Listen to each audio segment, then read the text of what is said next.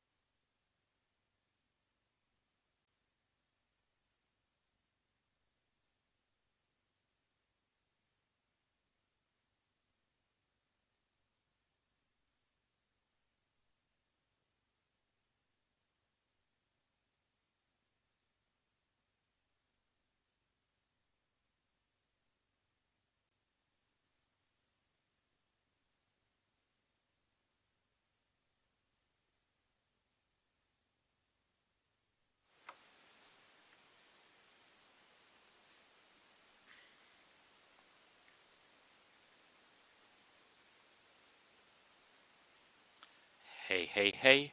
1, 2.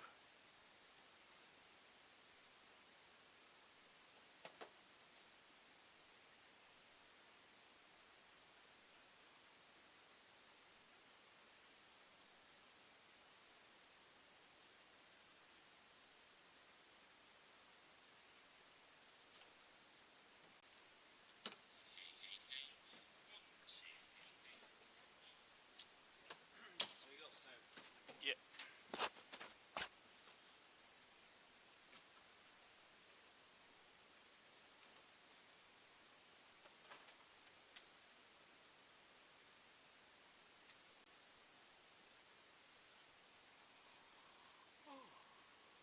Where's my John put the clock on? Oh, weather forecast thing. Yeah. You just put in a different map that way. Yeah, so we can get rid of the Microsoft informal.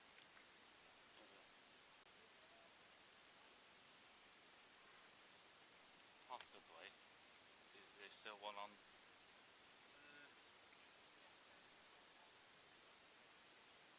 Well, I can't see any. Oh yeah, there is down there. Oh no.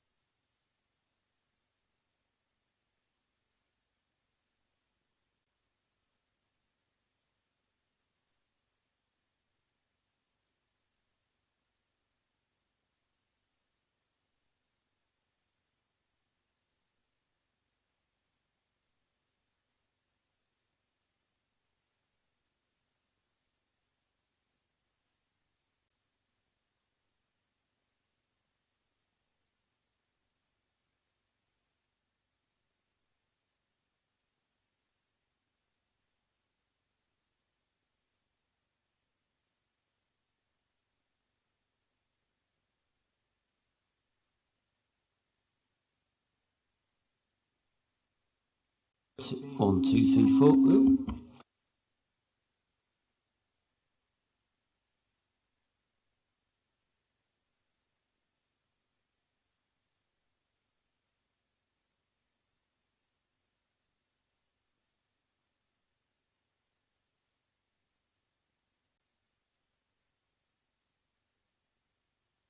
1, 2, 3, 1, 2, 3, 4. 1, 2, 1, 2.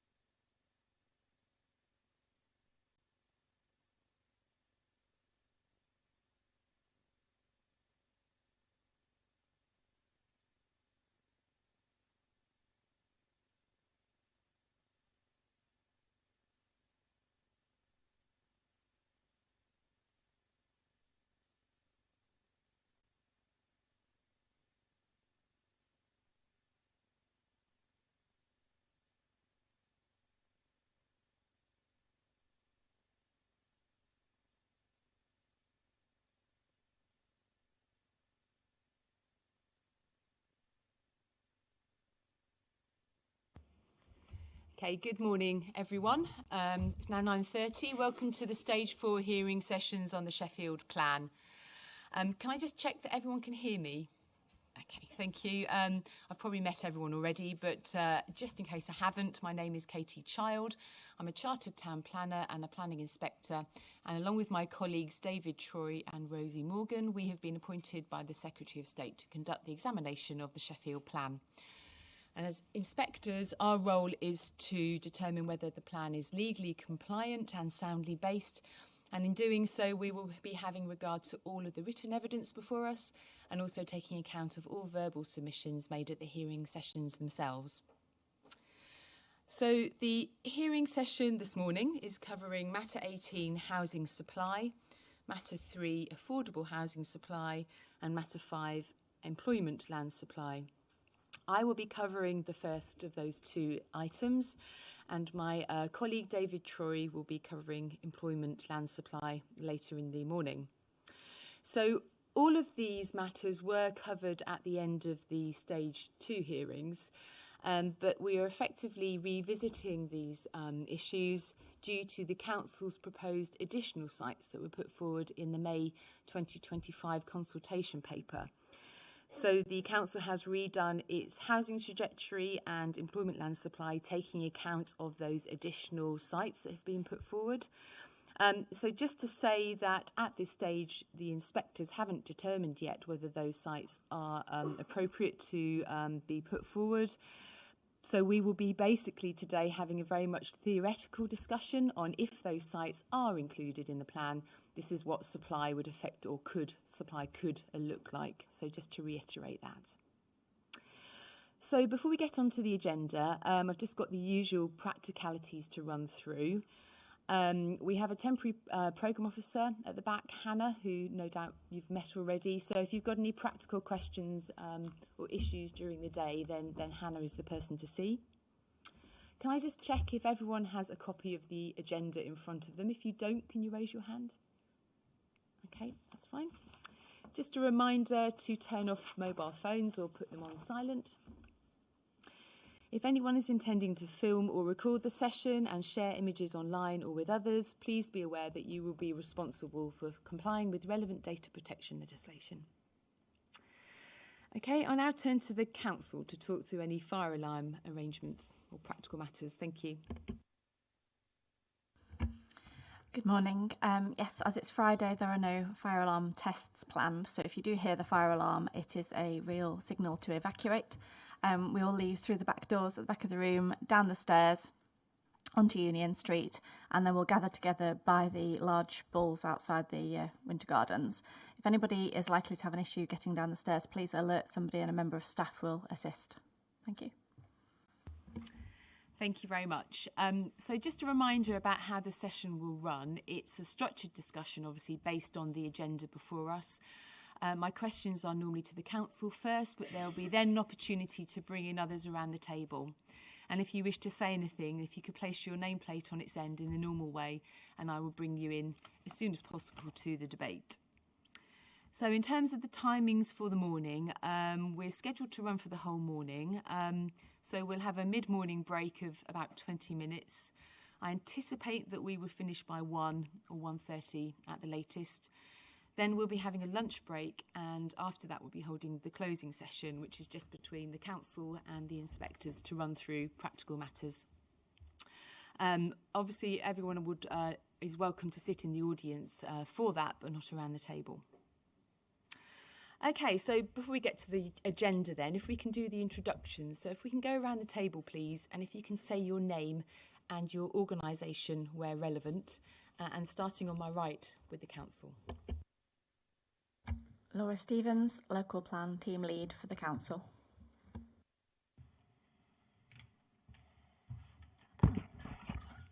Good morning. Miss Sarah Reid, King's Counsel. I'm the Council's barrister.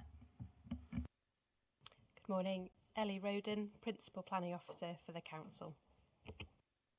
Simon Vincent, Strategic Planning Service Manager at the Council. Morning. Mike Johnson, Head of Planning at the Council.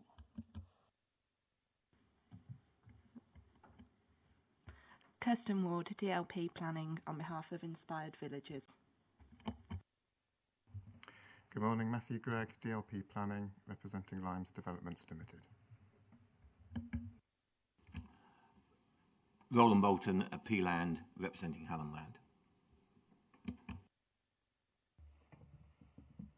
Good morning, Philip Chafol-Selenko, DLP Planning on behalf of various clients. Thanks.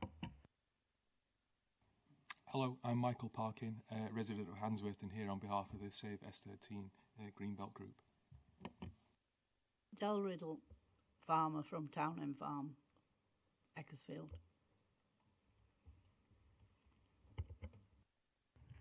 Linda Jackson, resident in S35 and also a member of the KEG Group.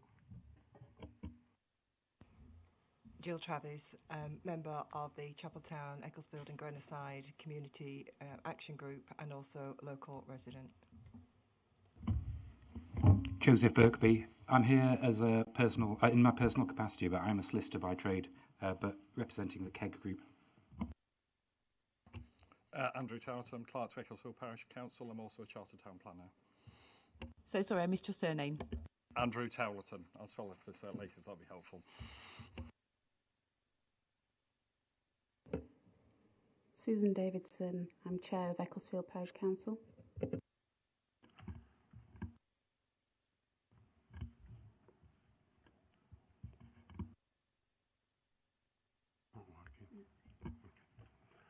Sorry, Councillor Mike Levery, member for West Ecclesfield and representing the councillors in the north of the city.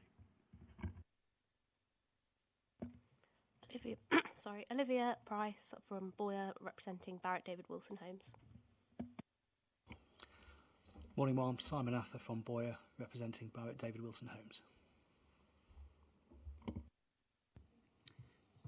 Chris Martin from the Home Builders Federation, so we're the representative body for the house building industry in England and Wales. So we cover volume house builders, small and medium house builders, registered providers. Okay, thank you very much, everyone. So let's move on to the main part of the agenda then, and picking up item 2. So this concerns the council's large windfall overall supply figure, which is effectively the same, but looking at the yearly rate, it has changed effectively because the trajectory has moved on a year. So it means that the annual rate is now 584 dwellings compared to 519 in the previous version of the trajectory. So I've just got some questions for the council about that annual rate and how it compares to historical completions rates, and the justification for that rate. And then I'll bring in others around the table as well. So obviously going to the HELA 2023, it shows a large windfall completions rate of 735, and we discussed this at previous hearing session. And at that session, my notes confirmed that the council said that the large windfall completions in 2023-24 were 461, and therefore this reduced the 9-year average to 689 dwellings per annum. So I just wanted to double check that with the council, and then obviously ask you as well whether you have an updated rate taking account of the latest completions figures. Yes, thank you. We do have an updated figure. So we've looked back over our analysis of large windfall completions from the start of the plan period. So just as a really quick reminder, if you remember from our discussions in the HELA, we count windfall slightly differently in Table 9. So it looks at permissions, and that was largely due to the fact that we've not had a plan with sites in it for such a long time. So it was the most effective way to count windfalls. However, we have gone back over and looked at our data from 2022-23 onwards and looked at large windfall completions using the same approach, so sites that previously have been unidentified in the HELA. So the average over the last 3 years is 446 large windfall completions. So I'll just break that down. So in 22-23, having re-looked at the data, it's actually 447 large windfall completions, which as a proportion of the supply that year is about 27%. In 23-24, it's 697 large windfall completions, which is 28% of the supply for that year. And then last year, 24-25, it was 194, which was 17% of the supply for that year, because that was a lower completions year. So that gives a 3-year average of 446, which on average is about 26% of the supply is coming from large windfalls. Thank you.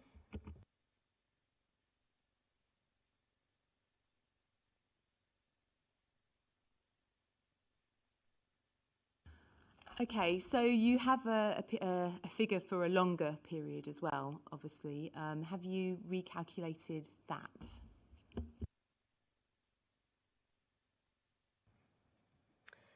We have. So that particular figure uses the methodology that we used for the HELA, which looks at large windfall permissions. So that average over 10 years is 671. I could very quickly add in the windfall completions to that figure, or maybe a colleague possibly could. But no, yeah, yeah, apples and pears. Yes, colleagues just said. That's fine. So I've just noted the revision, because obviously at the last hearing you said it was 689, so now you're saying it's 671 effectively for the 9-year period. So that's excluding, just to clarify, excluding the last data year. It includes, so the 671 is for the period, 10-year period. So it does include the figures for 2024-25 monitoring year, which for that particular year was large windfall permissions were 502.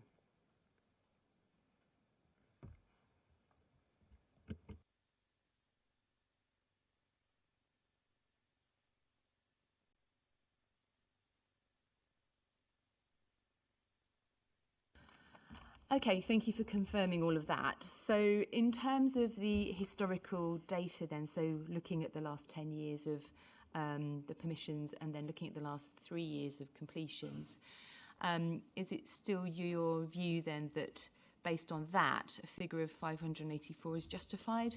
And what's your view on all of that, please? Yes, it would still be our view that that figure is justified. And just going back briefly to the discussion from stage 2, I think the key figure that we based that figure on is the 4,675 large windfall figure, which is the total over the whole plan period. So just as a quick reminder, in exam 116, the figure of 519 was basically that 4,675 spread out over the final 9 years of the plan period.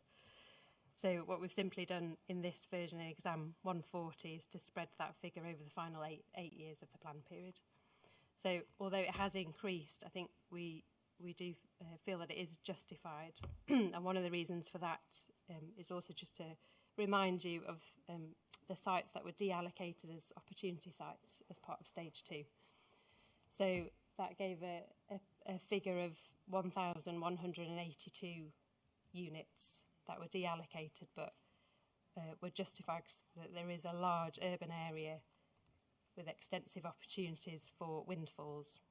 So if you did add the 1,182 units from those deallocated sites and average that out over the final 8 years, that would give an average of 594 dwellings. So I think that just sort of provides the evidence that it is justified for that higher figure. Okay, thank you. I don't have any further questions for the council then. Does anyone else around the table then have any comments they wish to make on this updated rate? Mr. Bolton. Thank you. Clearly, the windfall approach is where you look at an annual rate, you say this is what happened annually and take it forward. You don't look at an overall number and then divide it by the number of years that are left in the plan. If that was the case, these would be allocations, and they're not. So I think someone said apples and pears, and that's definitely the case. You should be looking at completions in terms of windfalls, what's actually delivered, because what this plan's about is about giving people homes. Let's not forget that. what we do know in Sheffield from experience, from long experience of working here, is that you can get permission on sites and have to re-get permission on sites because of issues of viability, etc., especially in the urban sites, where it can be incredibly difficult to get a scheme to add up. So therefore, they're not starting from the right premise. Secondly, what you're being asked to, if you like, accept is where the trend is downwards in terms of windfalls, especially in terms of completions, and below that, the average you're being asked to agree. You're looking at an increase in windfalls on a plan that has gone through numerous kind of evidence gathering to look at every single piece of urban land and whether it's likely to come forward. And what we're being told is that process hasn't been done properly, and there's a lot more windfall sites out there. The windfall you've got at the moment is windfall because we've not had a plan here that allocated anything since 1998. You know, that's the issue you're dealing with. And to go forward with such a large windfall element, I think, is incorrect and actually unsound in terms of what you've heard in terms of what's happened recently. So I think that the increase in the windfall is clearly not evidence, because the evidence is pointing the other way. The evidence is pointing that completions from windfalls is going down, not up. So I don't think you should be accepting these. I said to begin with, what sounds like years ago now, I didn't accept the original windfall figure, but I don't think you should be getting an overall windfall number and then dividing it by 9 years and then dividing it by 8 years, and that's a justification for putting it up, because that's not how it should have been worked out. Thank you for that. Mr. Martin, I think you were next. Thank you, ma'am. It's just to, I said I'd agree with the gentleman who's raised the previous point there. It seems to me that the evidence base initially had that gross figure of 4,675, and then obviously what's happened is this examination for various reasons has sort of gone on, and the time scale for that windfall sort of compressed, so all they've done is then increased the number to keep that 4,675, was actually they should have been carrying on the annual figure. And if that should be the case, because at the other end they should be delivering units, so it doesn't seem right to me that you would artificially sort of bump up the windfall just because the time scale is compressed. The issue we've got as well is that such heavy reliance on windfall on a plan that's newly adopted is not the ideal position, because you're supposed to be being a plan-led system, and you could argue that windfall's not really plan-led. The allocations are the bit that makes it plan-led. And usually when you have a plan and it's newly adopted, you'd expect windfall in the initial years to fall, and that to be sort of sustained over that front to sort of mid-end of the plan period. And you'd only expect windfall then to sort of start picking up towards the end when the allocations have been exhausted. So coming in from sort of year 6 at such a high windfall, we wouldn't deem it appropriate, and it would signal to me that actually they probably need to be looking at more allocations. Thank you very much. Mr. Ather?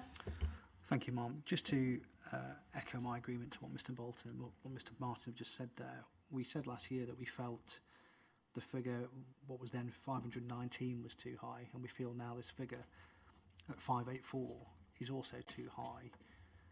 The number of sites that have come forward previously will be on the back of the fact there hasn't been an up-to-date plan in place.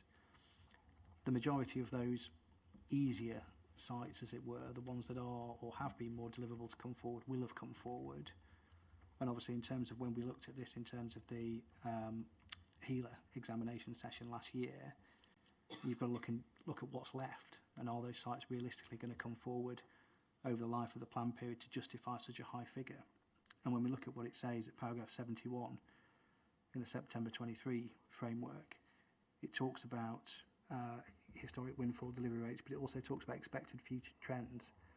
And is it realistic with an up-to-date adopted plan that sets out a number of allocations that those, presumably more urban, trickier windfall sites are going to come forward at the sort of historic rate that's been put forward? And I think some of the evidence is also backed up with that in the last 3 years that the council sort of raised, down at 446 as an average, dwellings per annum. So we feel it's a bit high, really, would be our point, to echo what others have just said there. Thank you very much. Mrs. Jackson. I don't sort of say that I'm an expert on all these sort of things, but we submitted an FOI to the council in relation to houses that have planning permission but have not yet been started and that are classed as windfall sites and the ones that are allocated to the plan. The reply came back, and this was in the 4 or 5 year period. The reply came back and we've added it all up, and it's 3,420 houses that have planning permission but haven't yet been started. Out of that, 874 are classed as large windfall sites, 414 are classed as small windfall sites, and only 232 are classed as site allocated. Not quite sure how that fits in with all the figures that are being bandied around, but I think it's an interesting numbers that we need to look at. Thank you for that. Is that Mr. Gregg? Is that your nameplate up? Oh, so sorry. Okay. Yeah, thank you. Excuse me. So we reiterate a lot of the points that have already been said, really. I think if a large-scale windfall allowance is implemented, it should be based on the figures that have been historically delivered, not just permitted. And we don't feel that, well, basically the changes that have been made in this updated trajectory, the council seem to have just arbitrarily increased the windfall allowance in order to keep the overall supply figure the same over the plan period, which we don't feel is justified. We also don't feel that there's any compelling evidence to support the supply of large-scale windfall, as many historically delivered large-scale windfall sites are the type of site that the council are now identifying as allocations in the wider city centre, which greatly reduces the potential for sites of this type to continue to come forward in the future. And also, as the evidence that we previously presented in our Matter 18 statement shows, and also that was just mentioned by the council in terms of the more recent historic completions, delivery from large-scale windfall sites has been anything but consistent over the last few years. So we, again, don't feel that this is justified evidence to present the windfall allowance that's been included. Thank you very much. I don't have any further questions for the council, but does the council wish to say anything in response to anything around the table before we move on to the next item? I think we'll leave it no further. Thank you. And partly that's because we had quite a full discussion at the end of the stage 2 hearings on the principle of the issue. So we have covered it in quite a bit of detail already. Okay, let's move on then to item 3. So this is just a quick question for the council about the workings, because at the previous hearing session, the council indicated that overall supply from large and small windfall sites would be 22.9%. That's obviously based on the previous trajectory. Have you updated that figure if those additional allocations were to be taken into account? Yes, we have. So as a proportion of gross supply, the large and small windfalls now equate to 21% of the overall supply. So 12% of that is made up from large windfall sites, and the remaining is from small windfalls.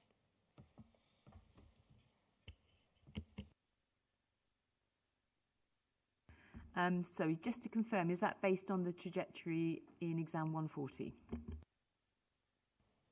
That's correct, yes.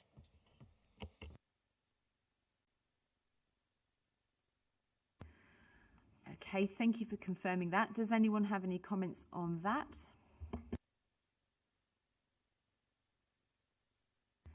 Okay, thank you. Let's move on to item 4 then. So this concerns purpose-built student accommodation. And this item was on the agenda at the stage 2 hearings. I have included it on here because I have to confess I think I've got a bit confused in my own head about what the council's approach was, just reading through my notes, and this was just an opportunity really just for me to work out exactly confirm what your approach is. So yes, forgive my questions. So firstly, if we can just run through what the purpose-built student accommodation figures are within this trajectory, so the completions and the commitments, and then if you can just talk me through what your approach was to counting those. So if I make sure that my notes are better this time. So firstly then, just picking up on the completions then, have you got, obviously last time you confirmed there were completions of, I think you said 51 in 2022, and then in 2023-24 there were 3. So if you've got the updated figure for the latest year, that'd be useful. Yes, the figure for 24-25 is 0.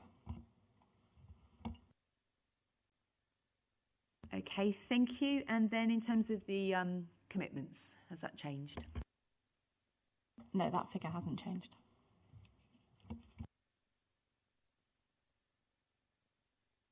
So the previous figure I had was 411, is that correct?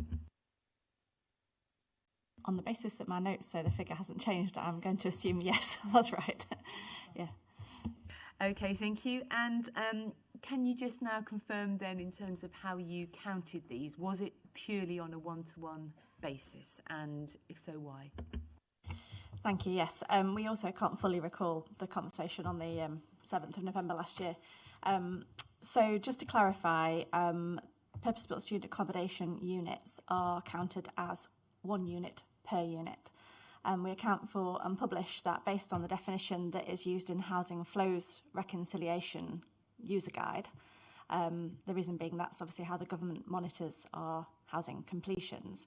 And the notes in that definition state that purpose-built separate homes, e.g. self-contained flats clustered into units, for students should be included in the main dwelling stock, and each self-contained unit should be counted as 1 dwelling. The PPG also confirms that 1-bed studio units should be counted as 1 dwelling. We're comfortable with this for 2 reasons, well, more than 2 reasons, but for 2 key reasons. One is that there's a clear direction there for purpose-built student accommodation in cluster form to be incorporated into the main dwelling stock on a sort of 1 front door per unit basis. And typically they are considerably greater in bed spaces than the 2.5 ratio would be. So actually it's quite an we take a very conservative angle on that effectively. I can't remember what the second reason was. I think that was the key reason. So we have done some analysis to look at sort of how that compares to the number of bed spaces, but the Housing Flows Reconciliation Guidance, which is what we use for reporting completions figures to government, utilises the bed space count only where it's communal dwellings, traditional halls of residence type accommodation, which we haven't tended to have in recent years. So there's no overcount in terms of bed spaces there either. That's perhaps a longer answer than you wanted. No, that's not longer than I wanted, definitely not. So I've noted all that down. So just to clarify then, so the ratio that was talked about before, 2.5 to 1, that would apply if there was a communal hall of residence effectively, but in this case, those completion and commitments figures don't relate to that. That's right, yes. So the only time that we've applied a figure in that style is actually in relation to a care home for older people, where also a ratio needs to be applied to bed spaces, but that's not applicable in this case.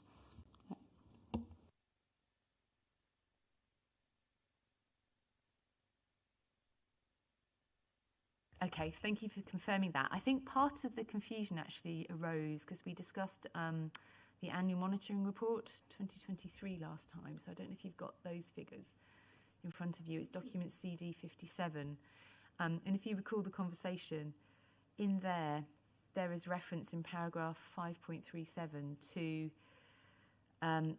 it appears to me that you've used some sort of ratio in there, and I think that's probably where the confusion has arisen. Obviously, this is your annual monitoring report, so if you're saying that you're now using a different methodology, that's fine. I've noted that down just so I understand clearly. And I think there wasn't an action recorded in the list of actions, but from my notes it said council to come back to me and provide that information. So I had missed that entirely before. I don't know if you've got an explanation, but can you see the paragraph? I can see the paragraph, yes, and that's quite useful. I don't actually know that. I think that backs up the point I was just making, actually, is that we've counted the number of units per front door, effectively. So that's simply saying that there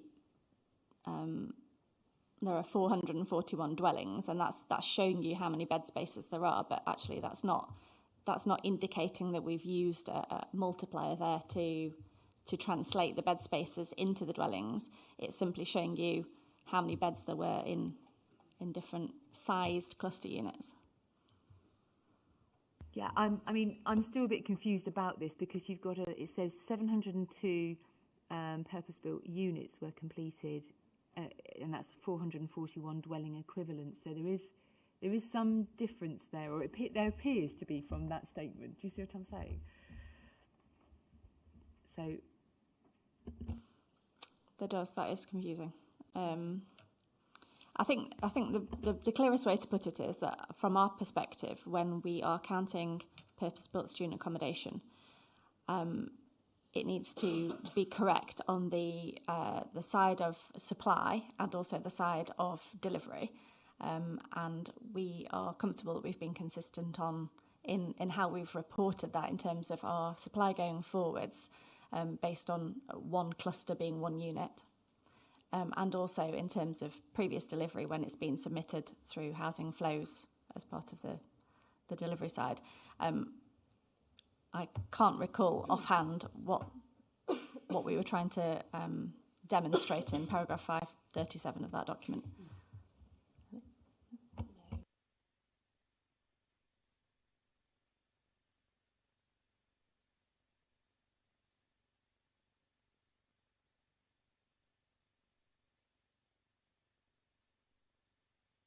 okay, can I ask, it's just listed as an action this time, just for you to check. I mean, if your approach has changed, that's fine. It's just trying to just work out what the approach was for 2021-22 and what you used. Thank you. Yes, we will note that as an action. That's the year before the plan period starts. So if we've taken a different approach, I'm not saying that we have, then we'll just double check and confirm for consistency with you. Thank you. No, that would be very useful because it's obviously a document that's in the examination library itself. Okay. Does anyone else around the table want to comment on purpose-built student accommodation and the figures that we've just talked through? Thank you. Mr. Ather. Thank you. I don't want to go into a lot of detail on this because I felt we gave this a good thrashing last year in terms of this debate. I must admit, I'm slightly confused on the back of that still in terms of what the council's approach has been to PBSA, and we raised this point last year in terms of what proportion is being looked at the sort of PPG recommended rate at 2.5 students per dwelling, and what's on a one-to-one basis. So I think if there can be some further clarity to that provided in terms of, and I think that was an action that was going to come back from last year, is what I'd sort of got a note of, that was going to be looked at. So I think that is a concern in terms of what the numbers look like for that, really. So will there be a sort of an opportunity to look at that information and comment whether that's within this round of additional consultation, or how do you sort of foresee that being looked at so people can review? And clearly we can't talk about that today if we've not got the right numbers. Because I've just asked for information that predates the local plan period, so I've got a clear understanding now, I think, of the council's approach from the start of the plan period, which is the critical thing, so how it's taken account of in the trajectory. Council's just given an explanation of that. I just wanted just to double check in terms of where the figures come from the annual monitoring report. So I don't think it's something that actually needs to be put out to consultation. It would obviously be within the examination library for information once the council's produced it. And then if we do get to a main modification stage, there would be an opportunity for anyone to comment on that factual document, very short document at that stage, which I guess would just be a paragraph. Thank you. That's helpful. It's probably me just slightly misunderstanding. So is the council sort of saying it's gone through PBSA, it's looked at what they deem to be a cluster flat, should we call it that, and you know, it's done that on a 2.5 ratio, and then it's done individual unit studios on a 1-to-1. Am I getting myself in knots? Want to clarify? Sorry. Yeah. No. So what? So we did look at great depth at this yesterday, just to double check. So no, what we do is we look at each application, and then we look at the floor plans for each. So we go through, generally though, on the description of the planning application, it will say the number of bed spaces, but it will also then state the number of cluster flats and the number of bed spaces that make up that cluster flat. So we double check that on the plans, so therefore we then work out the number of cluster flats. So we don't apply a ratio to the bed spaces. We simply look at the plans and work out the number of cluster flats, and that's the number that we report through housing flows. So the bed spaces are reported in the HELA, however they aren't put forward to government through housing flows. They're captured as a main dwelling through a cluster flat by looking at each planning application individually. And I think, as Ms Stevenson said, if we applied the ratio to the bed spaces, the number of dwellings that would give would actually be higher. Hopefully that's cleared up. I'm grateful. That's really helpful. That's clarified for me. So thank you. Yes, it would actually just skew your results, wouldn't it, effectively, by applying that ratio for the large flats. Yeah. Okay, thank you very much for clarifying all of that. So, right, I don't have any further questions on item 4. So let's move on to item 5. So this concerns the site allocations. Obviously, at the stage 2 hearing sessions, we had quite a full discussion about site suitability, deliverability, lead-in times, build-out rates, etc. in the plan. So I'm not looking to reopen those debates about the sites within the submitted planning document. So in this item, I'm just focusing on the small number of changes that were made between the December 2024 and the September 2025 trajectories.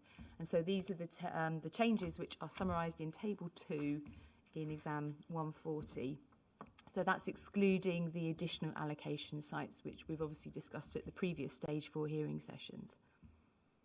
So looking at Table 2 in Exam 140, there's obviously a small number of changes listed there.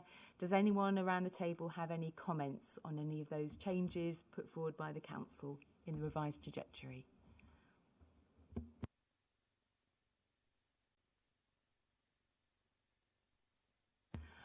Okay, so I just had one follow-up question for the Council. So looking at paragraph 2.4.1 below the table. So it refers at the end there so you've got 74 units obviously from the revised capacities detailed in Table 2. The part of the sentence before that just says 19 units result in a newly completed site in 2024. So I wasn't entirely sure where that figure comes from. If you can just explain to me, please. Yes, certainly. So that was, excuse me, that was a scheme that had permission and was completed in 24-25. Just remind myself of my notes. It was in the planning permission supply, so it wasn't an allocation. However, it was, as my understanding, it was omitted from the previous trajectory in the plan supply. However, when we did the 24-25 monitoring, it was on the list of sites that we went to go and visit. So it was added to the figures for total completions for 24-25, and therefore it was submitted as part of the housing flows figure. So for completeness, so the figures added up with the plan supply, it was included. So just to clarify, it was missed off in error from the previous trajectory. That's correct, yep. Okay, thank you for confirming that. So moving on to the second bullet point then, just picking up what main modifications are... Oh, sorry, Mrs Jackson. Sorry, it's regarding the HEALA report and then obviously going on to the exam 140. It has at one point referred back to exam 7 and on that it states that there's 2,531 sites with permission but not started and 1,326 sites suspended. There doesn't seem to be an explanation as to why that is. On the HEALA report, there's 745 sites on the document, and yet only into exam 140, there's only 246 carried forward, and I can't find a reasonable explanation as to that and what's happened to them. The total capacity on that document states that there are 28,508 houses on all sites. That's the bottom of the column that's got to be built. If you go across the bottom columns, where you're looking at the houses that are completed right up to 2039, it only shows 27,116 homes will have been built by them. So I don't know where the deficit of 1,392 are and why this is, or what the big problem is, and whether or not this has been highlighted to yourselves. Sorry, are you referring to the document exam 140, so the revised trajectory, which is the main document the council's now putting forward on supply? Okay, so can you just talk me through which parts you had questions on? Yeah, the total capacity on the charts say that there's 28,508 houses which will be built on all sites. If I'm on the right one. Sorry, can you just take me to the page number? 1 second, see if I can find it.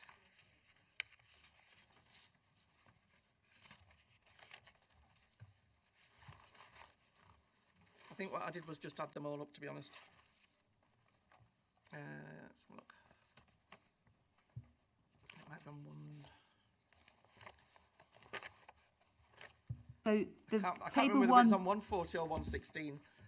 But the numbers, it's just to highlight the fact that the numbers are not flowing properly at all. On one of the documents that states where the houses are, it says that they're at the bottom of the charts there are 28,508 houses that should be built, and then the trajectory that goes forward to how many are being built throughout. At the 2039, there's only 27,111 homes actually built. Thank you. I mean, looking at the summary table, which is on page 1, it says 38,000-ish. So I'm not sure which table you're referring to. Okay. Does the council want to say anything? No, I wonder if it's just setting out that the supply is 38,000. It might be slightly confusing that the supply on the colour-coded tables from the site allocations will appear as slightly less because that doesn't account for the windfall allowance or the planning permission supply. Yes, that could be the difference, Mrs Jackson. So in terms of pure allocation sites, it's going to be a lot lower, and then windfall is quite a large chunk of supply. So the total supply would be about 38,000 over the plan period. They're very complex tables. So we're basically saying that the numbers are wrong at the end of the 2039 because the windfall hasn't been included, is that right? It's just that they're allocation tables and they haven't taken account of the windfall. So on page 1, it's not entitled summary table, but effectively there's a summary table right at the start, and that has all of the sources on. So that might clarify things. Okay.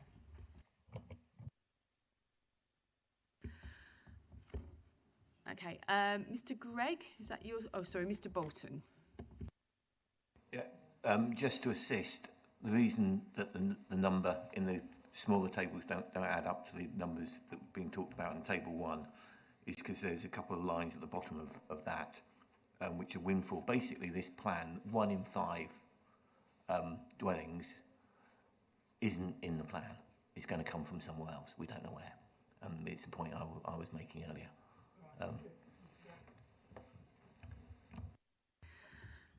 Okay, Thank you. Right, moving back to bullet 2 then. So what main modifications would be needed to the plan to capture these changes? Did the council just want to run through those with me? Thank you.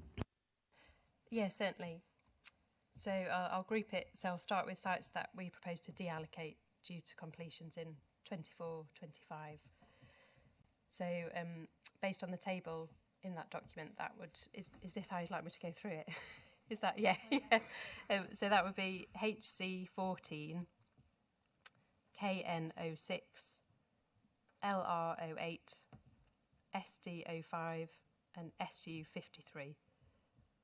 So they would all be removed as an allocation due to being fully completed in 24-25. And then sites that require a main modification to reflect capacity changes due to current planning permission granted in 2024-25. So that would be CW17. For each of these, we have got some text. So this one would say increase capacity from 77 to 100 to reflect current planning permission. There are then quite a few sites that would require a main modification to reflect a trajectory change. So I could run through the list, but each one of those then has a more detailed description. So for example, ES24 would be a main mod to reflect trajectory changes. So in terms of trajectory changes, I guess that could be captured as one rather than separate ones. Yeah. So if you set those ones aside, okay, and then just focus on the actual policy changes effectively. Okay. So you had CW17 and then, so I've got, I think, 2 others. I just want to double check. Yeah, so we've got CW17 is a capacity change, as well as KN09 and SU49. Thank you. Yes, that chimes with my list.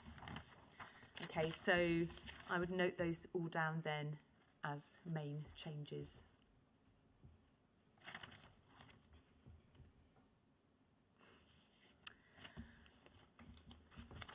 Okay, so moving on then to item 6. So this concerns potential further capacity changes as set out in document exam 180. So we had quite long discussions about the suitability, deliverability, the lead-in times, build-out rates of the proposed additional allocation sites, and obviously got other, stage 4 hearings, but also other sites as well in the plan at the stage 2 hearing. So I don't want to reopen the debates here, but since those stage 4 hearings, the council has published obviously this new document exam 180, which details potential changes to site capacity on a small number of these sites. So these would be further changes to the trajectory in exam 140. So we'll run through these potential changes in turn, as listed in the bullet points. So firstly, sites SWS19 and NES22. So the council is proposing dwelling reductions due to flood risk. This is linked to the new EA Environment Agency maps, and the council has applied these new maps and checked what the capacity changes would be for sites. The council is proposing reduced capacity on site SWS19 from 82 to 80. And that's as set out in document exam 152A. And then for site NES22, there would be a reduced site capacity to less than 10 dwellings, and on the basis of that, the council recommends the deletion of that allocation, and that's as advised in exam 152B. So I've just got a couple of questions for the council on this, and then I'll allow others around the table if they wish to comment on these flood risk issues. So if I could just ask you, obviously the Environment Agency, in their response to the additional site consultation in May, confirmed that the agency was happy for the previous mapping layers to be used effectively for the selection of those sites. So can you just outline for me why the council has undertaken this exercise and produced the revised capacity figures? Thank you. Yes, it was really helpful that the Environment Agency had confirmed that they were happy with the approach that we'd taken. And we were also confident that there wouldn't be significant change to the site allocations. But what we wanted to ensure was that we didn't inadvertently allocate anything too great in scope, which would then be problematic when considered against the new flood maps as part of a planning application. So effectively we did that as a belt and braces double check to confirm our understanding that the position wouldn't have changed in any significant way. And as you can appreciate, obviously we've got 380 something sites to allocate in the plan. So effectively these two are the only two where we felt that there was a change potentially worth making, albeit that the Environment Agency were more than happy with the approach that we'd taken in the SFRA. We felt that it was worth putting those forward to you as a potential change, because there was likely to be an impact, particularly on that site, NES 22, where it makes it smaller. So if it does come forward in the future, it would be more likely to be a small site windfall. Thank you. And can I just ask, have you consulted, or has the Environment Agency looked informally at those three new flood risk documents, which are now obviously out for consultation? I appreciate that, but I'm just wondering whether they have had a prior view to that and given you their opinion. Thank you. No, they haven't been contacted specifically about that exercise, because it was an exercise that we've just undertaken very recently. But as a statutory consultee, they have been made aware of that exercise through the current targeted consultation period that we're running.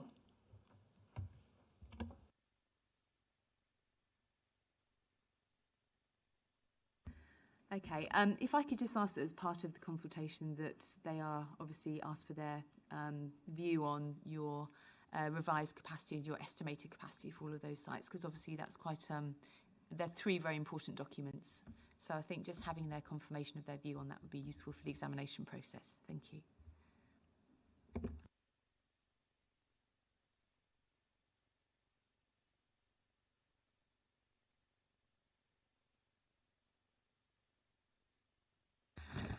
Okay, does anyone have any comments then in terms of those conclusions that the Council has reached on SWS 19 and NES 22 in terms of the revisions to the capacity or stroke deletion of the second site, or any of the other new flood risk evidence that the Council has produced in documents exam 152A and B? So I'm not looking to reopen debates about flood risk on sites, but just in terms of the Council's new evidence, does anyone around the table wish to say anything? No? Okay. So obviously consultation still ongoing on those documents, and the EA's view is obviously part of that. But based on the evidence which you have shown me, it appears logical that those changes should be made as part of a main modification. But obviously with site SWS 19, we haven't yet determined whether that should be an additional allocation or not. But if we do make that decision that it should, then I'd agree with the Council's proposed change for the capacity figure. And then site NES 22, obviously that would be a deletion potentially. Okay, I don't have any further questions then under the flood risk bullet point. So moving on to the second bullet point, which is site SES 30. The Council's proposed a reduction due to availability issues that we discussed at the Stage 4 hearing sessions, which is a small part of that site not being available because it's in different land ownership. So the document proposes to reduce the capacity to 827 homes on that site. So I think my only question for the Council on this is, obviously this is a mixed use potential allocation that we're talking about here. So there's housing on the site, there's burial space provision potentially, and school provision. So there may have been some options there for the Council on how it wanted to deal with the reduction in the size, whether you wanted to reduce the burial space provision or the school provision, And I think reading the policy itself, I think it says up to, the actual wording is up to 4 hectares and up to 5, which indicates some flexibility there. So I just wanted to get your views in terms of why you've chosen to do it with the housing, please, and just confirm that that's definitely your view. Thank you. Yes, you make a fair point. I think the reason for looking at the difference there to be in the housing numbers is because were the burial ground and school element of the site to be brought forwards, those hectareages reflect the optimum size for those uses. So to reduce those in advance of having done, for example, detailed planning work on the exact layout of a school or something, we wouldn't wish to stymie that development by not allocating sufficient space for those two specific uses. So that the greater degree of flexibility was in the housing figure. Okay, thank you for confirming that. Does anyone else around the table want to comment on this proposed reduction in the capacity of site SES 30? Mr. Parkin? Thank you. Yes. My comment is on the methodology used to calculate the net developable area on the site, which appears to be bullet point 4, which is 23.65 hectares. As we discussed on the 13th of October, SES 30 is made up of 2 parcels. One of them is S02502, which is designated as accessible natural green space, which is a typology of open space according to the open space assessment from the council. If we now move to paragraph 3.7 of exam 130, and I'm not questioning exam 130, that's set in stone. I'm questioning the methodology as it's applied to this site. Paragraph 3.7 says that areas of significant constraint, such as areas of flood risk, areas with ecological designations, areas in open space used, were removed from net developable area. And also, to back that up, paragraph 3.32 says, for the purposes of site allocation, detailed site boundaries were identified excluding areas of constraints identified. So my question is, and well, my request really is, this seems to the net developable area seems to be incorrect as if you apply the methodology according to exam 130. So I would request that parcel S02502 is removed from this allocation. Thank you. So I think this touches on some of the discussion that we had at the previous session, which is the use of the density that the council has applied effectively to this site because they have not excluded some of those areas that you have talked about. No, not with respect. No, it's not regarding the density. It's regarding the inclusion of open space in the net developable area. Paragraph 3.7 says that areas in open space used were removed from the net developable area. So it should be removed. Yes, I recall this being discussed, the exact point being discussed at the previous session. Did the council want to respond to what Mr. Parkins said? You can... I don't know that we have anything further to add to the discussion that we had last time.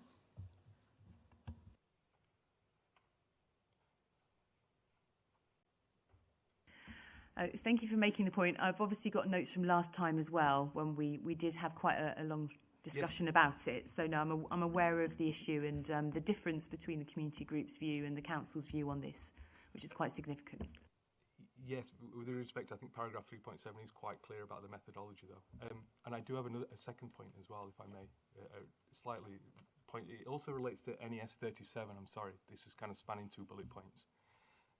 But it's regarding just the overall methodology on these 2 sites as well, because as you said earlier, they're mixed-use sites. And the approach seems to be that there's a gross area, you take off the burial and the school, and then you apply a 90% net ratio to that to find the net developable area. I can't find anywhere in the documentation where that is specified. In fact, going back to my favourite paragraph 3.7, it says that the HELA assessment for developable area is used, which is Appendix 1 of the HELA. Can the council provide me with a reference for where this methodology for producing these 2 sites, NES 37 and SES 30, where that is in the evidence base, please. So you're talking about the approach of taking off the burial ground and the education site. So I'm just looking at the exam 180. So you get down to looking at SES 30 only, so you'd get down to a figure of about 26 hectares. And then you'd apply 90% of gross housing area at 35 dwelling per hectare. So it's that part that you're objecting to? Yes, I understand the methodology and I agree with the figures as they're laid out. My question is, where is that methodology specified in the examination documents? Does the council want to respond? I think the simplest response is that we've set out in the site selection methodology what the different uses are and therefore what the capacity is. I think, as far as I understand it, the point that Mr. Parkin is making is that the rule of thumb that we describe in the HELA for calculating capacity, taking account of the gross to net site ratio on different site sizes, hasn't been applied in quite the same way on these two sites. And the key reason for that is that because these are two sites which are, as described, being mixed use with two fairly substantial other uses on the sites, typically the reason for the net to gross site ratio being smaller on very big sites is to allow for other infrastructure and things like that need bringing forward. So given that we've already identified what those are on these sites, it actually makes more sense to use the real known figures for the scale of growth for those other uses, and then consider the rest of the site in terms of what the capacity should be there. So I think the thing is, with a rule of thumb, it's used where you haven't got any other basis to apply an understanding on to get a capacity. In this instance, and at NES 37, we have a more known quantum of other uses that we can actually plug into that calculation to provide us with the housing capacity as an output. Thank you. Did you have any further points, Mr. Parkin? Yes, it appears that the council then has used a bespoke, unpublished methodology to calculate the net developable area and the housing capacity of this site. I noticed that Ms Stevens didn't provide me with a reference where I could find that in the examination base. So if it's unpublished, were we consulted on it? It seems to be that this is just something that's been made up rather than applying the HELA methodology, which is to take a 70% net ratio and the 30% is used for the school and all the other infrastructure and burial grounds and other infrastructure as well. I'd like to just press the point.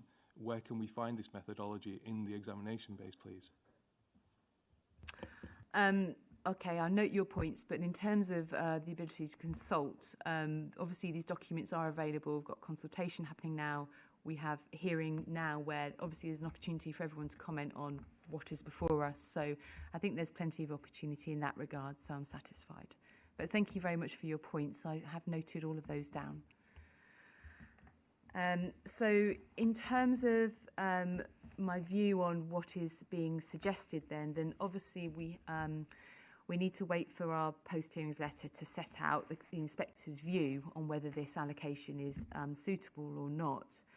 But I think based on what the council has said to me, I have a fair degree of comfort, I think, in terms of, well, definitely the site area, needs to change because it was confirmed by the landowner that part isn't available. So that would be an amendment to your suggested main modification in terms of the site area. And the council's point, I think, about choosing to reduce the dwelling numbers rather than the burial space and education provision, I think is a fair argument, given that's an optimum amount that you are looking for in terms of operations of those two uses. So I think that's probably as much as I can say at this stage on that site. Okay, we'll move on to NES 37. So this is a reduction due to availability issues as stated by the council. So I've just got some questions for the council first, and then no doubt others may wish to come in around the table. So obviously you are now proposing this change in site area reduction to 29.8 hectares. If you can just outline for me, please, the reason for the amendment, because when we last discussed this issue at the stage 4 hearings, I think it was your consultant who was acting on behalf of the council as the landowner said that there were 2 options effectively being looked at that point. So if you can just talk me through whether this is actually a confirmed option and why. Thank you. Yes, we have had confirmation via Carter Jonas, who are the agent acting on behalf of the council as landowner at that site, that they are content with the proposed amended site boundary and the knock-on implication for the capacity of that potential change.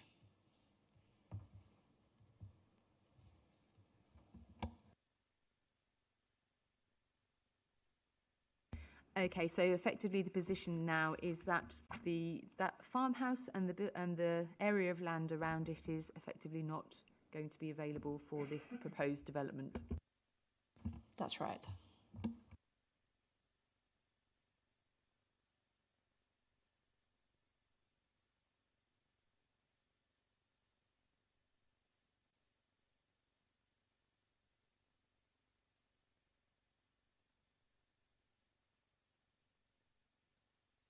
Okay, thank you very much. Right, does anyone else around the table wish to comment then on this proposed change now being put forward by the council? Okay, Mr. Birkby. Many thanks, Ma'am. Thank you very much for inviting us back to this hearing as well. So I'm making these representations on behalf of Chapeltown, Ecclesfield and Grenoside Community Action Group, but also more importantly on behalf of Mr. and Mrs. Riddle, who are the tenant farmers whose home and livelihood and their entire way of life sit at the heart of site NES 37. And I've got a question, and I feel there might be an error in the numbers in exam 180 relating to NES 37, because it's our submission that exam 180 relating to NES 37 should show a minimum dwelling reduction and a maximum dwelling reduction of 609, and it should also show an updated gross site area of 0 hectares. And I can explain the rationale for this if you'd like, ma'am. So I must return to the statement made by Carter Jonas on the 1st of October, where it was delivered rather abruptly and carelessly and quite frankly without regard to accuracy or decency to Mr. and Mrs. Riddle. But she asserted that the Riddle's tenancy can be ended on 3 months' notice. And that statement was not only incorrect and insensitive, it was also very wrong. So since that moment, Mr. and Mrs. Riddle have taken advice from highly specialist agricultural tenancy lawyers, from the Tenants Farmers Association and from council, and that advice unequivocally confirms that the tenancy cannot be brought to an end in the way that Carter Jonas suggested. They've got robust statutory protections over their farm, their buildings and their occupation as well, and so any attempt to remove them would require a long and complex legal process with multiple avenues of appeal, each of which would take years, well beyond the local plan period. So, in other words, ma'am, it's our submission that this land is not available and not deliverable at all under the NPPF definition, and no responsible due diligence exercise would have concluded otherwise. So we will shortly be submitting to the examination a formal opinion from council, alongside written confirmation from the Tenants Farmers Association, setting out these protections in detail. And we ask that once before you, those documents will confirm beyond doubt that NES 37 cannot be delivered within the local plan timeframe. Accordingly, we respectfully request that if you're satisfied that this land is not available and cannot be delivered, that you direct Sheffield City Council to remove the farm and the buildings in their entirety from the local plan without delay. By releasing the land now, this will give Sheffield City Council the time to find alternative sites and to undertake appropriate due diligence of such land.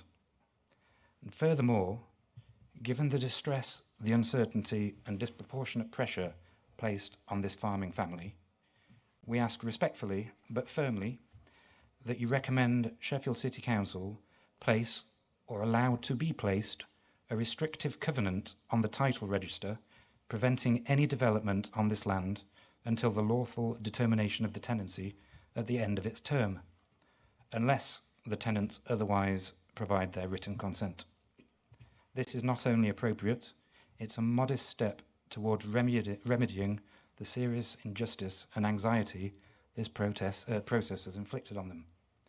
Ma'am, Mr. and Mrs. Riddle are not developers, and they are farmers, and their life's work is feeding this country, not fighting their own council in order to remain in their home. And so a decision to exclude their land from the plan would finally allow them to return to their quiet and dignified life that they've lived for decades. Thank you. Thank you for your points. I've noted all of those. So if I could just turn to the council now. So I appreciate that you haven't seen this, or assuming that you haven't seen this legal opinion that Mr. Birkby is talking about. And obviously we've got consultation process which is ongoing, so the inspectors will take account obviously of all documents submitted as part of that consultation process, just to reassure you. But does the council have a view now in terms of the availability? Appreciate you haven't seen all that documentation. Not at this point. Obviously the statement's just been read out, and it would be the council as landowner that would provide the council as the local planning authority with their view as landowner about whether that changes their opinion in terms of the availability of the site. Obviously, if that information is submitted to the examination, we will be looking to the landowner, be that the council in this case, but the council in its role as landowner, to offer us their view as to whether they feel that changes the position in terms of availability. But at this point, we've got nothing more to add, and we will wait for that information to be submitted and take instruction as to how the inspectors would like us to respond to that. I'm sorry, I think just in respect of that legal opinion, and no objection if the inspectors wish to receive it, obviously, but I think the council would need the potential opportunity to also respond to that, if so advised.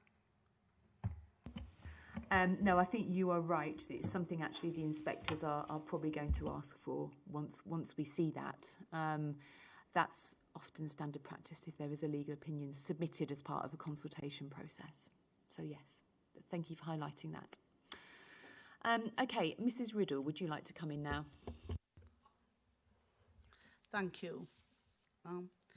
I'd just like to thank the council for at least taking some weight off our shoulders, knowing that as a house and buildings are safe, but the viability of the farm, if the land goes, 70% of our income goes. So the farm is no longer viable if the land goes. As 70% of our profits come from the cattle, and we need the land directly behind the farm to do so. We've been good tenants for the last 44 years, and we hope that some more common sense will reign in the near future. Thank you very much, and thank you, Joe.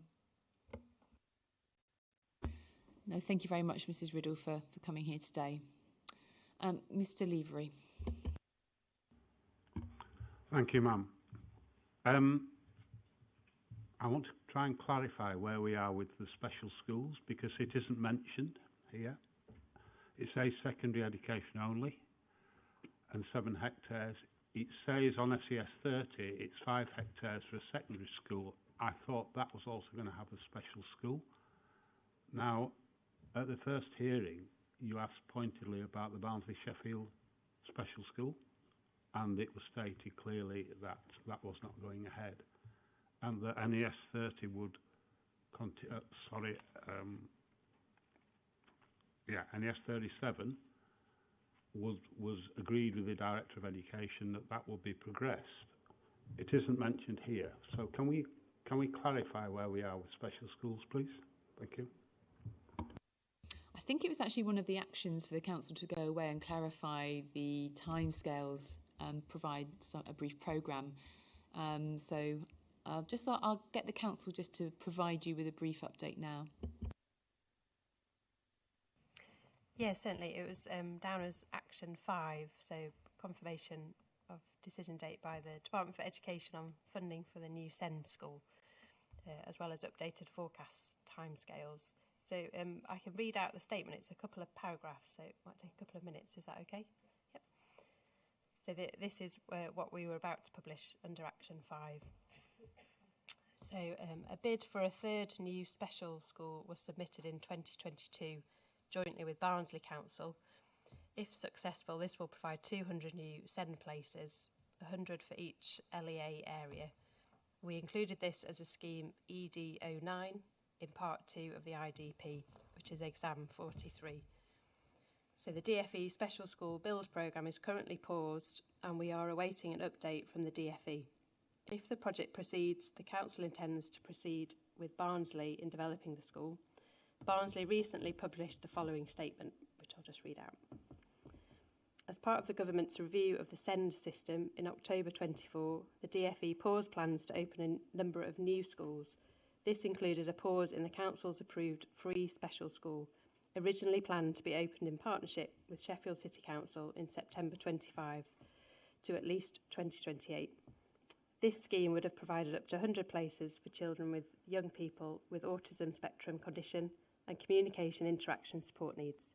The DFE has advised that there is no update available regarding the free school programme.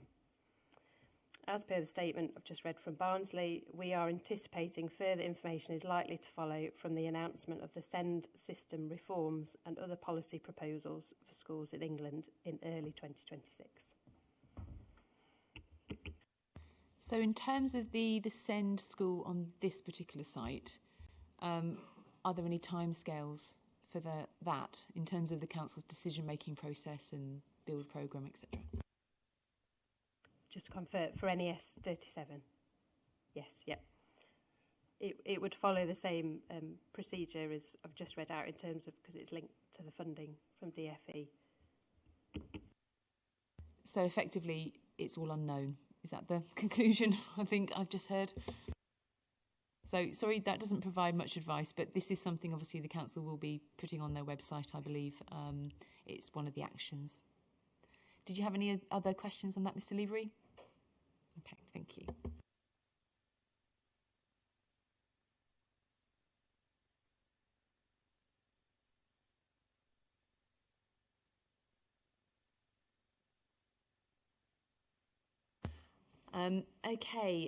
So in terms of NES 37, so we have obviously yet to reach our conclusions on whether this site is appropriate to include within the plan or not. But obviously, if we do conclude that it should go ahead, then it would make sense to exclude the farmhouse and the buildings that you have talked about if they are not available for this development from the council as landowner, and therefore the site area would reduce.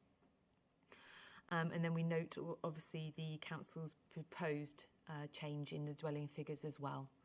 But obviously, the inspectors have yet to confirm the suitability of that site.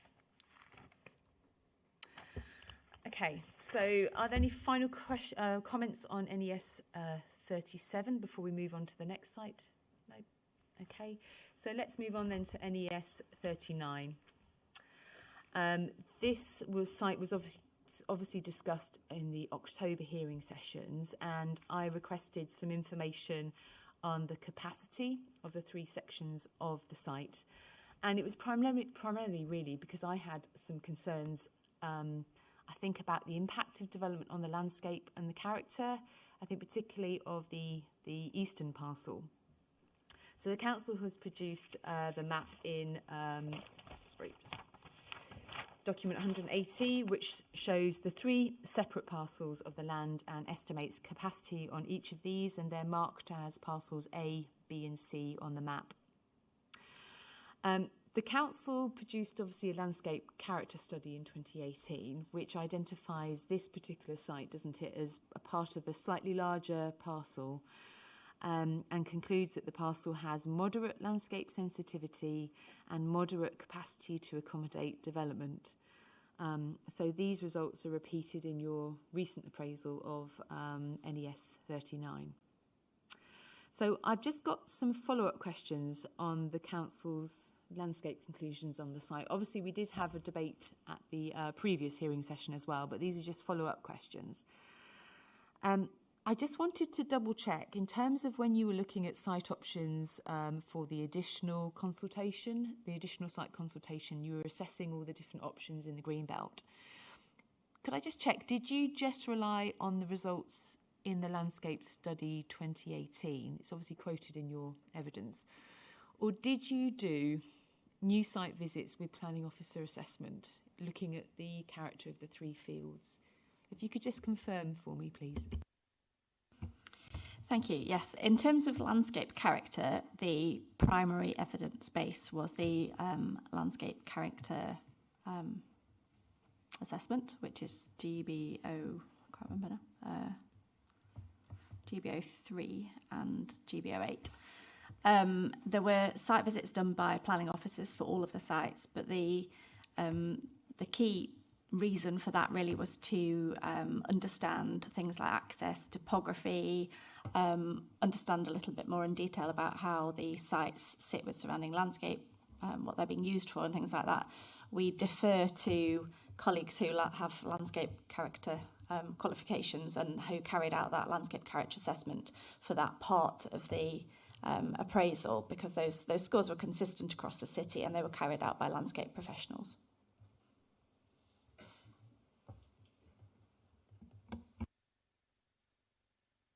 Okay, thank you for that. So in terms of the three parcels then, so my reading when I visited the site on several occasions actually and have walked across it. My view looking at those three separate parcels is that they have different landscape value. So I appreciate that the landscape capacity study looks at them as a whole parcel, including a field as well to the east. But looking at the landscape study, it does highlight some caution in using those results. So I'm just looking at page 6 of the landscape study, it quotes that it should not be assumed that the whole parcel could accommodate development or that the whole parcel would necessarily be unsuitable for development. So it highlights that that is obviously a caveat with the results.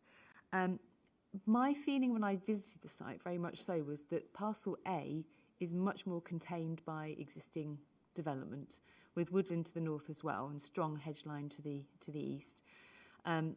Parcels B and C have more extensive and good views to the wider countryside from Wheel Lane as you walk down.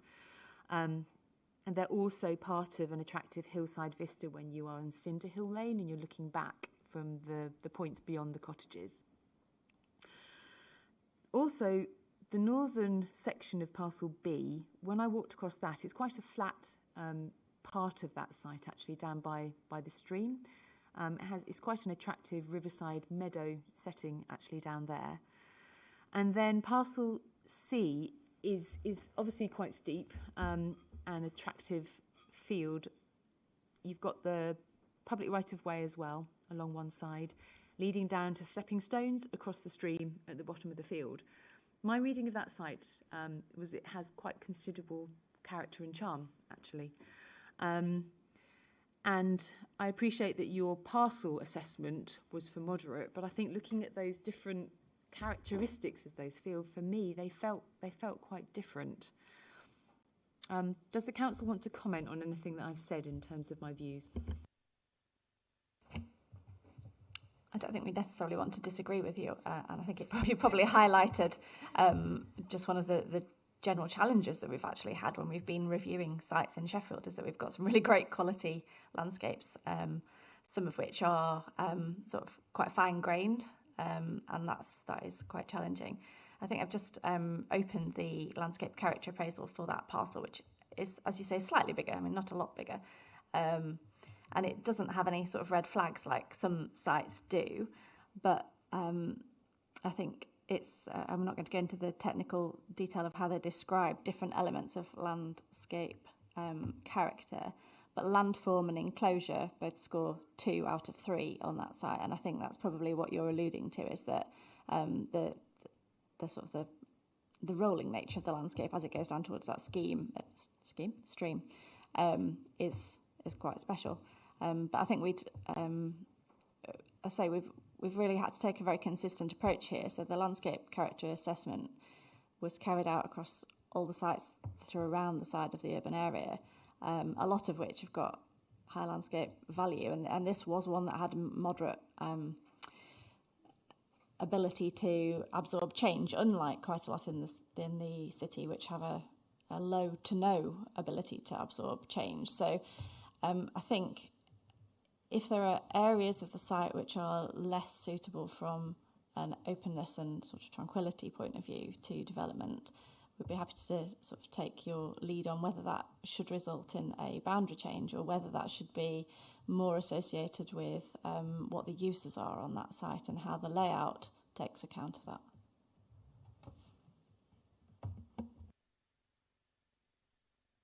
Okay, thank you very much. Right, does anyone else around the table want to comment on this site in terms of landscape character and impact? Sorry, I didn't see who was first. I'm just literally going to go right to left. So, Mr. Gregg. Thank you, ma'am. Yeah, so it's a little bit confusing what the council's preference is to you as the inspector, ma'am, with regards to NES 39. Because we've got 148 in terms of capacity proposed over the summer in exam 124.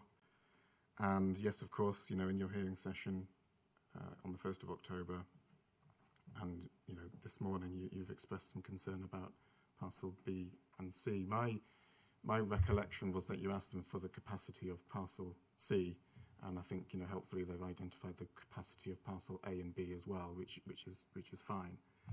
But I think the note exam 180 is a bit confusing because we've got two options presented there. I'll get onto those two options in a moment, but I just want to highlight the one option which I don't think has been discussed at either the previous hearing session or even just now, which is you leave the site as it is and you place a condition on it. And I'll explain why I think that is an appropriate and proportionate and consistent approach with the other allocations that we've got proposed in the plan. So, proposed sites NES 38, SES 29, SES 30, SWS 18 and NES 37 all have the condition, in accordance with policy NC1, the master planning of the site must include mitigation measures that address any significant visual and landscape impacts whilst enabling integration with the surrounding area. Now, I would say that that is an entirely appropriate condition for those sites. We've got 5 sites there, and all 5 of those sites were identified as having a low capacity for change in the landscape in GBO 3 and GBO 8.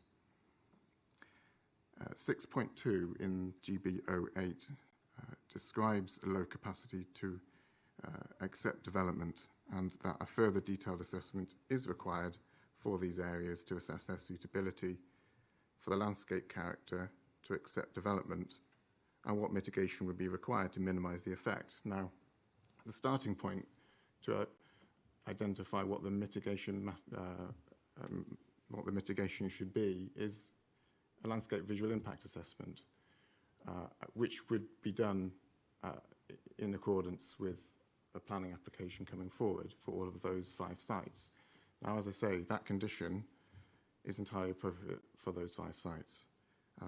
However, land parcel that we're talking about here, which is EC3B, which looks almost identical to NES 39. It is very similar, as Ms. Stevens pointed out. That is, as you say, assessed as having a moderate capacity to accommodate change, and Section 6.2 of GBO 8 describes that as being suitable for accommodating development without significantly adversely affecting landscape character or the quality of the surrounding areas where the landscape quality is generally lower.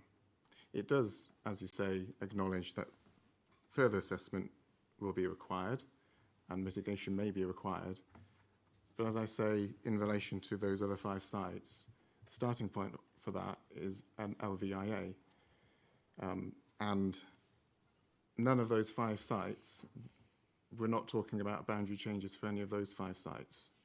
It seems that the accepted approach for those 5 sites is to place a condition as I described. And I think therefore, a proportionate and consistent approach would be to place a condition on NES 39 rather than change the site boundary, because there are many creative ways you can deliver sites such as this, and it may well say, it may well show that an LVIA and further scrutiny shows that parts of the site cannot be developed, but at this stage we don't know that, because as I say, the starting point for mitigation is the LVIA. So I suppose my question to the council, if you may, ma'am, is what would be their preference here? Because we've got option A and option B, but there is also the option to place a condition on the allocation, which as I say, would be in line with their own evidence. So I think it's also just worth highlighting the wider context as well. If option B has come out of nowhere in exam 180, I don't know how that has been included in the note here, because as I understood the discussion on the 1st of October, that wasn't really what your main concern was, but I take your comments this morning. So we've got option B, which has come out of nowhere, and I think it's worth highlighting that there is a huge difference between delivering 148 houses or 129 houses versus 66 houses. In terms of a developer, house builder, it's a different market for 66 dwellings, and let's be honest, it is a smaller market. When you're looking at small house builders compared to the wide market. So it may well affect delivery. It will affect capacity of the site, of course. And as I've said previously, NES 39 will be coming forward in the first 5 years of the plan. So I think the choice, if there is a choice for the council to put to you, ma'am, is pretty clear. The allocation should go ahead with the site boundary as proposed, but with a well-worded condition, because that will deliver, has the potential to deliver the houses that they need. So, thank you. Okay, thank you for your points. In terms of what I asked for, so I did express particular concerns about Parcel C at the hearing session, but I actually, in the action, asked the council to produce the capacity figure for all 3 parcels. I was very specific about that. I think it would be useful just to get the council's position. I'm assuming you perhaps prefer the allocation to remain as is, but perhaps you can just update me on that.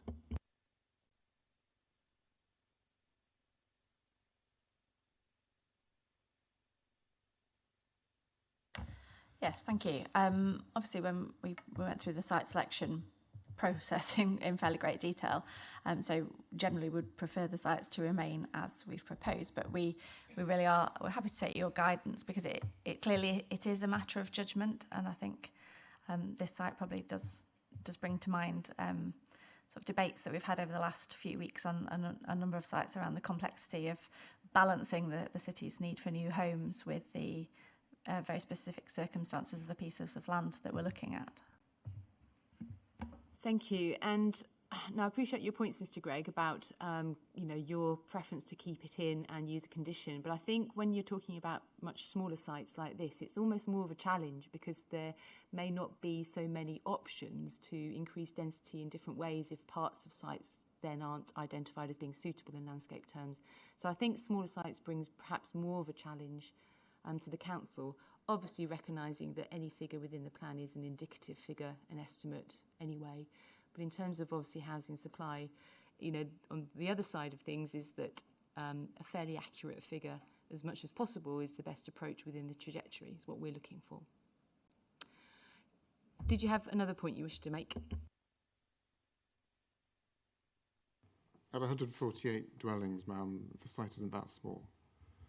And there are pockets within the site that would be suitable for attenuation basins, open space. We're looking at, it's over 5 hectares, so we're looking at 20% for B&G, open space. There are ways you can deliver SUDS, attenuation basin on the site, open space, and B&G. And it may well be that Parcel C takes, a good deal of that. And at 148 dwellings, you can increase the density, you can play around with it. as you say, Parcel A towards the junction with Wheel Lane, that could take higher density, for example. You know, there are ways you can deliver this site, and it's not that small. Thank you. Thank you. Right, I'll take comments from around the table from others now. So just in this order, Mrs. Jackson, you're next. Thank you. So if I understand it correctly, the site wasn't visited again by a landscape expert, but was visited just to look at whether or not the accesses were suitable. So we're still relying on the 2018 report there. In relation to the sites themselves, as we've just been hearing and waxing lyrical about it, it has great quality landscape and vistas. There is an option, a separate option completely to what has been just mentioned. The council has just got funding in relation to building on brownfield sites. We have given them an exam 141 document with 100 brownfield sites on it. If this parcel goes ahead, and as you said, it's a smaller parcel and smaller builders will become involved, then that gives us the opportunity of involving local builders, which will bring in jobs for our area, as opposed to massive developers who are just going to bring in their own people. In regards to the open space quote, this is open space. This is a beautiful vista. It is a beautiful area of landscape. We don't need a park putting on there. We don't need a pond putting on there. It's quite adequate as it is. So there are two options so far, but there's a third. Leave it alone altogether. Use the funding that the council has just got and build on the 100 brownfield sites that we've identified to them. Okay, thank you very much. Mr. Levery. Thank you, ma'am. I have a couple of questions. One is related to the re-estimated housing capacities. Now, clearly the site itself hasn't changed in terms of its boundary, and it was 148. The increase in numbers that are proposed here due to the methodology that's been used would increase the density from 35 to 40 dwellings per hectare. Because if you add up the totals, the 266s and the 35, you get 167, not 148. So why has that methodology been used? Because the site isn't changing and the area isn't changing. What has changed, though, is the ratios in terms of the three plots as to the number of dwellings that are there. Clearly, plot C hasn't changed much, but plot A has a significant amount out because there was a total of a hectare taken out for local nature. So I think the numbers need revisiting and the actual areas need revisiting because it can't be done on a 2.1, 2.1 and 1.1 basis. That's my first question. I think it's because, so the council will just confirm this, you've used a different developable area, haven't you? 80%, 90% change. Did you just want to briefly explain to Mr. Levery? Yeah, certainly. So the NES 39 as it currently proposed for 148 dwellings is over 5 hectares. So we assume that about 20% of the site would be non-developable. So for infrastructure, sustainable urban drainage. However, when you divide the parcels up, they're under 5 hectares. So because they're smaller, you assume only 10% of the site would be needed for non-housing uses. So that is just simply how it's calculated.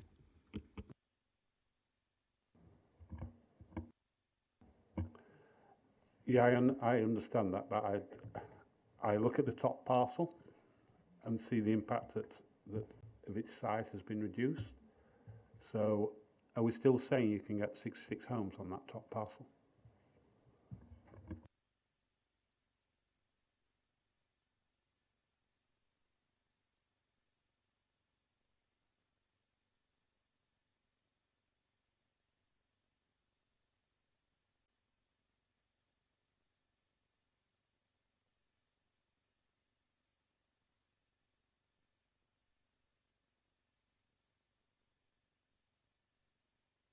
Sorry, you wait a minute. So sorry. Yes, so using the density applied. So yes, 66 homes would be appropriate in that area for the location. Did you have a second point? Yeah, the second point was in terms of the option A, B, what would be the criteria that determines whether B comes in rather than just option 2, which is A on its own? Thank you.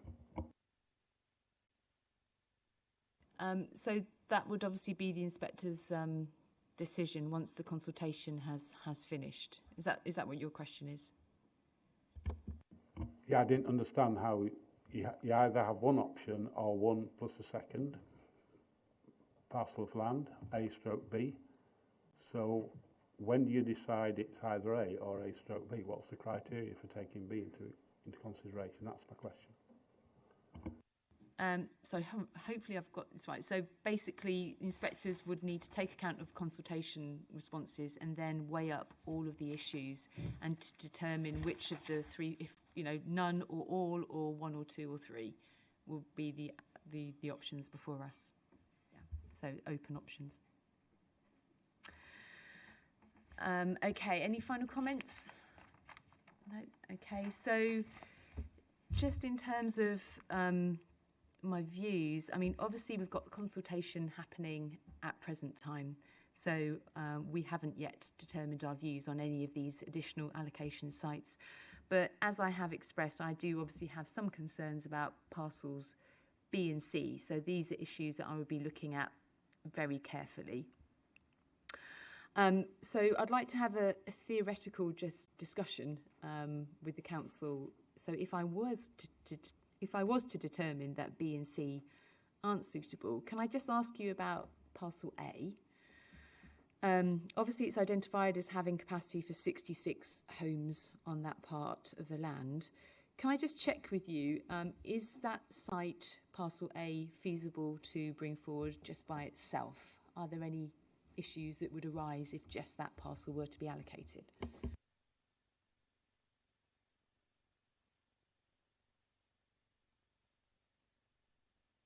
Is it possible to just take that away at the break and just come back with a view afterwards? Yes, that's absolutely fine. I'll note that down and we can come back to that issue. Thank you.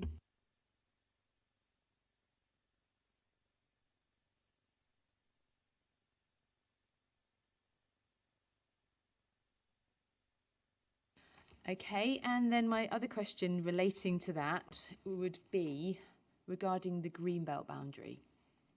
So that if B and C weren't to come forward and be included, how would you then see the greenbelt boundary sitting?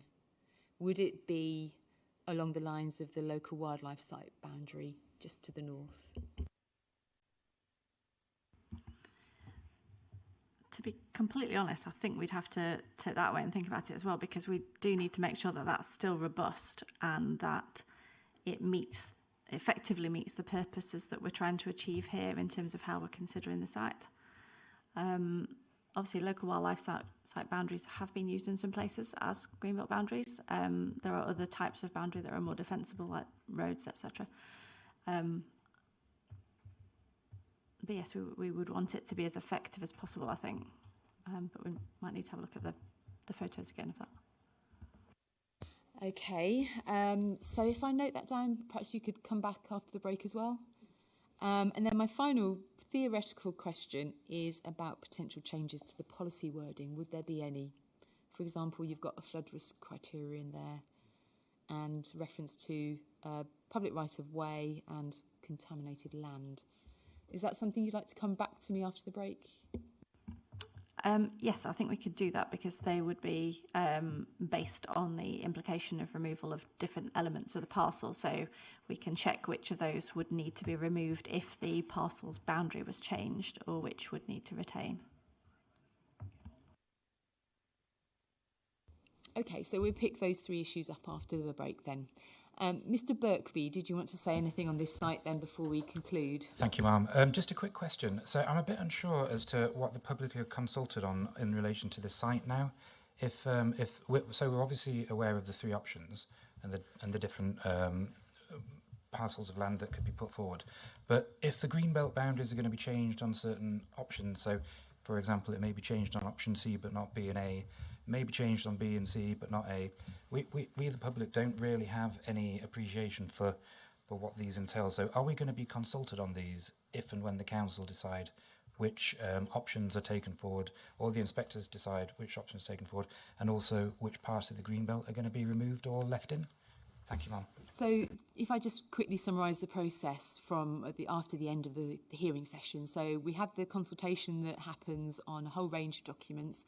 Once all of that is complete, the inspectors will look at the consultation responses very carefully and determine whether further hearing sessions are needed. Now that's an unusual scenario. We try and deal with things in writing from this point onwards if possible.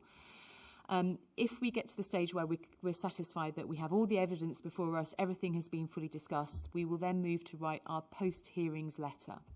And in our post-hearings letter, we will set out what our view is moving forward with the examination. And in that document, we would basically conclude or advise whether we think the additional housing sites put forward, which your groups are interested, are suitable or not, whether they should be added to the plan or whether they should just be left out. So that will be concluded in there.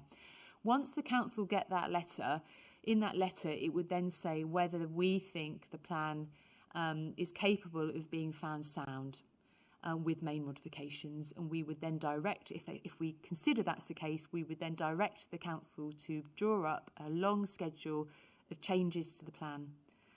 And that schedule of changes to the plan, which would include all the things like greenbelt, because there'd be maps associated which the council would consult on. All of those changes would be published for consultation. So there's like another stage effectively for consultation. And it's highly confusing because a lot of this informal sort of process isn't necessarily written down in detail in the regulations. So it is confusing at this point, but that's the process effectively. Okay. So, right, I think that probably concludes then on that particular issue and on item 6. And it's a good point, I think, before we move to item 7, to take a comfort break.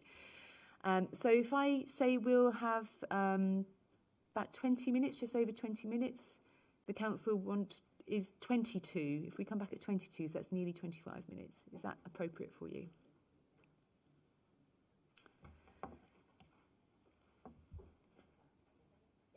So, okay, we'll come back at 22. Thank you.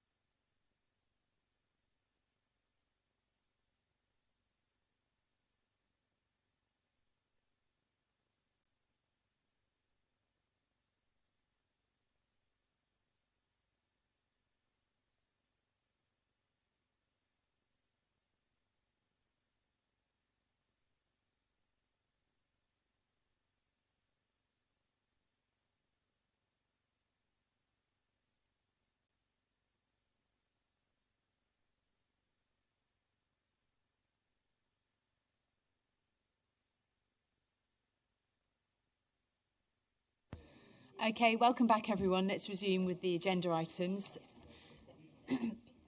So the council were going to come back to us after the break on a couple of issues that we were touched on under item 6 regarding site NES 39. Would you like to just clarify what your views were, please, on those 3 points? Thank you. Yes, obviously subject to taking your views on board in that. We've had a look at NES 39 in terms of whether it would still be an effective site at 66 homes. I'm sure Mr Gregg would have a view on that, but from our perspective you can still access the site if it's just that smaller area of parcel A, and 66 homes is consistent with other sites that we've proposed for allocation in the Green Belt. It still makes a reasonable contribution to meeting housing delivery in the location. You asked us to have a look at whether any of the conditions would need to change. We've reviewed the conditions that were set out in the consultation document 124, I think it was.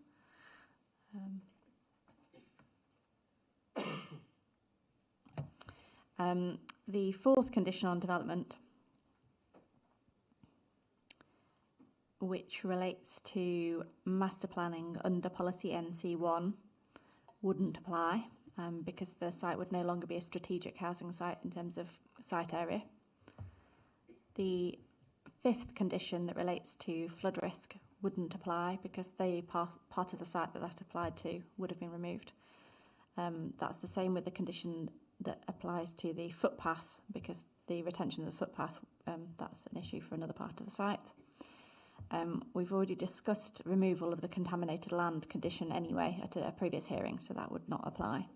The other conditions on development would need to be retained. That would include the one in relation to the heritage impact assessment, because one of the sort of primary pieces of historic interest that's identified is in the northern part of the site, and so this would still be within the sort of boundary of that.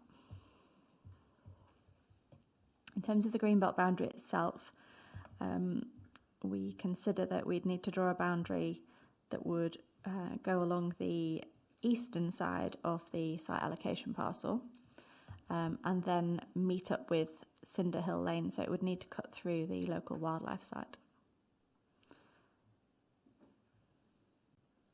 So the consequential change of that would be there'd still be an area of Greenbelt land to the north of the site that would need to be removed. That's the area that's wooded, that's within the wildlife site. Okay, can you explain, so your proposal to take the line through the woodland, where I'm assuming there's no sort of clear boundaries at present, rather than use, for example, the southern boundary of the local wildlife site, which would be an alternative way of dealing with it?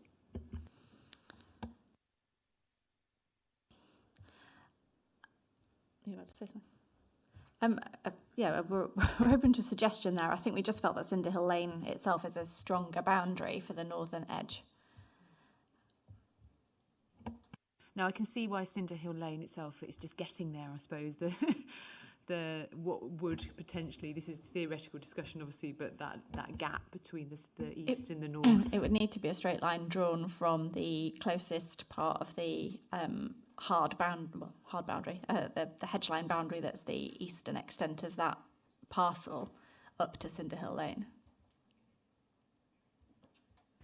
Okay, I've noted your preference, thank you. Mr Gregg, would you like to comment on the Council's response to those 3 points?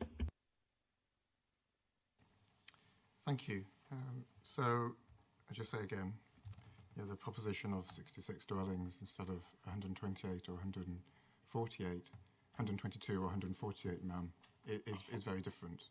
So our client has, in the process over the last several months, taken viability advice, taking marketing advice as to how the site can come forward, and we prepared the statement of common ground on the basis that 148 dwellings could be delivered on the site.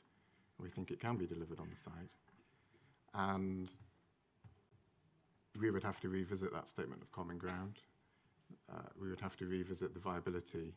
It is a concern at 66 dwellings, because we are talking about delivery of golden rules, affordable housing, local infrastructure, on-site open space, access to open space in the local area, etc.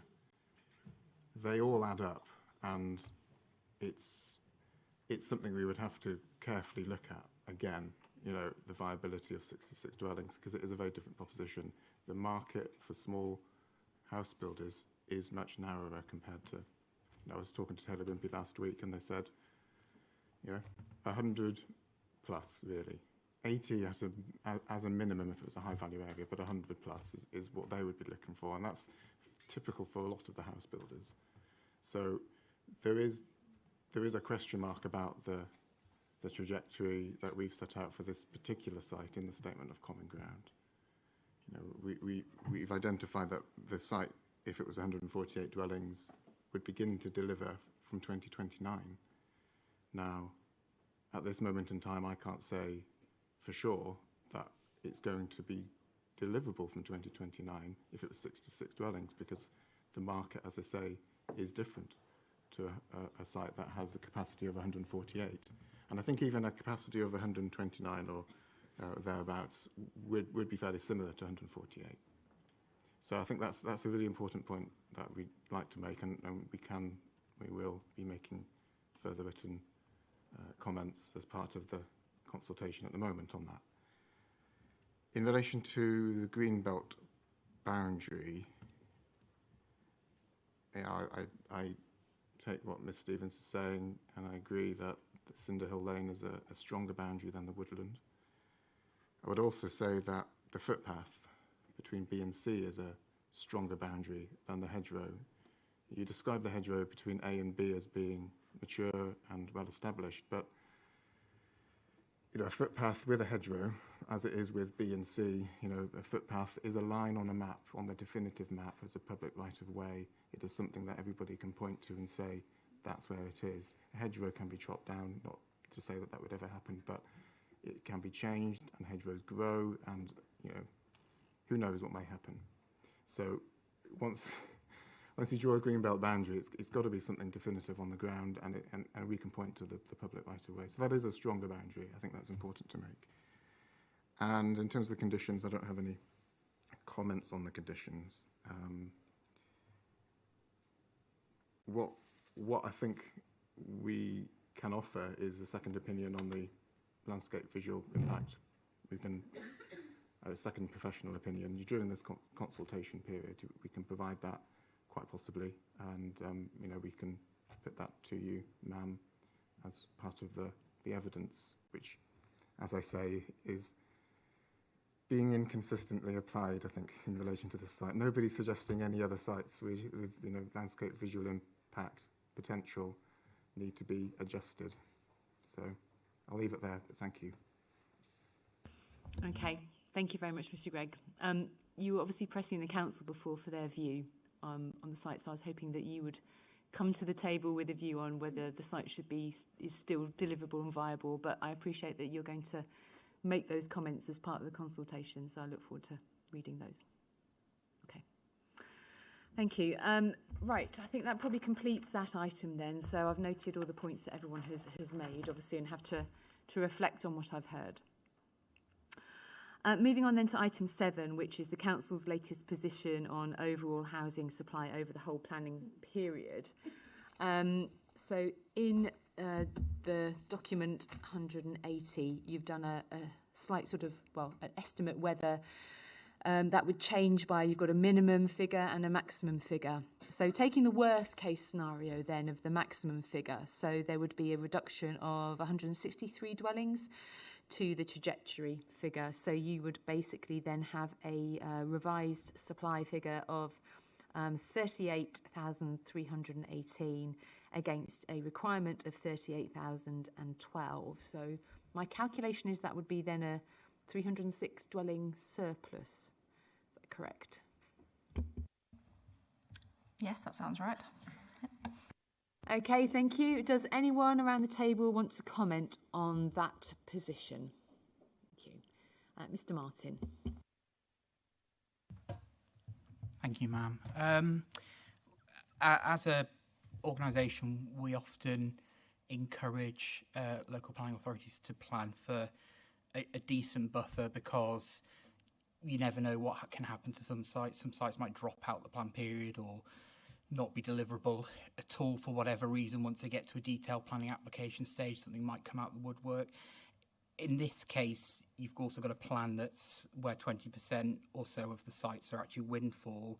I think from the council's own data, that's not an entirely reliable supply of homes. It could go up or down. And in this instance, you're dealing with a buffer, if I've got my maths right, of less than 1%, which is not a very big buffer for contingencies in that instance. And it would be a concern of ours that it would only take a few sites to drop out, or windfall not to be as optimistic as the council suggests, to then end up with a plan that doesn't deliver the homes needed over the plan period.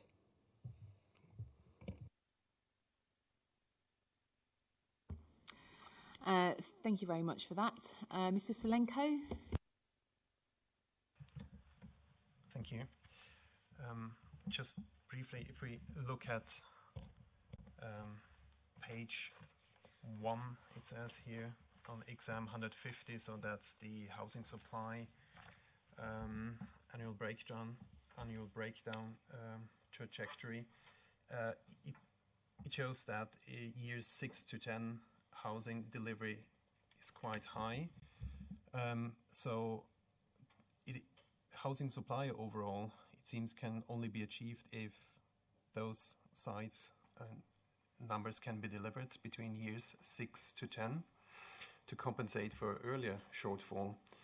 And the question is, how confident is the council with that to achieve that? Because if you look at years 11 to 13, they are already projected to fall below the annual housing requirement. And then, as the previous speaker alluded to, the council states that over the plan period there will be a small surplus, but this surplus includes windfall allowances, and upon which the council heavily relies on. So there are uncertainties there, and it doesn't really look like there is much of headspace. Thank you. Thank you very much. Mr. Bolton?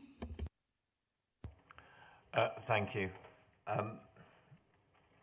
Yes, it is about a 1% buffer. It's a couple of hundred.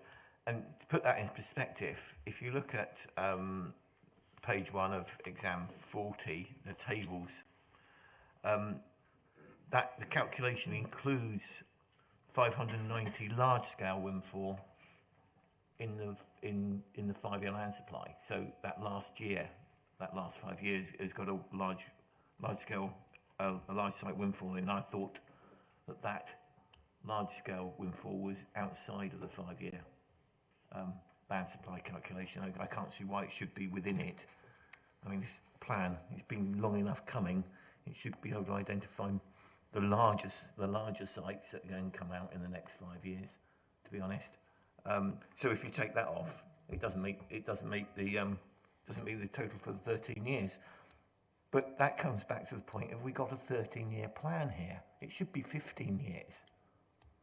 You know, the council have come to you almost cap in hand to say, we don't want to release any greenbelt sites at all. We've got a capacity-led approach to planning for the city, and on the basis of that, we've had a reduced standard method, because the standard method for under the system that we're operating here is 3,000. We're not even getting anywhere near to supplying that. So we've got a reduced figure, we've got a reduced time period, and now we've got something we're barely scraping in to making 13 years. We're including large windfall in the first 5 years, and we're relying on 1 in 5 of the dwellings not to be planned. You know, over 20% is going to come from windfall. It doesn't strike me as, I'm repeating myself to what I said when we started, and it was so long ago I can't even remember now. But this isn't a sound plan. It clearly isn't. And what do? Do you go out and put more sites in? Do you do a proper call for sites? I mean, what you should have been done is the council should have gone out and said, starting again, we are going to release greenbelt sites. Let's have a proper grown-up discussion about that. Let's look at the big sites. Let's look at the strategic sites and start again. This is kind of a bit of a Frankenstein plan now. It's just got bits and pieces added in to try and get it through. So, what do? Do you just lop another year off? Do you make it a 12-year plan? You know, I'm at a loss, unfortunately, to suggest what to do besides start again very quickly. No, thank you for your comments, Mr. Bolton. And obviously we did have a discussion about the plan period previously, so I won't want to reopen that debate. But going back to the first figure you mentioned, there was a large windfall rate of, I think you said 590 included somewhere where you disagreed with. Can you just take me to that section? Because I was just struggling to find it. Okay, so am I, because I printed it out in at the wrong scale, to be honest. It's on. I'm getting a bit of feedback here. Don't know why. If I was playing the guitar, that'd be fine. It's on page 1 of the tables, Mum, and it's the second table on that, where you've got large-scale windfall sites along the bottom, and you've got 0, 0, 0, 0, 0, 0, 0, and then you've got the red box, years 1 to 5. And if you follow the large site windfall along, it's got a figure in there of 519 on the last year of that 5-year period. Yes, it does look like an error. I mean, the summary table above, which I have been reading, to be frank, and I haven't actually checked the table below. The table above is correct, isn't it, Mr. Roden? Yeah, that's correct. Thank you, Mr. Bolton. You are correct. However, the figures is a hangover from the exam 114, the previous trajectory. However, the calculations do not include that figure. They're the first summary table.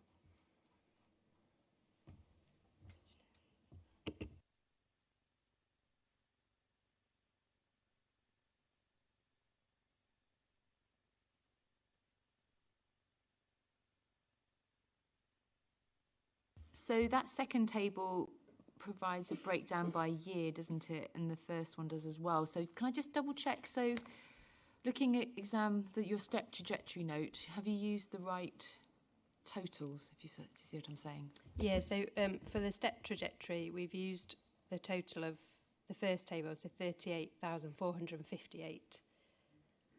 And that total took off 23 units for flood risk. It didn't deduct the 163 in total that we just discussed on the previous point.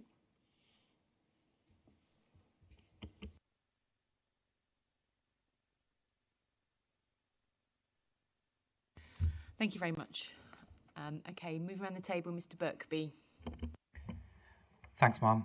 Just echoing Mr. Lamb's comments, I think Mary Shelley would have had a field day reviewing this plan. But just in relation to the 5-year figures, we're really confused because in the exam 140, it talks about housing land supply of the next 5 years of 4.41, which we know is under the 5-year land supply.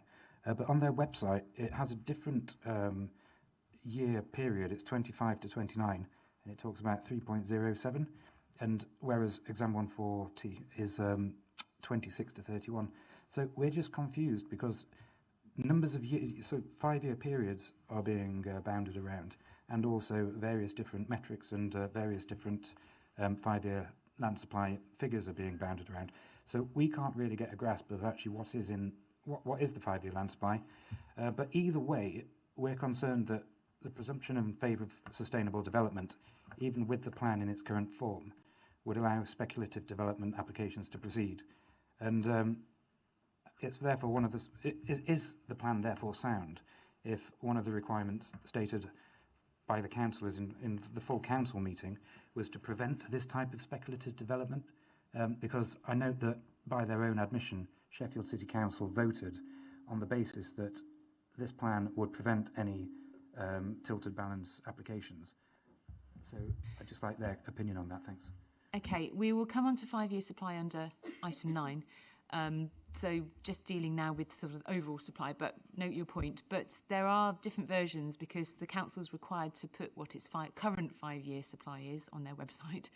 But here we're talking about what the 5-year supply will be at the point the plan is adopted. So the anticipated adoption date, I think, is July next year. So that's why we have a different period.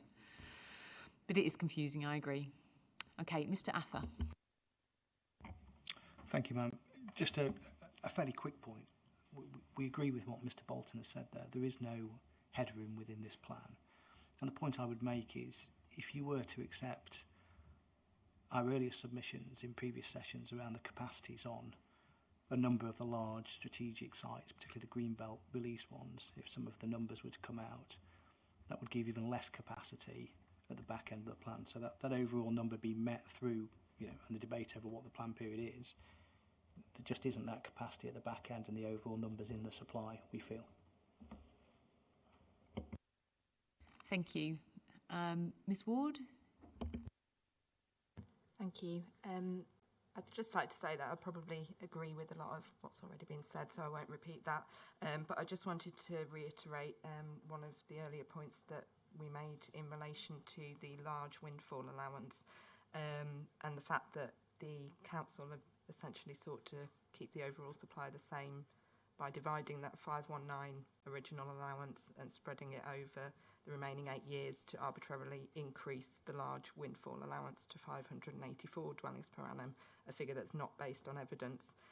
So if just 1 year's worth of that allowance was removed from the plan, there would be a deficit immediately of 115 units, and therefore we don't think, the other factors aside about whether there's enough flexibility in the plan and whether it's meeting the requirement, I think that just demonstrates that there's just not enough flexibility there as it stands. Thank you very much for everyone's comments. Does the council now wish to respond to anything that's been said or to the scale of the shortfall that's identified? Thank you. I think it was just to make the point that the components of the supply as it currently stands from years 1 all the way through to 13 have been discussed at the stage 2 hearings and most recently for the stage 4 in terms of when they would be delivered, and I think that's been discussed quite clearly. So the years and the supply are we as a council are confident that they will come forward in those years as discussed. I don't think there's probably much more to say in terms of flexibility. Okay, thank you very much. I don't have any further questions then under item 7. Let's move on to item 8. So this concerns the stepped housing trajectory as set out in note exam 181. So this is a new approach being put forward by the council. So I've just start off, I think, with the council perhaps just explaining and justifying its approach, and then seek comments from around the table from other people as well. So bullet point 1, that this tries to pick up just in terms of what the overall justification is for introducing a step trajectory, and then bullet point 2 is just trying to look at explaining the selected rates and justification for those. So you can deal with them together or in order, or however you wish to. Thank you. Okay, thank you. So taking the first bullet point in terms of overall justification, so as set out in our note, the main justification really for the step trajectory is the significant number of homes that are coming forward on strategic housing sites, which will be later in the plan period. And this is an approach that is consistent with the circumstances set out in the planning practice guidance on housing supply for having a step trajectory. Just looking briefly at those strategic sites, so there's 2 main types. There are the strategic regeneration sites, which we've spoken about at length in stage 2 hearings. So in particular, those are the Furnace Hill and Neeps End development framework. So these particular sites do start delivery in year 4 and 5 of the plan period, but they do continue well into years 6 to 9 of the plan. Then looking at the Morfoot master plan, just as a reminder, again, that's another strategic regeneration site which starts in year 4 and 5, but continues to deliver well into years 6 to 8 of the plan period. And taking lastly the Station and Sheaf Valley Development Framework as the last strategic, that starts delivering in year 10, so obviously much later in the plan period. So with these particular sites, it's about half-half, so about 49% is delivering in the first 1 to 5 years, with the remainder in the later part of the plan period. So delivery really does start in the first part, but really does continue well into the latter part of the plan period. I'll come a little bit later in terms of the components of that supply, but a lot of those are reflective in terms of the large apartment blocks in terms of the supply. And then just touching a bit on the strategic greenbelt sites, which is the second sort of component of the strategic sites coming forward later. So these do require, as we've discussed, a more significant lead-in time, especially for the much larger sites that we've proposed.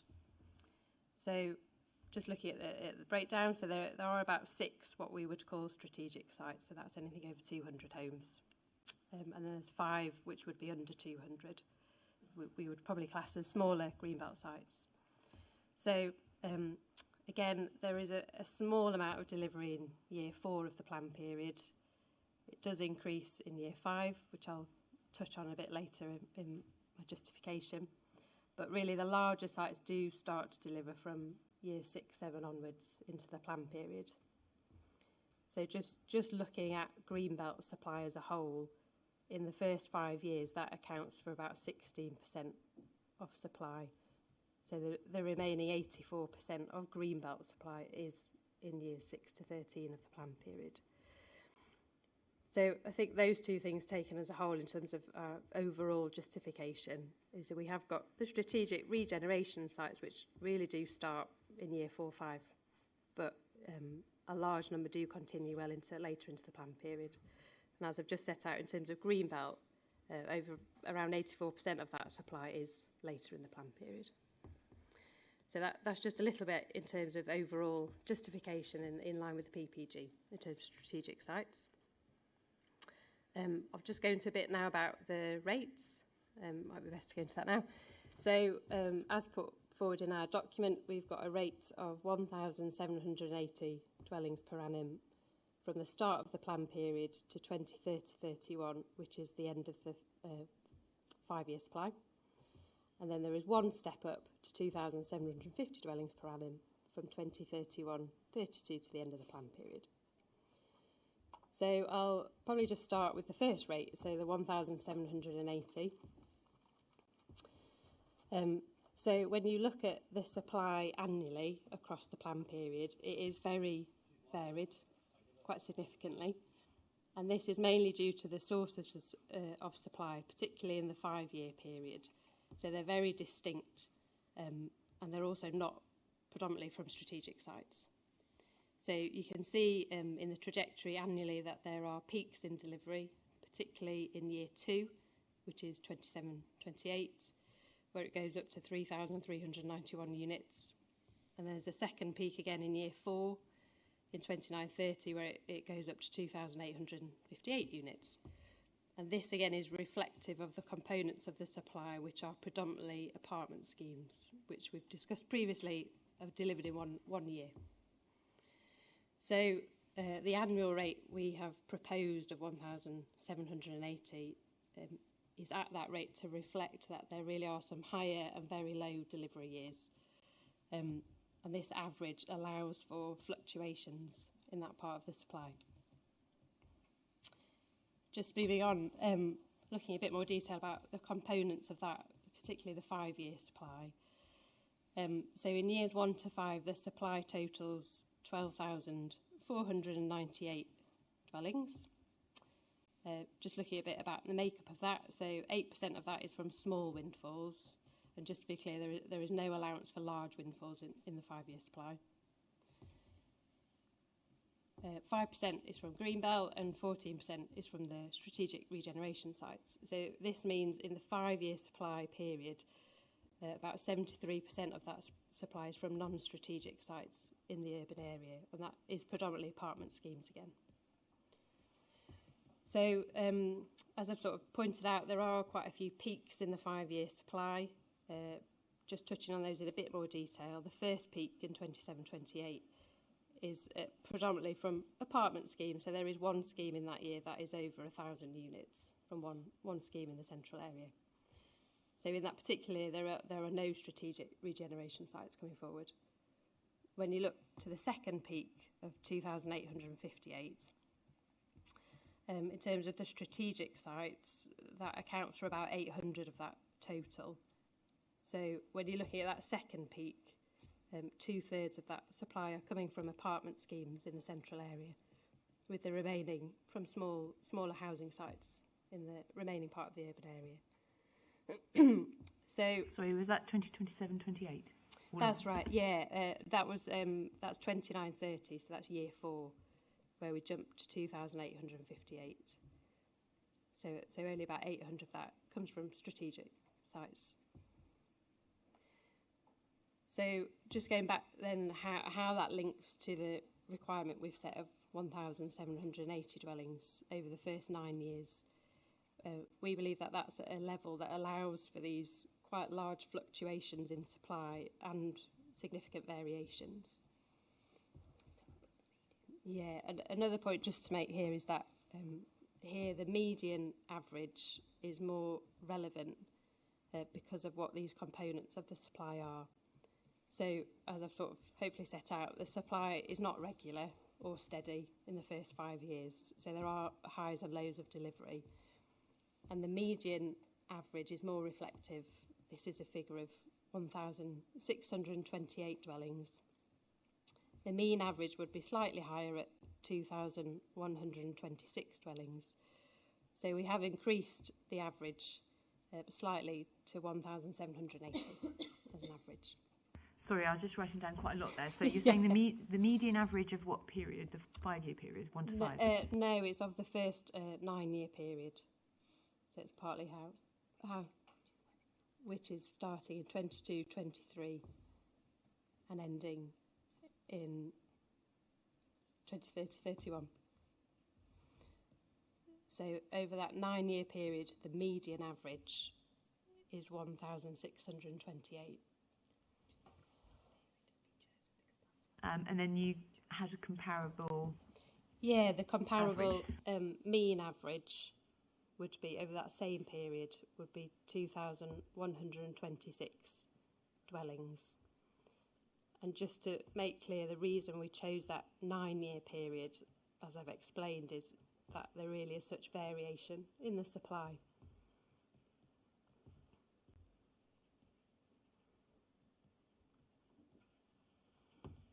So effectively, is that why you've used the cut-off point then, where you've obviously then changed to the higher rate for the following year, 2031? That's right. So the higher rate is reflective, I suppose, in the change in the components of supply. So you can see the average starts to be more steady.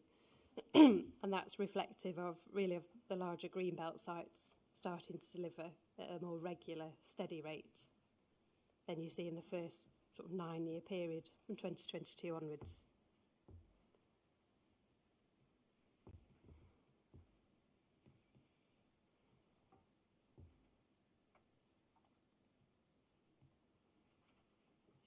I think I'm done with my explanation for now. Thanks. No, that's fine. That was very useful. Okay, thank you. So I'll ask for comments around the table now in terms of the step trajectory before us, or the rates. I didn't see what exact order it went up in, so I'll take Mr. Bolton first, and then we'll move around in that way. Thank you. Thank you, Ma'am. Yes, this is where we stop being town planners and start being mathematicians. The simple, what's being done here is the City Council are asking you to fix a rate in the first 5 years of the plan that will allow them to prove that they have a 5-year land supply. It's not they're not asking you to fix it against need or what's actually required. It's just a mathematical proposal in order to achieve something. And they're doing that, I think, quite cynically. It also achieves a housing delivery test. We know as has been pointed out, that the council can't demonstrate a 5-year land supply on the figures that they're meant to be delivering. So this is, if you like, a way of trying to fix a broken plan, and it's entirely self-inflicted. The council could have allocated additional sites. They could have identified, and I'm not going to have lots of friends around the table here, but they could have identified more greenbelt, greenfield sites. They could have identified smaller ones. We are meant to be supporting SME builders. So sites of 50 are actually quite attractive to those type of builders. That could have been done. It's not being done. And yes, there are strategic sites, but if you look at when we worked with Rotherham on their last plan, we advised Rotherham as part of a working group to assist the plan that there should be a range of sites coming forward in order to allow 5-year land to be achieved early on. And for a long while, to some frustration of some of my clients, Rotherham did manage to have a 5-year land supply almost from the day of adoption of the plan. And I think it was back in 2015 we actually did that work with the council. It's quite a long while ago where we did go around and try and identify different sites. Members took a very, very clear decision that they didn't want to do that, and you're being asked to fix, if you like, what is clearly a broken plan. Now, if we actually look in a little bit more detail, I mean, we just accept that it's a mathematical construct. But what is it actually doing? We're saying 1,780 dwellings per annum for the first 5 years. Now, the figure you've agreed on for this plan for delivery is 2,236. The main part of that delivery, main justification for that was that you would match housing growth with economic growth and job growth. Now, and that would continue throughout the whole plan period. So we have over 60,000 people commuting into Sheffield every day. That will continue. That's not going to improve. You're not going to have a more sustainable city at the end of the plan. You're still going to have that number of people commuting in.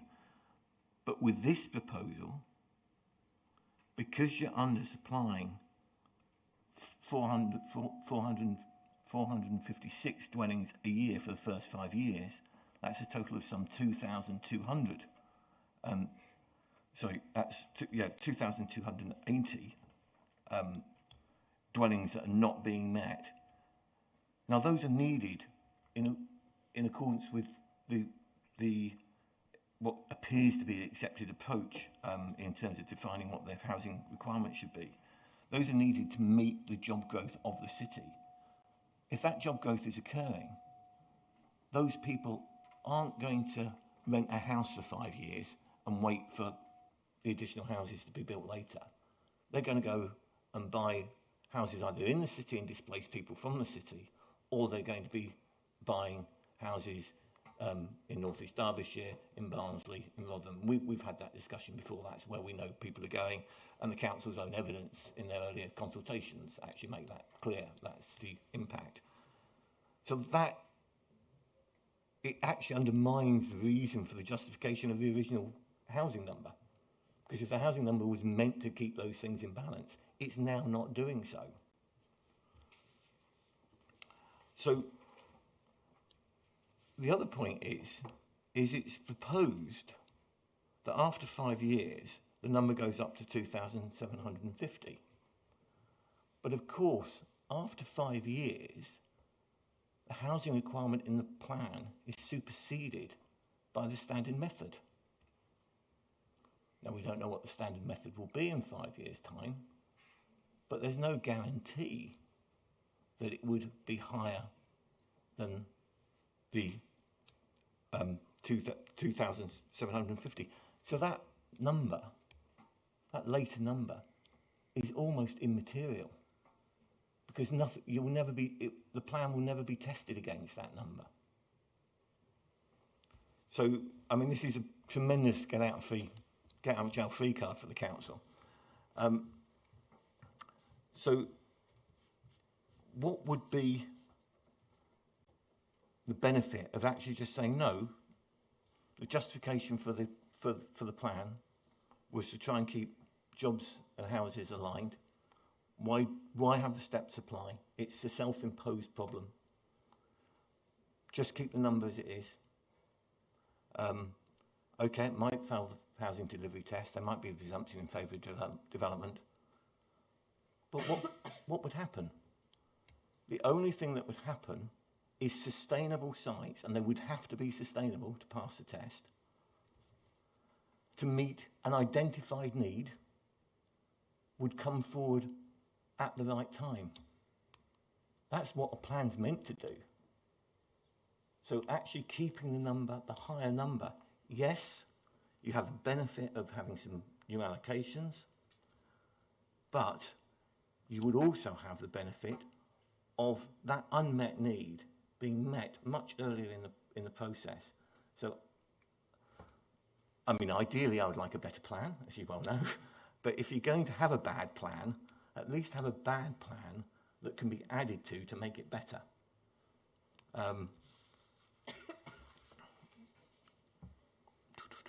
I think, yes, I mean, I think I've covered it. The only harm I can, for having a higher number for the whole plan period, the only harm I can see is that you get sites coming forward that aren't allocated in the plan, but the system's actually set up for that to happen. When's it set up for that to happen? It's set up for that to happen when the needs aren't being met, i.e. now, here. Thank you for your comments. Move around the table, Mr. Slenko. Thank you.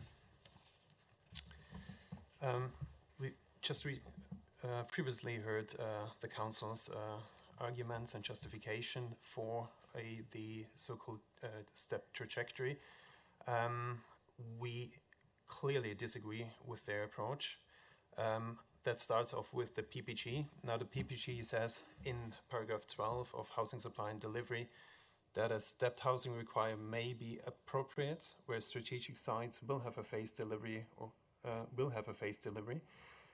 but we think that the council has deliberately chosen mainly large and strategic greenbelt sites, and of course they will take time to come forward because of their size, but also because of their complexity. Instead, what should have happened, or should be the case, is that they should have chosen a more appropriate mix of small, medium and large strategic sites, so that small and medium sites can be brought forward within the first 5 years. Their approach would therefore be a failure to plan positively and not to allocate a mix of small, medium and large sites in line with the demand. Further to this, because it was alluded also to Pennycook's, Housing Minister Pennycook's letter previously, it is clear that this is not in accordance with the Minister's letter, as it would not significantly boost housing supply. It clearly says in his letter, and he's giving an example of this by saying to proceed toward adoption in instances where a 5-year housing land supply cannot be evidenced at the point of adoption, but where the plan significantly boosts supply. However, the Council's draft plan would not do that. They would not significantly boost the supply, especially not in the first 5 years. It would instead continue with a low delivery rate, which we had the last 4 to 5 years, in a similar way of an annual completion rate. So the last 4 to 5 years was below 1,700 dwellings. And if we were to continue with that approach, that is basically planning for stagnation at best. And that contradicts with national policy and the government's objective to boost housing supply. Further to this, and my previous speaker already touched on that, the Council's ambition is also to boost the delivery of affordable housing and also of economic growth. So there is a clear link with economic delivery. Now, we've talked in the past that more land for economic and employment development should be allocated. But that clearly means that if there is not a support or not enough support of economic development in the city, that will definitely have a knock-on effect on the local economy. And also because my previous speaker touched on that in terms of what happens after 5 years. Now, under the Levelling Up and Regeneration Act, under the LURA, the local plan will be, in any ways, a local plan update will be mandatory every 5 years. So we don't know what happens in 5 years' time, because a new local plan needs to be prepared, and we don't know what the housing requirement will be for the years 6 to 10 and 11 to 13. Now, we heard that the strategic sites, and that's also the argumentation from the council, is that they will definitely come later at the stage, years 6 to 10, and only a few of them, very minor, will start at years 4 and 5. So we say that the council's approach cannot be justified, and it should not be taken forward. And if we look more specifically on the first part, where the first 5 years for the 1700 dwellings, which is quite low, we would say that there is no justification in national planning policy, because it's artificially lowering the housing requirement, because we know the housing requirement is at 2236. A stepped approach, as the council says, if it would be a real stepped approach, it usually means that the council is unable to meeting housing requirements in the first few years, say year 1 or year 2, but then a stepped approach would be that basically there would be a gradual increase in the housing supply over the number of years, but we clearly don't have that. We have a shortfall of 450 dwellings every year. This shortfall will amount to 2,208 dwellings in the first year, which is a whole year, more than a whole year of the housing requirement, what is needed. And basically what the council does is not preparing for a stepped approach, but instead of a stepped one, we have a huge jump after these 5 years. From 1,780, all of a sudden we jump about to 2,700. It's a jump of 1,000 dwellings. And how can that be managed? I'm not as confident as the council that the strategic sites will especially come forward as they have put it in from year 6 to 10. Also, if we keep the 1,700, which is quite a low figure, it simply means that the supply is delayed. But then what does that mean in terms of the shortfall against the real need? Because basically it places a lot of pressure on the delivery of allocated sites. And basically it worsens the deficit in a later period of the plan. So overall, we would say this approach is clearly not justified and it should not be taken forward. Thank you. Thank you very much. Mr. Birkby. Thanks, Ma'am. It strikes me as it sounds like the council are just trying to clutch at straws to magic up a plan which may or may not be found sound. Because I fail to see how this helps unless other sites in other parts of the city were to come forward. And I'm assuming, I'd like to ask the council this, that's what Exam 130B sets out to do. But it seems like that was sneaked in without anyone sort of any context around it. But whether or not that's the case, I fail to see how a stepped plan is going to assist unless some unknown number of currently unknown land comes forward at an unknown time. And it would appear, in that case, there are too many unknowns to make the plan sound. Would it not be a more sustainable option to look again at the housing requirement metrics based on actual local need in a city with a falling birth rate and reduce the housing requirement over the plan period and request the council to work with local communities to work on neighbourhood plans, which would obviously be more sustainable and acceptable by local communities? Thanks. So having a step trajectory effectively in this instance would allow the council to show that it's got 5-year supply, which effectively then means that speculative applications on the edge of Sheffield would be less likely to be approved. So I guess that's part of the council's reason, because it wants to control that. Moving around the table then, sorry, Mr. Towlerton. I mean, I see it. I don't think it's justified. It's a reflection and consequence of the over-reliance on large-scale greenbelt releases. Our particular concern is about, there is lack of certainty and clarity about the overall justification for the backloading of the steep trajectory. I mean, is it realistic? Is it justified? Especially those sites proposed from the greenbelt and require significant infrastructure, which there are plenty in the parish. Our concern is what it's about, effectively, is trying to fudge the figures a little bit and deferring some of the bigger decisions on some of the sites downstream, particularly large-scale greenbelt one about are they deliverable and justified. And the concern is if once they're out the greenbelt and 6 years down the line it transpires they're not deliverable within the timescale of the plan, it's highly unlikely they're going to go back into the greenbelt.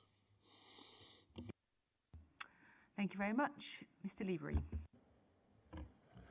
Thank you, ma'am. I'd just like to pick up on the 6 strategic sites in the Greenbelt which you mentioned. What again was the minimum number of houses, and how does this compare with the documentation we've had already, which says there are 2 strategic locations across the city for Greenbelt? Because I'm beginning to get a bit confused on the word strategic and how it's applied. Thank you. Thank you. Yes, it would just be useful to clarify, because I think you did refer to 2 sites at the previous hearing sessions. Thank you. Throughout the plan, we've defined strategic housing sites as those with capacity for 200 or more homes or greater than 4 hectares. So that actually did pick up one other site that was less than 200 homes.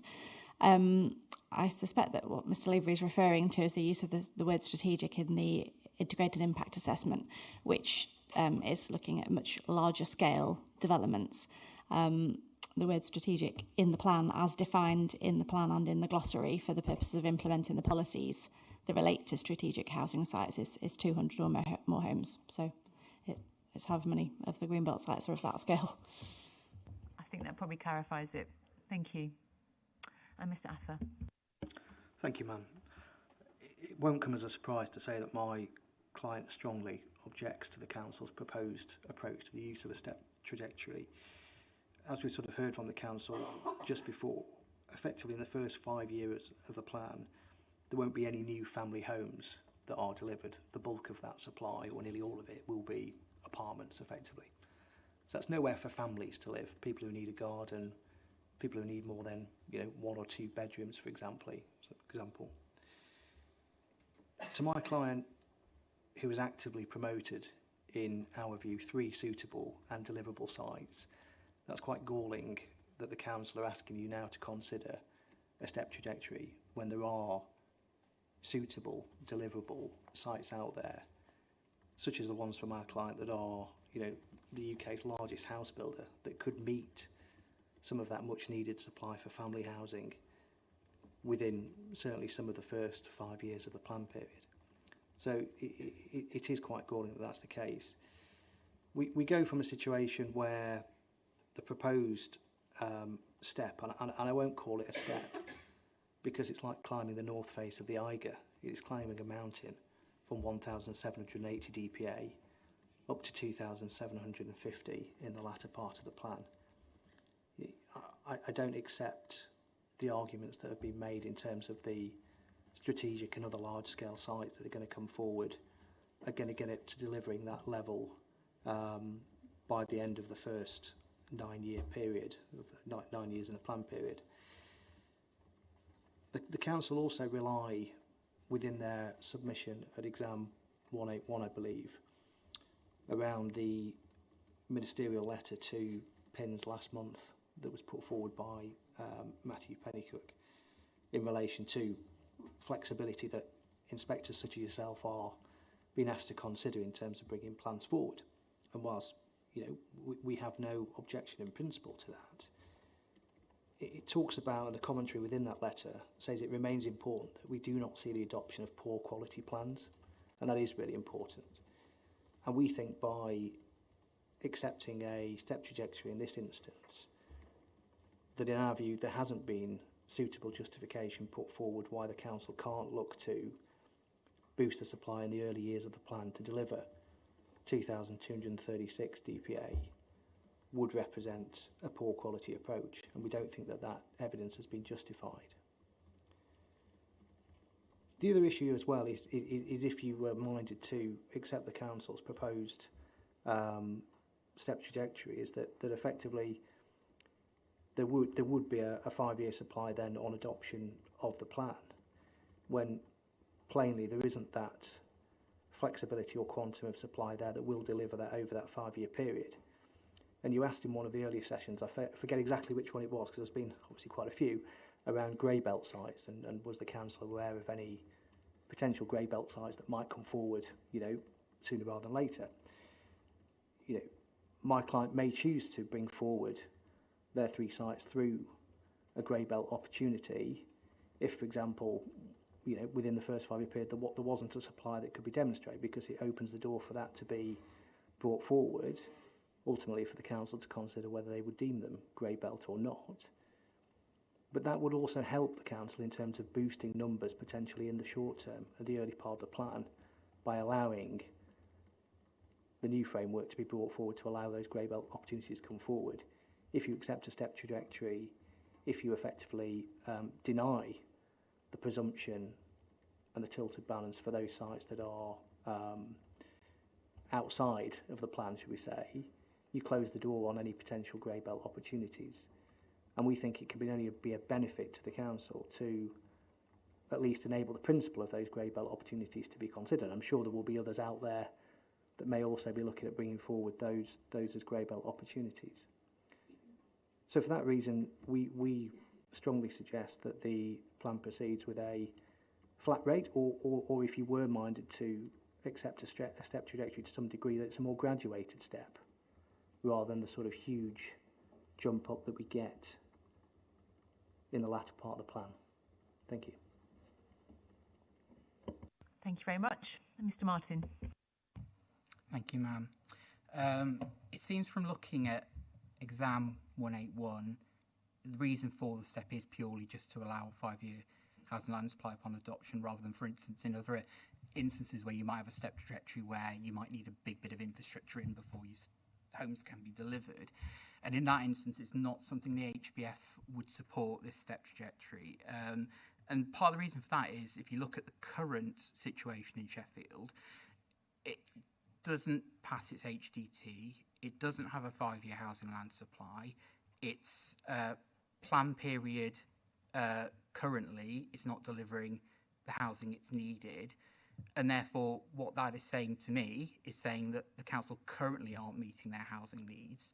So artificially lowering the bar so they can have a 5-year supply is clearly not appropriate. It does nothing to address this current unmet need. That need just doesn't just disappear, it stays, and it's just compounding the problem rather than actually addressing it. And whilst the PPG does say councils can put forward a step trajectory, it does also say very clearly strategic policymakers should ensure there is not a continued delay in meeting identified development needs. I would say in this case it does create a delay in meeting identified needs. It also is in inherent conflict with, you know, the overall thrust of the MPPF, which is to significantly boost the supply of homes. For the HBF's point of view, we feel that rather than lowering the bar, the council should be actively looking for more sites to put in the supply, and it's a shame it hasn't done it so far. Again, if you look at the PPG, it talks about looking at other ways to boost supply, so looking at sites that could come forward in the shorter term, looking at what's deemed as priority sites. Has the council considered that? Have they looked at the flexibility in housing policies? Have they looked at a small site portfolio? These are all options that we feel they need to be looking at before reaching for a step trajectory. Yes, you know, Matthew Pennycook's letter of 9th of October does mention that, using step trajectories, but as my colleague to the left of me has said, he also says we don't want poor quality plans. And my worry is that by artificially lowering the bar in those first years of the plan, you aren't getting a good quality plan. You're not getting a plan that addresses the needs of the city. And appreciate the hard work that's gone into it, but it does raise a question of whether the plan should proceed if it can't meet its need. It's the trajectory that's in place comes in, I think, in 2030, 31. I mean, that's quite late in the plan period, considering the plan goes up to 2039. It's a very large leap up, as others have mentioned.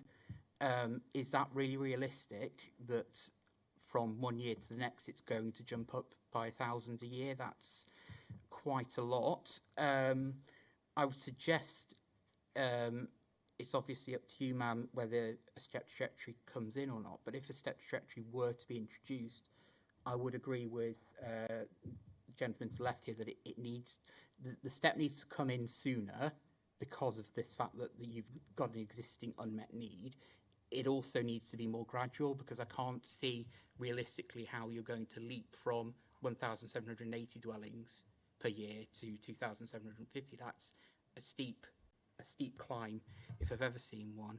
And I would say, if the step trajectory is put in as well, there does need to be a sufficiently robust review mechanism that can sort of hold the council's feet to the fire in terms of making sure they are delivering, and it's not something that's just sort of tucked away and ignored, and we end up with a plan that just doesn't deliver the homes that are needed. You know, this is the mathematical exercise we're doing here, but at the end of the day, these are people who are in housing need, and I think that's what we need to remember.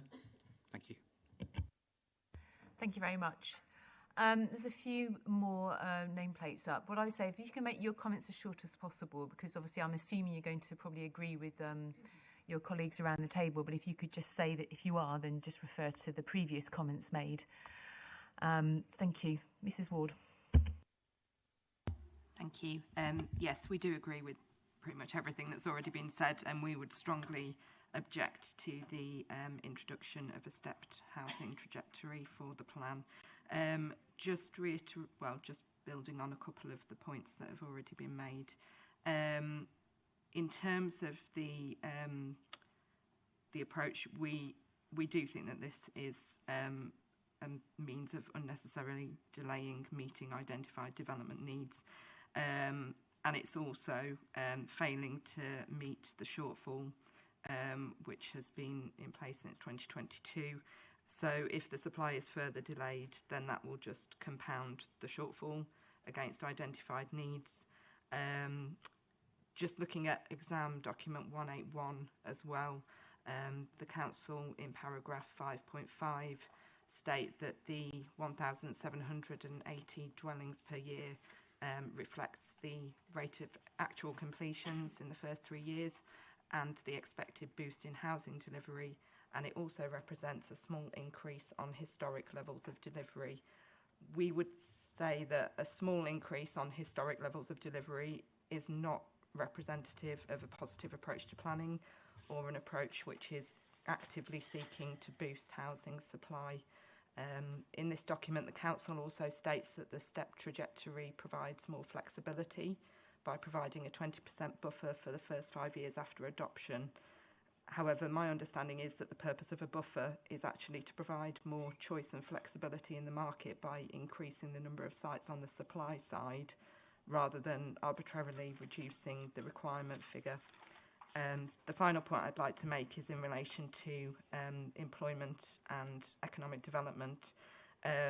We note that in your letter, exam document 120 from February, in paragraph 20, you highlight there that the revised housing requirement of 2236 dwellings per annum is broadly aligned to the main jobs-led dwelling forecast set out in the council's employment modelling work.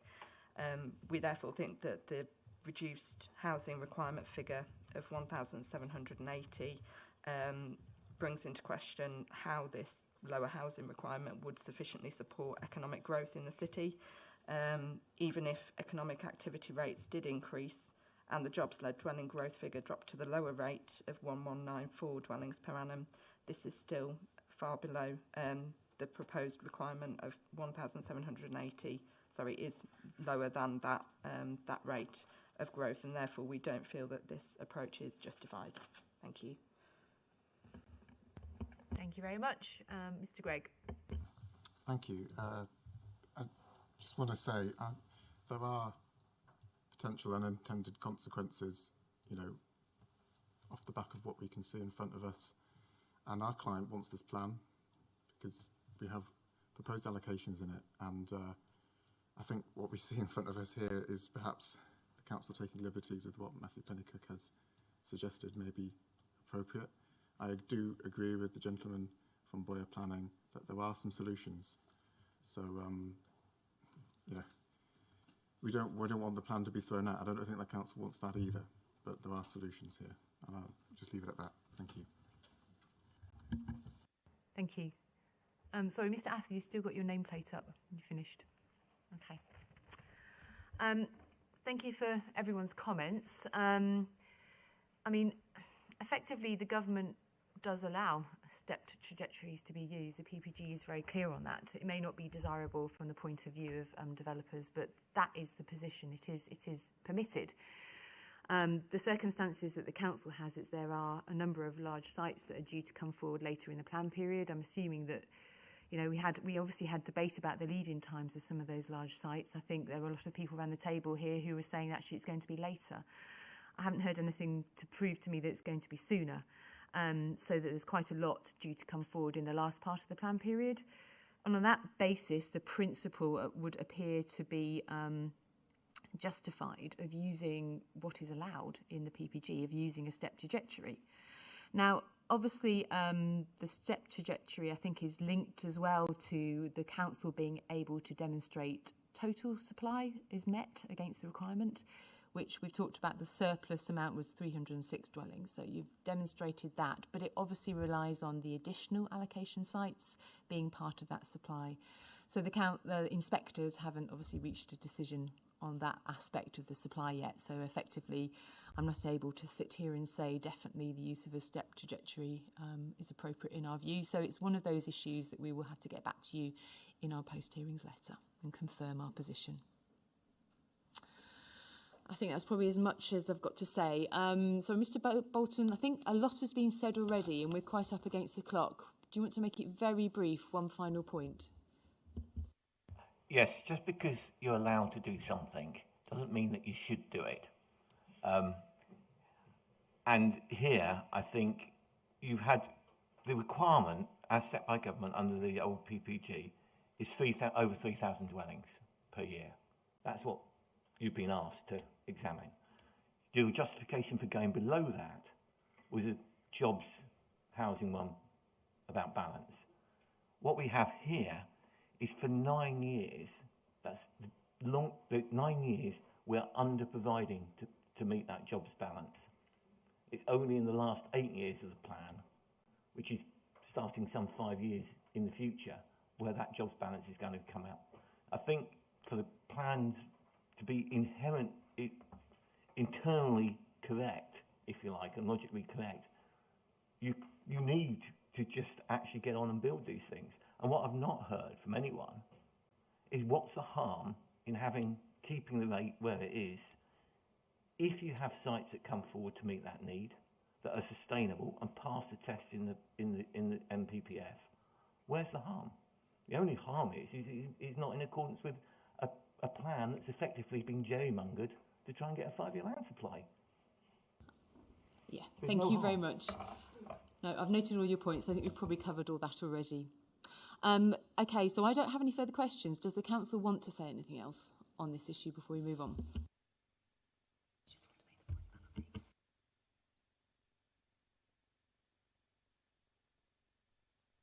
Just one very quick point, just back on the mix of sites. I think we just wanted to make it clear that there is a mix.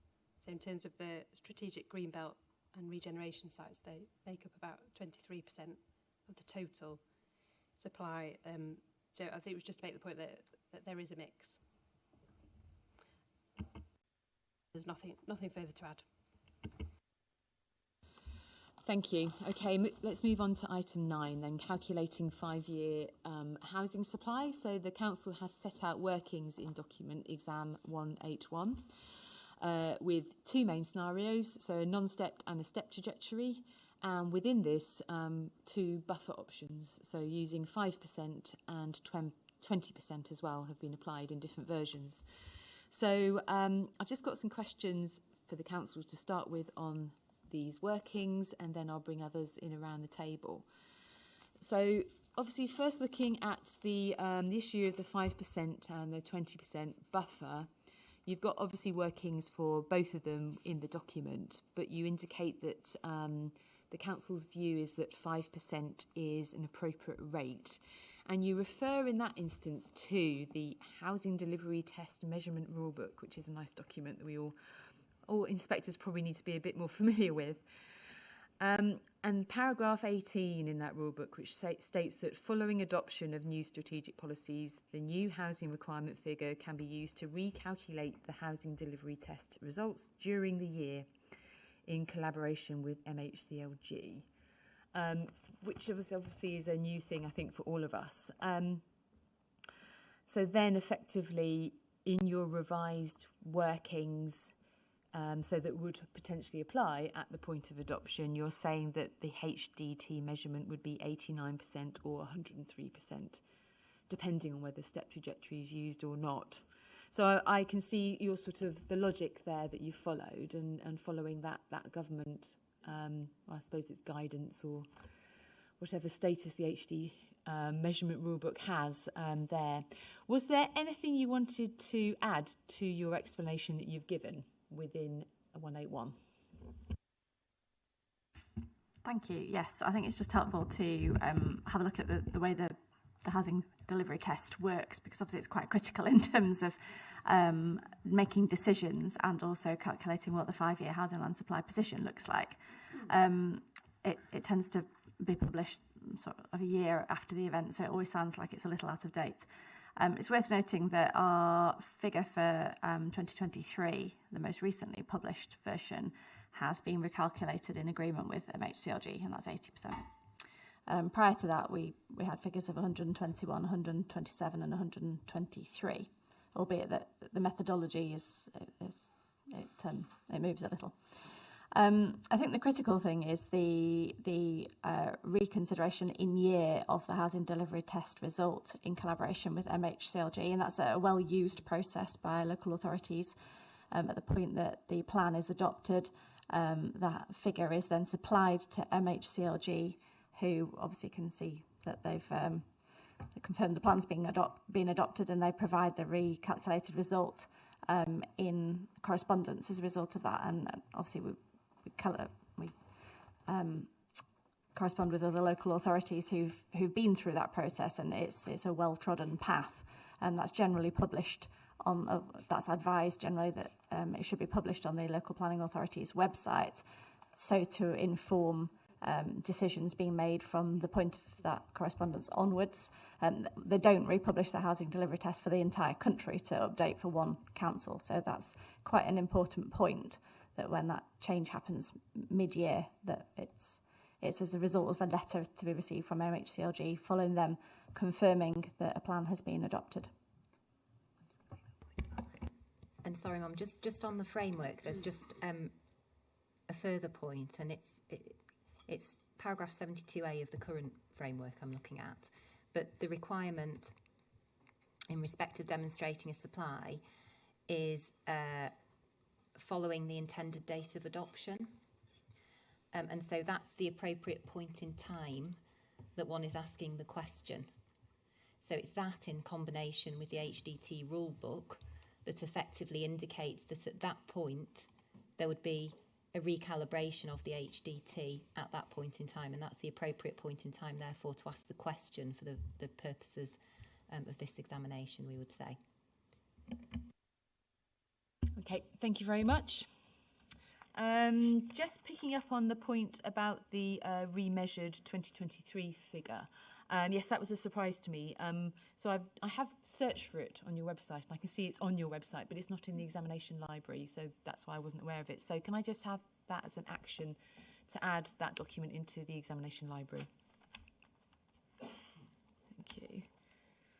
And I had just one further question, actually, on just some of your workings, just so I understand where some of the figures come from. Can I just take you to the second table on page 4? So if you've got the right table. Sorry, is it Miss Roden I'm looking at? Or sorry, okay. Possibly while I just find the right table. Yeah. Okay, so yeah, page 4, second table.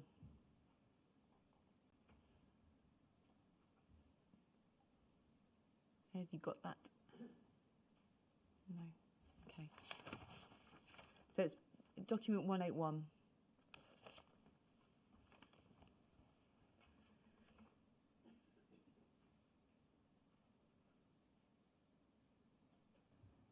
Yes, I think we all have that now. Okay, that's fine. So the first row, which is the 2024 estimated housing delivery test figure, if you see the third column for the year 2023-24, it has a figure of 2,389 there. So that's the number of homes required in that year. Where does, if you can just explain to me, I think I'm just losing the will to live, where that figure comes from?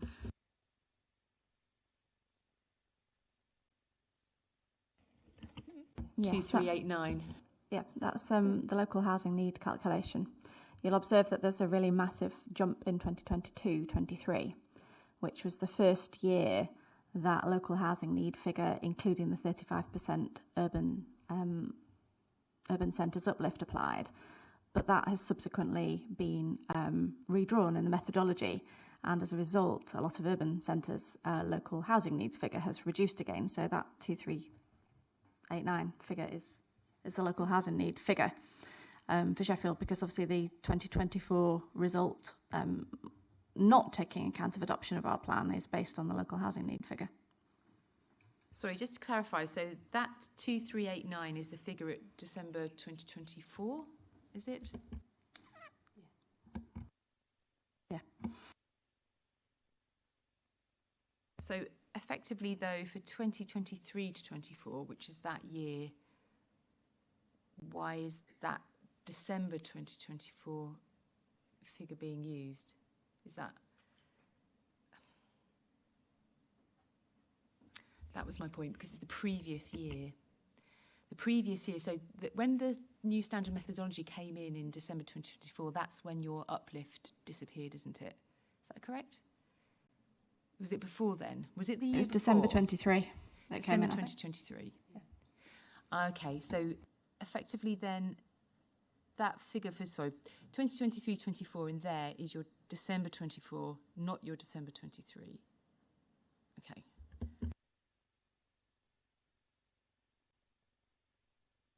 Yeah, just because it published a year later.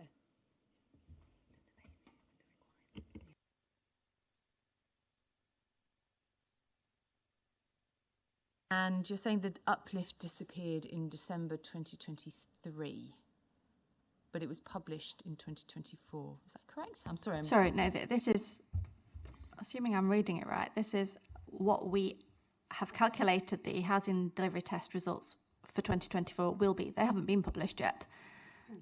The most recently published HDT is the one that's called 2023 HDT. That was published in 2024. They're always a year behind. So this is our working. This is our working of what it will look like. So obviously the first 2 years here are the figures that were used in the previous one, because it's a rolling cycle. The third year is the one that comes after. I hope that makes sense. I mean, this is the challenge, isn't it? The fact that it has to be recalculated actually by MHCLG, not yourselves. So this is obviously an estimate. I'm still struggling to understand where you got that figure from of 2389, because I thought the uplift had disappeared. When was it announced from the government? Because I actually thought it was later than December 2023. Yeah, the 2389 2389 figure does not account for the 35% uplift, so that accounts for the change in calculating the standard method as published in December 24. So that's the 2389.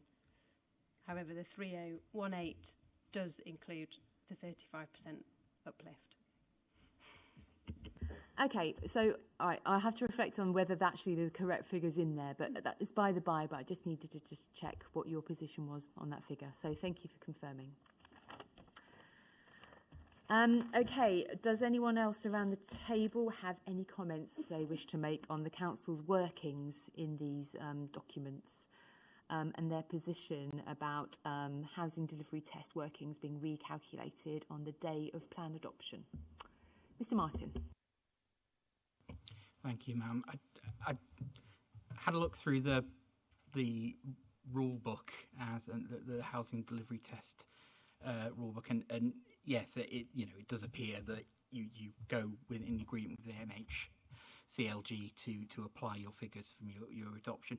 The issue I have is there's a couple of issues. One of which is I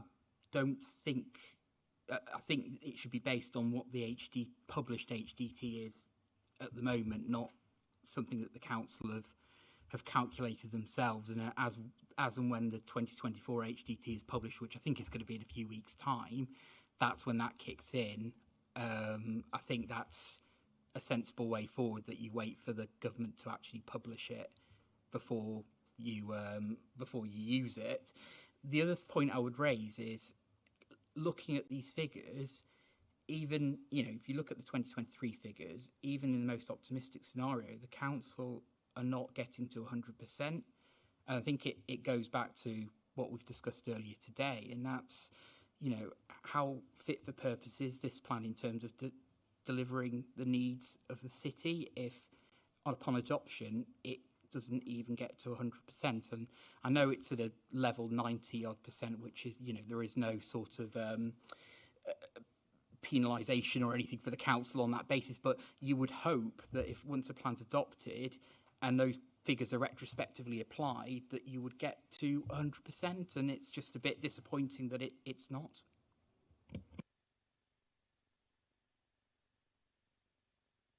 Thank you very much. Mr. Birkby. Thanks, Ma'am. Just picking up on my question earlier that you pushed into this section about the 5-year supply. So I'll slightly reframe it. But just before I do, I still haven't heard from the council, I don't think, on their intentions on exam 130B as yet, because are they saying that these 10 sites in the south of the city, in Dore, Totley, etc., are going to now be potentially within the plan? Because I'd be surprised if their communities are aware of this. So that's just the first question. Secondly, so going back to the 5-year supply, it appears that there might well have been a potential procedural irregularity in advancing this plan to the examination stage, because from the discussions at this hearing, it's now becoming increasingly evident that the information provided to councillors at the time that they voted to submit this plan to the inspectors was either inaccurate or materially incomplete. And so councillors were repeatedly assured that adopting the plan, including the Greenbelt allocations, would safeguard against the presumption in favour of sustainable development, which we all know is the tilted balance. But the evidence emerging in this meeting here strongly suggests that this assurance may have been misplaced, and that the housing land supply shortfall will persist regardless of the plan's adoption. So if the councillors made their decision without access to complete or accurate information, then the democratic legitimacy of that decision is in question. So at best, the vote was undertaken on a misapprehension of the facts, or at worst, the council failed in its duty to provide full and transparent disclosure to its members before seeking approval of the plan. In either case, I fail to see how advancing this plan to the examination stage met the standards of procedural fairness required under public law. And so this may well be grounds for a statutory challenge. And just going back to what the gentleman at Limes Development said earlier, we don't want the plan to be thrown out either. We just want it to become more sustainable and fairer. So the council's stated position is that they still think they have 5-year supply. So that's their position. That hasn't changed. Just going back to exam 130B, what was your point about that? Because that's obviously out for consultation. Yeah, no, it's within the consultation at the moment, but there's been no context placed around it. It's just appeared. Okay, I assume it's linked to one of the actions from the hearing session. So I was. That's right. It's action 8 from one of the hearing sessions. So it includes a number of sites that were not included in the site selection previously, and also some newly promoted sites that you asked us to carry out the same exercise on. The document was clear as to the purpose of doing the work and the output of the work, and that obviously they're not proposed for an allocation at this stage because they're outside of that scope. They're published in the public domain as an action arising from that hearing session. Thank you. Mrs. Jackson? Sorry to just speak out of turn, but can I just address a point that's been raised about speculative development and the point about how the framework works? Because there seems to be a misapprehension in terms of the way that the framework works. And so we just draw your attention to paragraph 11 of the framework, which is the tilted balance. And so what happens in the context of a local authority that does not have an up-to-date plan and cannot demonstrate a 5-year land supply, which is the case in Sheffield now, because its supply is around 3 years, is that the tilted balance applies, and current government policy is that allows grey belt applications in the green belt, so speculative applications. So the local authority has been really clear for that reason and many others that it's really important for Sheffield to have a local plan put in place. And its position, as it's set out in these sessions, is that it can demonstrate a 5 years land supply on adoption. And what that will mean is that applications are approved in accordance with an up-to-date plan for those purposes. So, I mean, just to be clear about how all this fits together, because I think there's a degree of misunderstanding. Thank you. Thank you. Sorry, Mr. Birkby, do you have a further point? No, that's great, thanks. Thank you. Mrs. Jackson. It's more of a statement than a question, really. We've heard that the methodology moves a little, to quote, and assuming that I'm reading it right, and it's your own documents, how on earth are we, who are not planners, who are not mathematicians, supposed to keep up with all this and comment on it properly when we can't see it? We can't see the transparency behind these moving methodologies, and we can't see the transparency behind where these figures have come from. We cannot make proper comments on it if the information isn't there in the documents in the first place. Thank you very much. And Mr. Bolton. Thank you, ma'am. Can I take you to exam 181, last page, page 8. The council are asking you to adopt a process or an approach which is set out as a 5-year requirement with a 5% buffer on the date of adoption. If one looks at that table, you'll see that the net supply is some 12,498 in the 5 years. Now that is 2,499.6 dwellings a year. That's what the council says they can deliver in the 5 years post-adoption. If that's the case, what on earth is the justification for not adopting the plan figure all the way through the plan? The stepped approach, just stepping back to that, is only there when delivery can't occur. According to this, delivery can occur, so no stepped approach is required.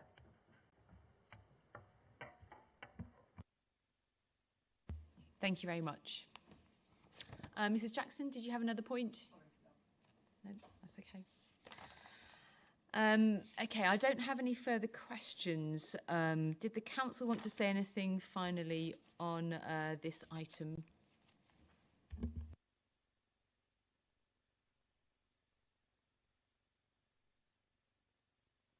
No, thank you.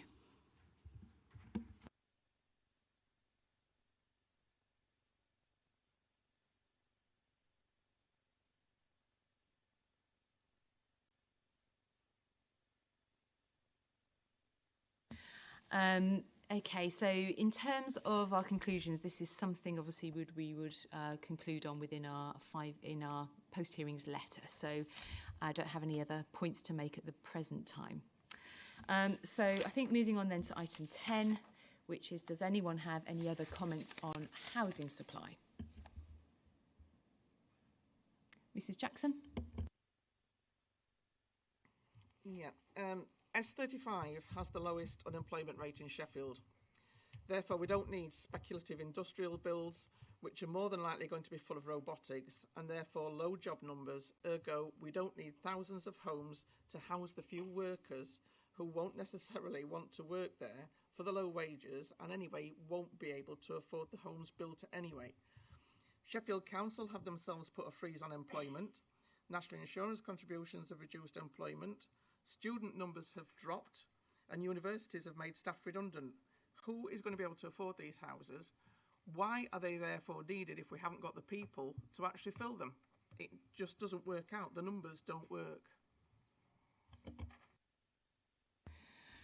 Thank you very much. Mr. Solenko? Thank you. Just a quick one. I briefly want to refer to exam 122, duty to cooperate, from July 2025.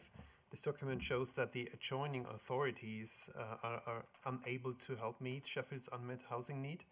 And I suppose my question is, how does the 1,780 figure fare in relation to this?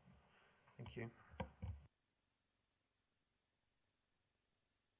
Sorry, can you just repeat your question? So, yeah, the of local course. So, the neighbouring authorities can't help Sheffield to meet their unmet housing need. Now, with a artificially lowered figure of 1,780, how would that fare in relation to the duty of cooperate? Okay, I'm not totally sure I follow, because the discussions on the duty to cooperate are about figures, total figures, whether supply can be, they can assist with supply. Not so, sorry, Mr. Slenker, do you want to just rephrase your question, because I'm not sure I understand. Well, this is almost a new figure, isn't it? And the question is how that fits together with the duty to cooperate in terms of discussions on housing targets. Okay, Mr. Reid, perhaps you can respond. Thank you. It's just really important, I think, not to conflate issues as to housing need and the housing requirement. The housing need is obviously the figure that's then applied over the entirety of the plan period. That's obviously been looked at with adjoining authorities. The point about a step trajectory is not saying that there's a different housing need. It's looking at how that housing need is going to be met, and the local authority has given its position in terms of the justification for a stepped requirement. So it's the difference between need and requirement in a plan, essentially. Thank you. So, Mr. Parkin? The gentleman to my left's question was, because there's a lower number required by the plan, can other councils help out with that, now that it's a different number? To just rephrase the question, if that helps. Yes, no, they are two different things, but thank you. And Mr. Bolton? I think the point is a correct one. I mean, what we see is this plan has 9 years of undersupply in terms of what's required to meet the employment needs of the plan, and 8 years of oversupply. Those 9 years of undersupply, as I've explained, do have an impact on the neighbouring authorities. It does put housing pressure into those local authorities. So I think it's a legitimate point to ask. It used to be, the guidance used to require the asking of neighbouring authorities and whether or not they could accommodate early development before you put a stepped approach in. You weren't allowed to put a stepped approach in until you consulted with the neighbouring authorities. That used to be a requirement. It's not anymore, but it goes to show that there is a recognition that a stepped approach is not an internal issue. It is an external issue, especially when the numbers associated with employment growth. And we come back to, 9 years of undersupply means something like 4,000 extra commuters coming in to Sheffield from the neighbouring authorities. That's not an insubstantial amount. Thank you. I don't have any further points to make on that. Right, so we have still got matters 3 and 5 to do, unfortunately. So we've obviously had quite a few comments made around the table this morning, which is obviously not a bad thing, but we are a bit behind with the timing. So I think the next 2 items on matter 3, I think, are going to be fairly short. So I propose to take those before lunch, and then we will take a break. And we will come back after lunch and deal with matter 5, employment land supply. Now, I'm assuming actually that quite a few people around the table may not stay for matter 5, employment land supply. I'm looking at the House-related people here. So actually that could be a good point to break anyway. So let's proceed then. So matter 3, affordable housing supply. So just after the Council's latest position on the estimated figures. So yes, if you want to leave now, that's fine. Okay. So can you just give me the recalculations if you have them, please, taking account of the latest monitoring year? Yes, certainly. So we published this, and apologies if it's got hidden, but it was in exam 187, which is part of the documents that have gone for consultation. And that's titled Affordable Housing Supply and Policy Plus Note. So that table sets out the updated position. So the updated affordable housing supply is over the plan period from 2022 to 2039 is 5,531 dwellings over that period, with an annual rate of 321 dwellings per year, which represents a 46% increase on supply as quoted in written statement 3.1a. So to answer the second bit of the question in terms of how that compares directly to the estimated annual need, so that would represent 16% of the annual need.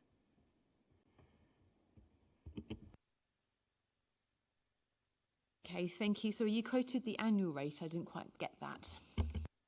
The annual rate would be 325 dwellings per year over the whole plan period. Thank you for confirming that. So does anyone else have around the table wish to comment on this revised affordable housing supply figure? Mr. Bolton. Is that also stepped?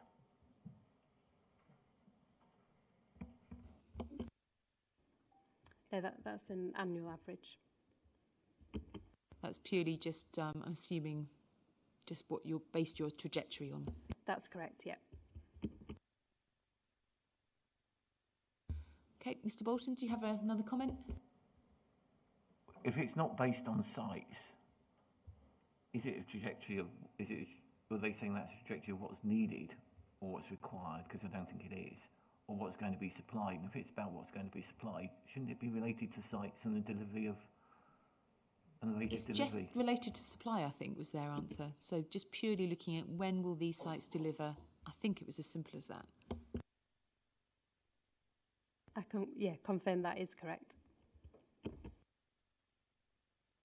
And Mr. Martin. Thank you, ma'am. Unfortunately, I wasn't at the original matter 3, so if this has been discussed before, I accept that. But there's obviously a massive difference between what the council are able to supply in affordable homes and actually what the need is in the local housing need assessment from September 2024. And yes, that's not uncommon. You see that in other examinations where the planning system itself can't completely address that need in a viable way. Have there been any other discussions as to how that need is going to be met if it can't be met through the local plan itself?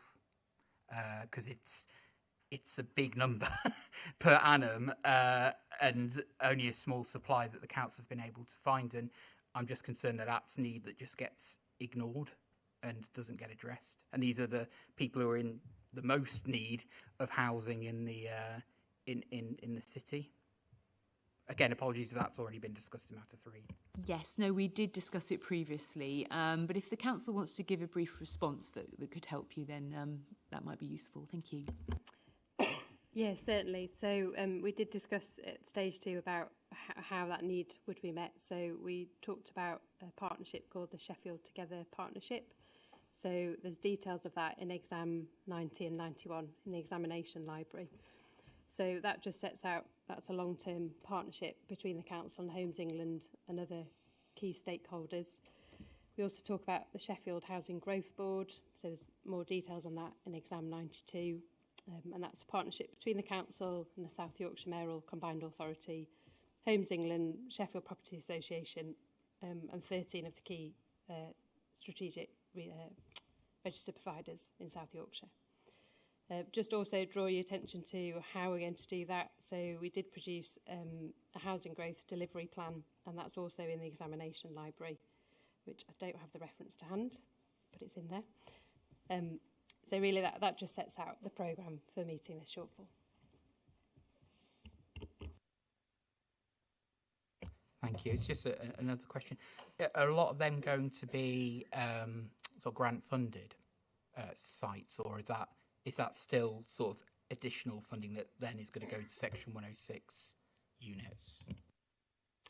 Yeah, we did talk about this previously, so it's a mixture. So some of it is through 106, admittedly a smaller proportion, and that's why the Greenbelt sites will meet that need through Section 106.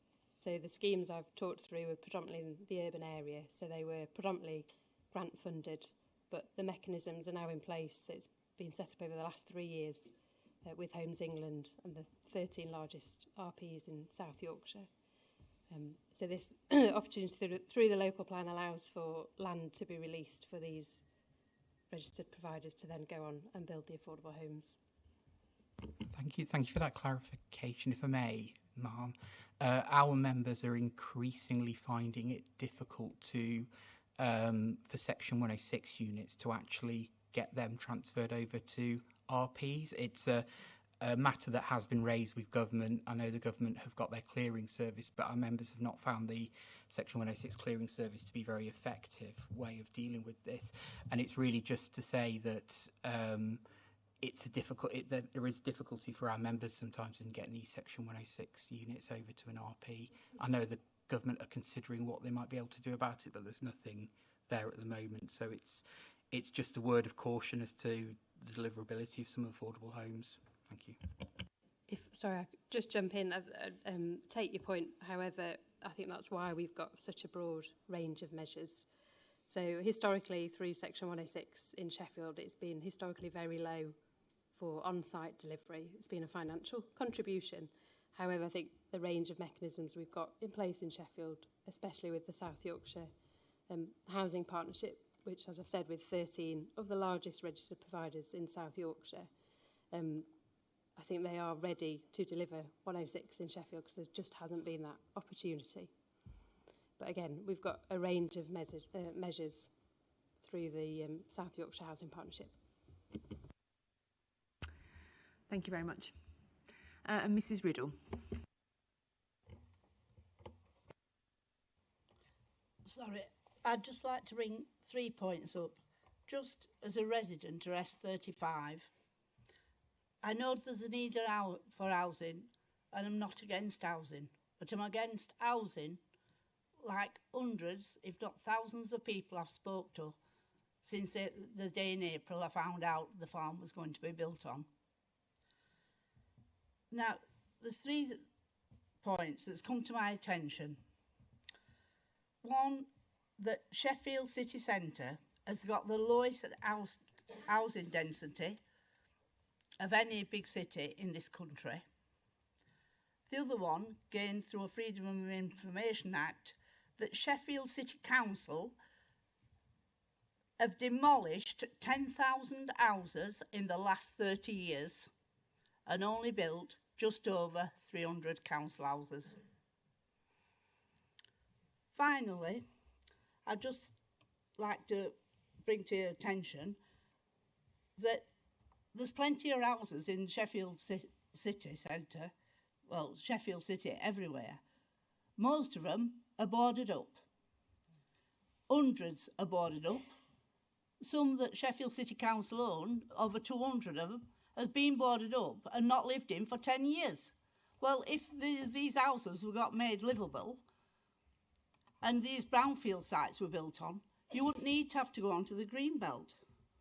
But also, finally, as you drive up Peniston Road, north, going up the A61 out of Sheffield, and you turn right at the traffic lights at Grenoside and go down the wheel.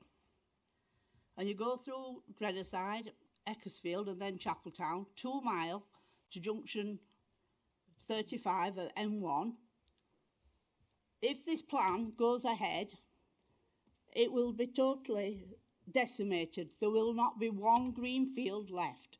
So much 4 housing sites and 3 industrial sites in such a small area is absolutely ridiculous.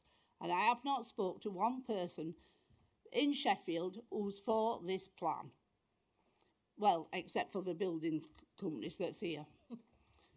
Sorry, but I have to put saying this plan is absolutely, there's no common sense to it whatsoever. And I think they want to go back to the drawing board. Thank you, ma'am. No, thank you very much for your comments. Mrs. Travis? Yeah, I just want to put some inaccurate information that's been bandied around and what's certainly said at one of the hearings. And that is that there are over 26,000 people waiting for social housing. So through a freedom of information request that I put in and took a while and had to complain about, but eventually did get an answer, they're actually less than half of that, because the figures that they're counting on that are people who are totally inactive and have been there since 1961. So the actual figures themselves are half that, and it's around 13,000 people that are on that social housing list. Thank you. I have some other figures around that one as well, but I'll use those later. Thank you very much. Does the council have any comments it wishes to make before we close? No, thank you. Sorry, Mrs. Riddle, I can see your nameplate still up. Did you have anything else? No, that's absolutely fine. Okay, so I don't have any further questions, and we've obviously had quite a full debate, haven't we, on all of these issues. So thank you very much for everyone attending this morning on housing. I'm sorry that we have overrun slightly, so if you are planning on staying for the employment, it will be obviously this afternoon. But if you are leaving, so thank you very much for your contributions from around the table. Can I just ask the council now in terms of how long you think you would need for lunch? Half an hour or 45 minutes?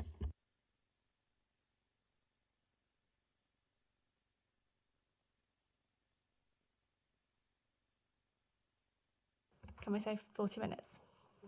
Thank you. Okay, so that would be 2:10. Okay, we'll resume then with matter 18. Thank you.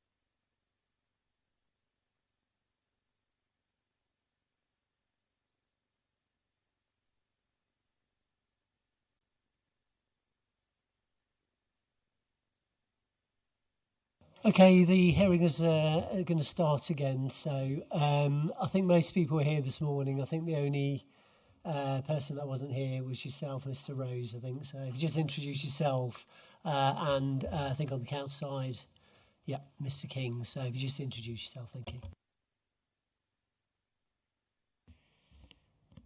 Good afternoon, sir. Yes, my name's Andrew Rose from Sporeforce, representing Ruler Developments. Yeah, good afternoon. My name's John King. I'm a Principal Planning Officer at Sheffield City Council. Okay, so this afternoon's session is just really just to just this first part of the afternoon, just talk about the employment land supply.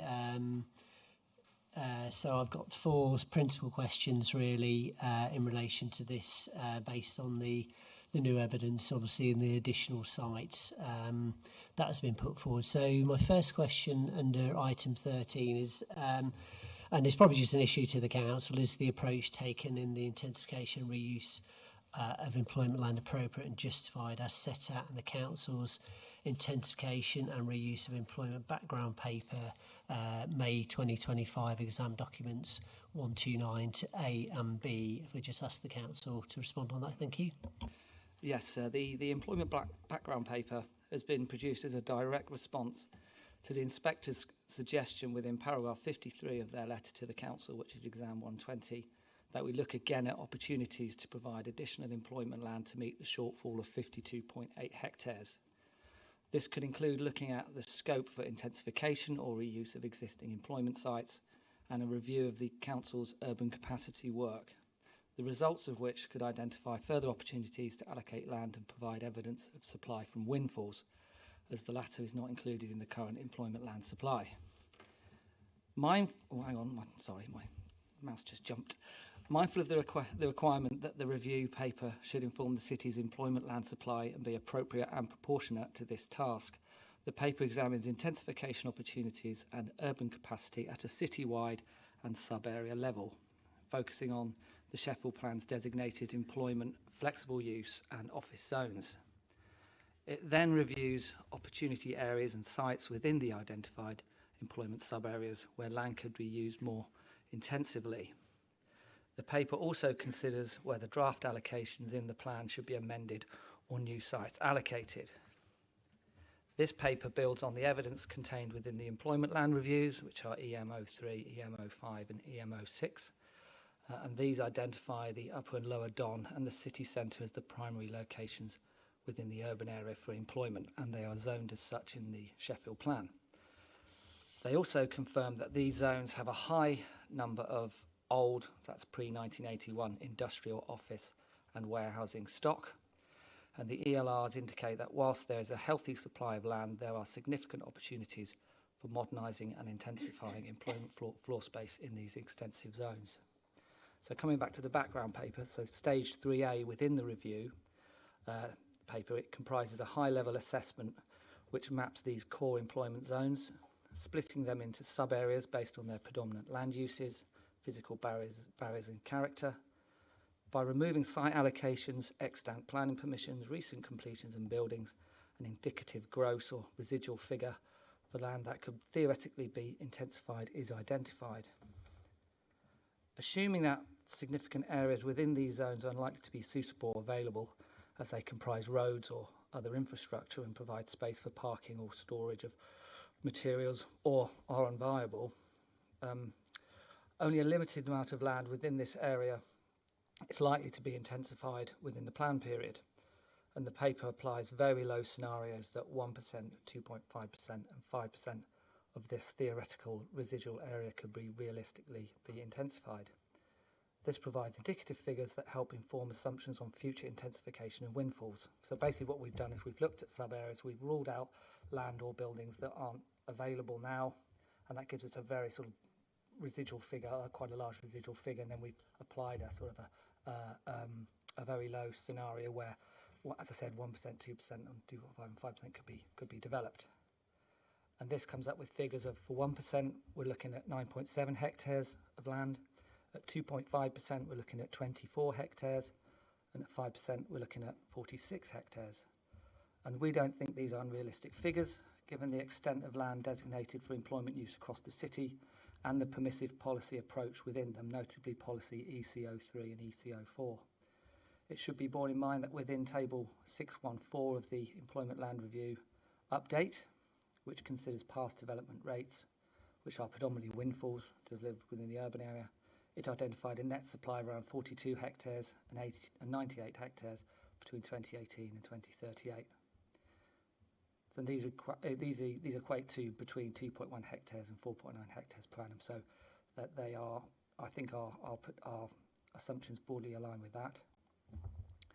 Having looked at the density of the employment floor space at the sub-area, we then drill down and look at opportunity areas and look where there's sort of a clear absence of known activity, or built density is low, or land is underutilised. And we've identified 5 areas where we think we've identified these sort of low intensity areas, and we've got 3 in the lower Don Valley and 2 in the upper Don Valley, and they basically total about 34 hectares.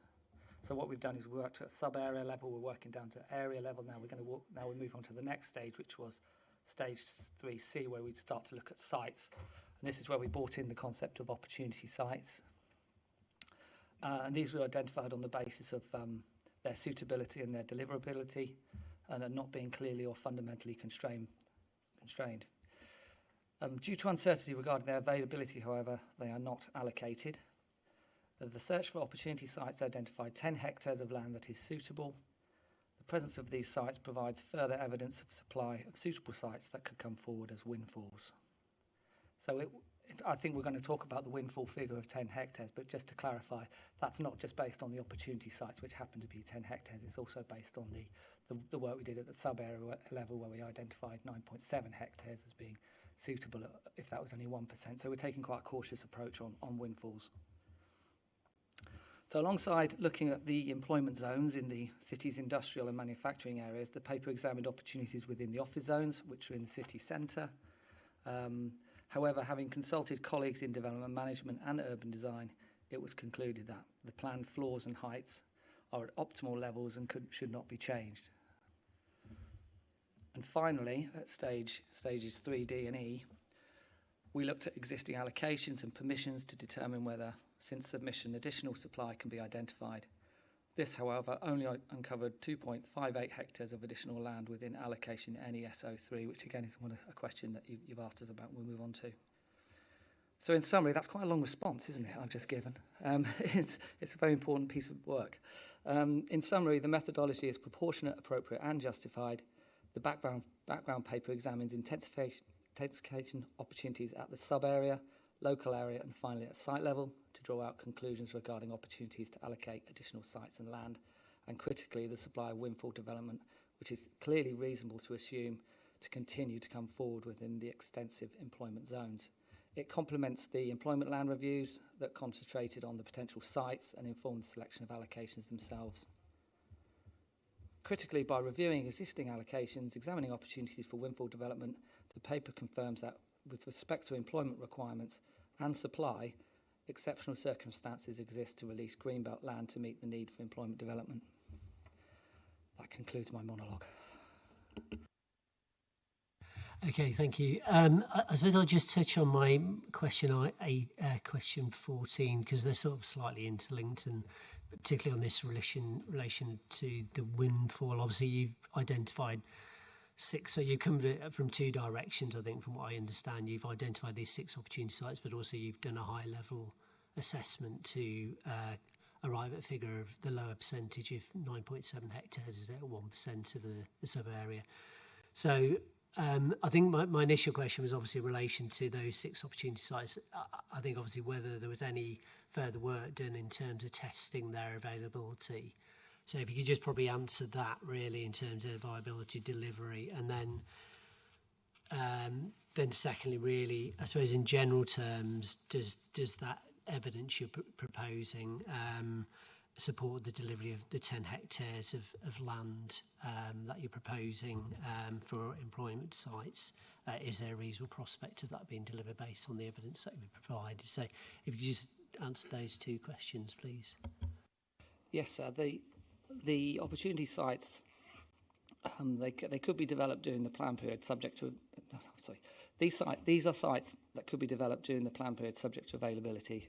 Their status is similar to opportunity sites for housing, which following discussions during stage 2 hearing sessions and referred to in paragraph 2.7 in the inspector's post-hearing letter, are not allocations but may provide scope for windfall supply in the future. So we've taken that approach. I think I hope we followed that approach that we've been directed to within your letter to us. These are not sites where we have confirmation of their availability. That's a critical point I should raise. And I think, as you just said, regarding the 10 hectares, obviously these are part of the analysis. We've got the intensification work. It's those two together that justify the 10 hectares of windfall. And obviously, I think we've been quite cautious in that respect, given the extent of the employment zone within Sheffield. It's the lower Don Valley, it's the upper Don Valley, it's other areas as well. Only 1% of that coming forward, I think, is being quite cautious. We have the ELR sets out the delivery we've had in the past, and we're looking at delivery rates I think I referred to earlier that broadly show that we can easily meet that 10 hectares within the plan period.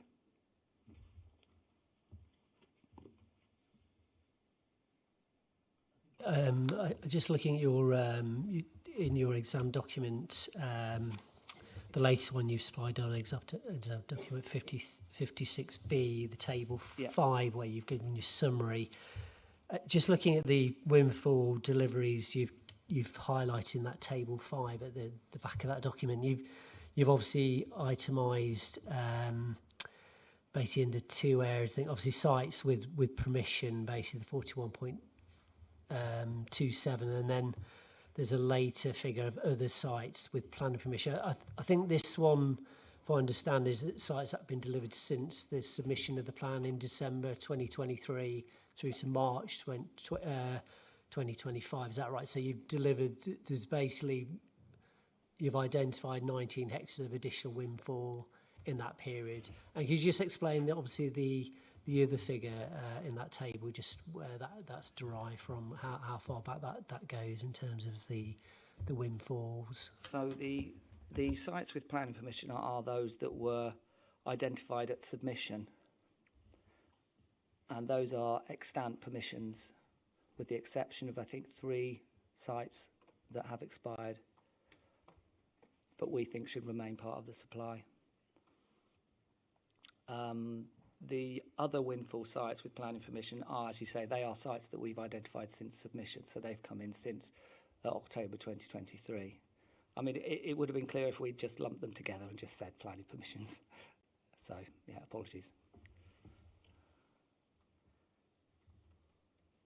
Okay, I'm going to open this up for anybody else that wants to just talk about, obviously the paper itself, obviously the background paper, and also this approach to the windfall objection. So if anybody wants to raise any questions on this particular issue, Mr. Rose, yeah. Thank you, sir. Obviously, we agree with the conclusions of the employment paper in terms of obviously the justification in terms of greenbelt release and the exceptional circumstances there. Obviously, I just want to focus on your question 14 at the moment, sir, because obviously this picks up one of our queries in terms of the additional sites consultation. Obviously, at that time, we didn't have the benefit of this further background paper. I think we obviously discussed this at length in matter 4 as well, in terms of windfall and the role of windfall and how windfall is in terms of employment land. It's quite a curiosity to me, sir, because obviously a lot of the sites that we're looking at here are already in industrial use. So it's the recycling and refurbishment of existing employment sites is what we're actually focusing on, what we're looking at.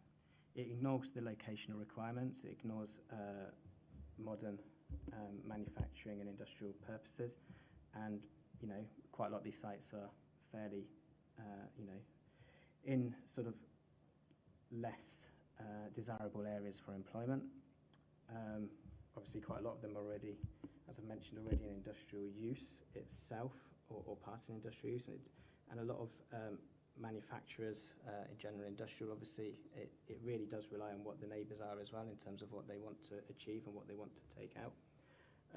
A lot of premises are obviously fairly old, they need modernising. A lot of investors clearly need, they're all very environmentally conscious these days, and it's whether these buildings or these areas can actually achieve that for them. Appreciate the work that's gone into this. Obviously it does underestimate the requirements of manufacturers and industrial workshops, as I've highlighted, and obviously we've put in our previous representations. If we focus on those opportunity sites, appreciate the work that's gone on, and this is just an example of how to achieve the 10 hectares. A lot of them are small. Are they going to be able to achieve B2, B8 in terms of modern premises? Quite a lot of them are derelict industrial sites. A few of them have obviously been around for a long time as well. Appreciate this is potential windfall, but obviously we don't know if they're available or not.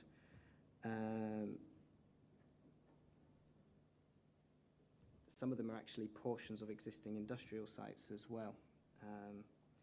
So obviously it's just the working relationships there, and actually what would they come for? Clearly it's already in industrial use. They're just derelict or abandoned portions of those sites, or they're being cleared industrial sites. So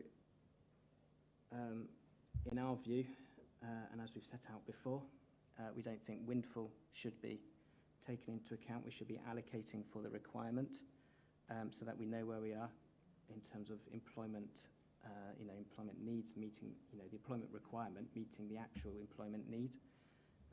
That's what we set out, sir. So I think it's slightly overstating the position, sir, is what we want to try and put across. Thank you. Councillor Levy. Thank you, sir. On a similar vein, what I found rather interesting is that from the Exam 129 document, the opportunity sites identified in 4.3, none of those have come across into this latest update. And you look at, for example, the Union Carbide site, which is down here, there's 5 hectares, has had the chimneys demolished and in the process of site clearance. So I don't understand why that's not been allocated. And in a similar vein, the opportunity areas, all those that have been identified with a 34 hectare total, none of that comes across and reflects into the latest paper that's come through. So is this all windfall? Is this what we're saying? So why have we gone to trouble of identifying these sites and then not putting forward in the current proposal? Thank you. Mrs. Jackson, you want some comments on this? Yeah, it sort of crosses across several of them, so I might as well just sort of say it all now. In the 129B, obviously down towards the bottom, we've got all the drawings of these sites.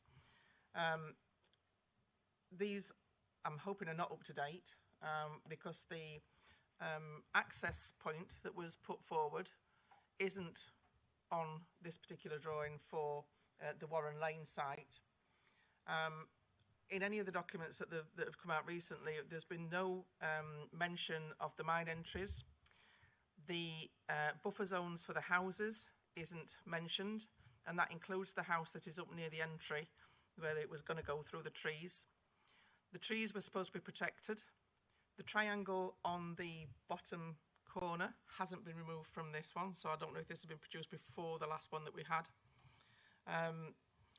In site CH04, we now know that there's 15 plus mine entries that have to be found, capped, avoided. We don't know whether the boundary is still as it was drawn, because that's changed several times now. And that isn't a fixed boundary, it's a line drawn in the sand and along a path. It's heavily contaminated, as is CH03. The sites in relation to these, for taking out all of these elements, so the mine entries, the contaminants, avoiding the tunnel, avoiding the trees, etc., surely makes these sites not viable.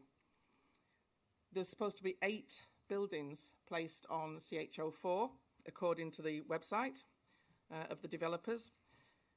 These are speculative. It's still been advertised as being able to build as required.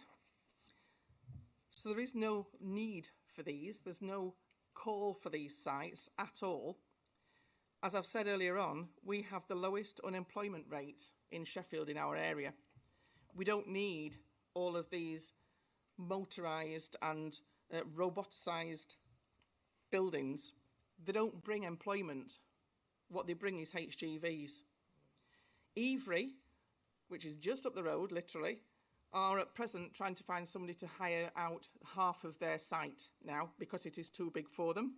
And Amazon, who are one of the biggest delivery agents, are also cutting down on their staff. So that shows that these sites are just not needed. They're not viable. The restrictions in relation to the building parts that are left when you're avoiding all these things doesn't make it usable, I'm sure. As I say, that goes throughout the whole of that first bit, really, or all this section. I can't see where the justification is.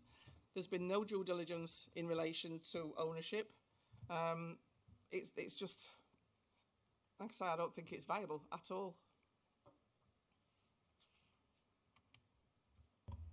Okay, thank you, Mr. Chair. So obviously we had a very long debate on these sites. This is really, obviously, really to focus in basically on the supply issue.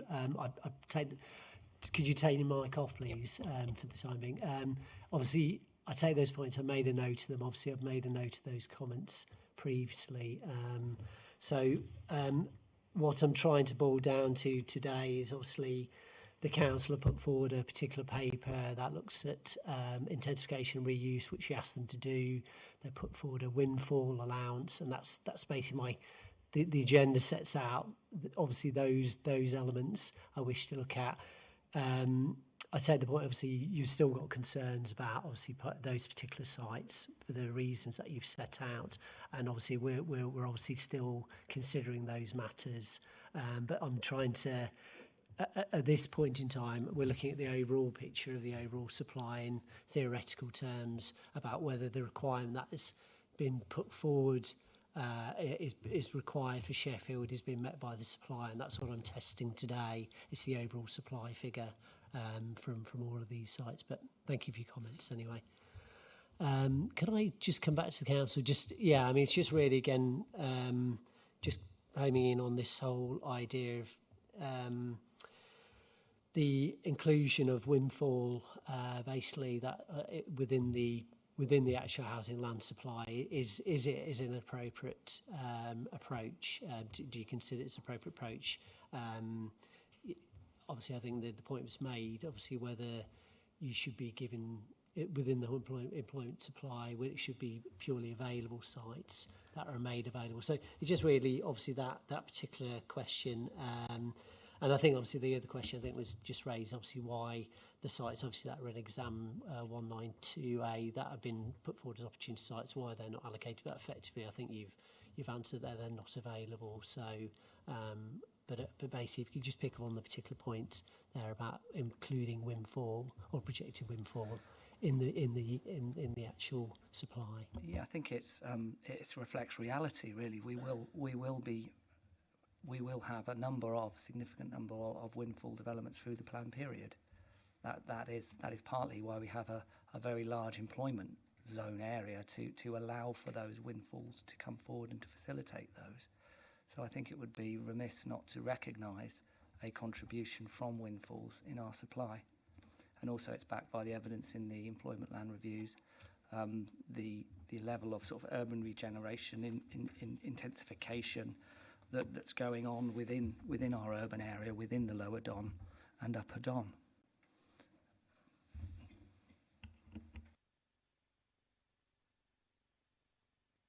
Yeah, I think I'd just sort of make the point again that we have been very, very cautious in terms of what we've assumed about windfalls. We're talking about 1% of the areas we've looked at, so that's just sort of reiterate that point. And I think as Mr. Rose said, that there is derelict and abandoned land within some of these employment areas. So there is land which is not being used for employment purposes at the moment. It's underused, unused land within those areas, and this paper provides evidence of that. So I think we're being very cautious, but you know, there's based on the evidence from the Employment Land Review as well, we think that backs up the assumptions we've made in this paper.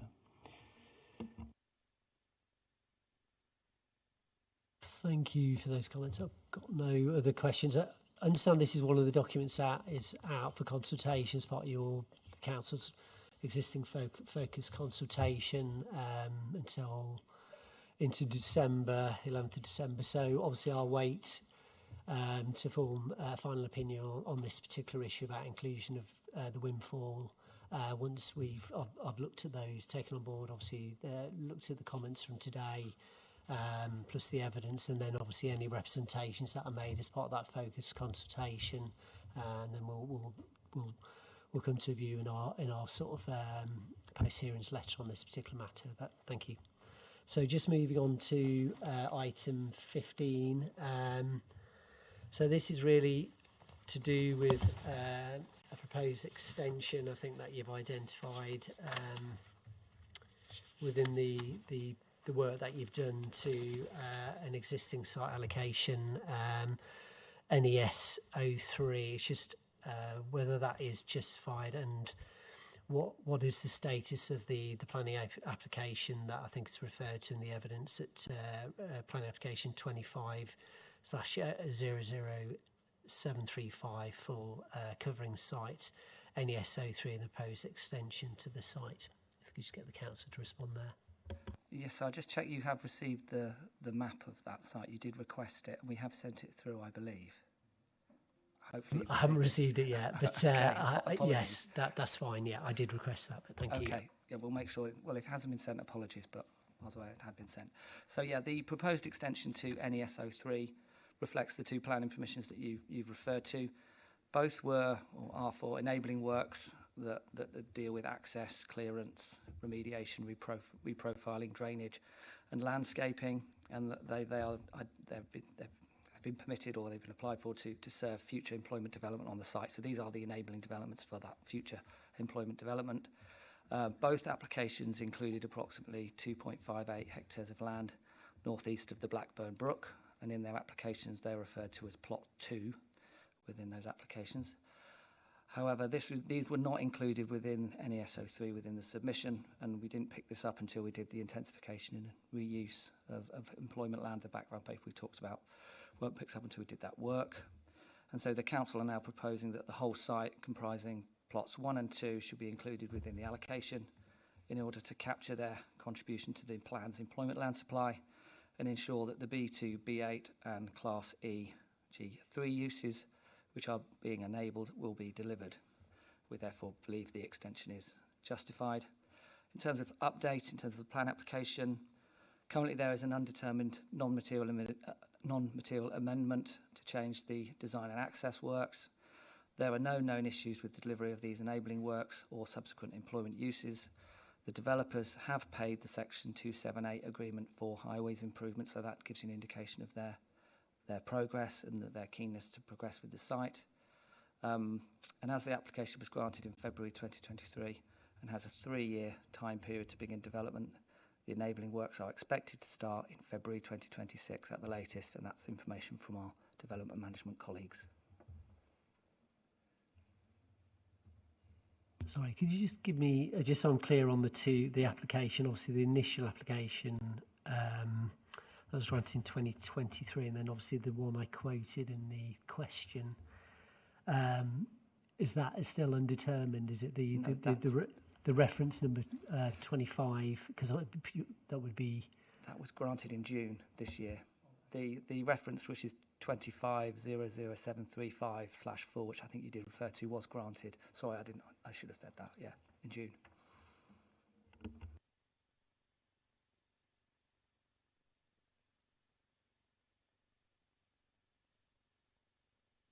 Is there any questions on this?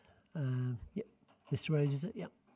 Thank you, sir. It's just a similar question to yours because I hadn't seen the change in the plans, so I couldn't really see, because when I looked at the different applications, it all looked the same. So it's probably the point you're saying is the allocation doesn't reflect the permission, but I think I picked up the same as you, a request for a plan that I haven't seen. So it'd be good to see that. So, and is that out for consultation or comment if there is an issue? I don't know.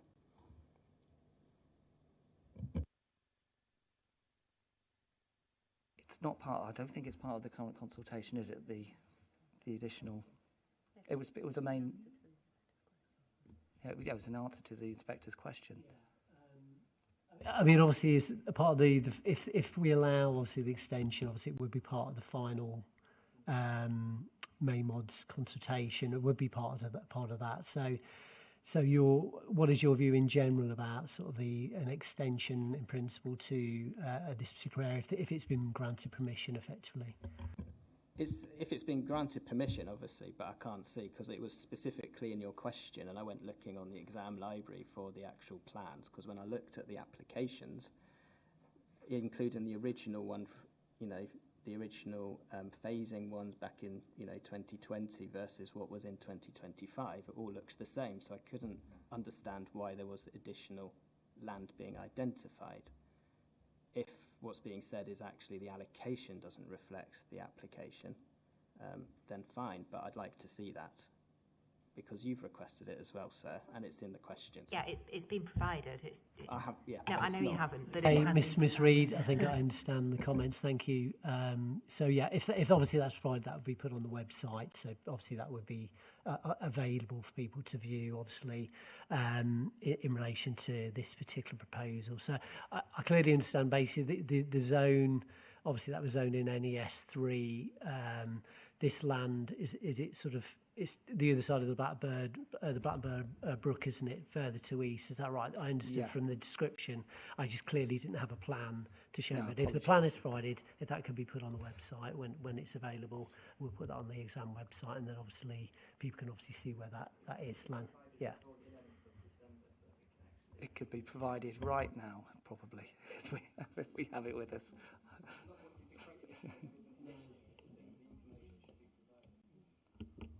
That's fine, yeah. So I'm sure as part of the actual comments generally on this, because obviously the exam document 56B, obviously the summary document refers to this particular site. So there will be an opportunity, I think, actually through that further conversation actually to comment on it, thinking actually, yeah, okay.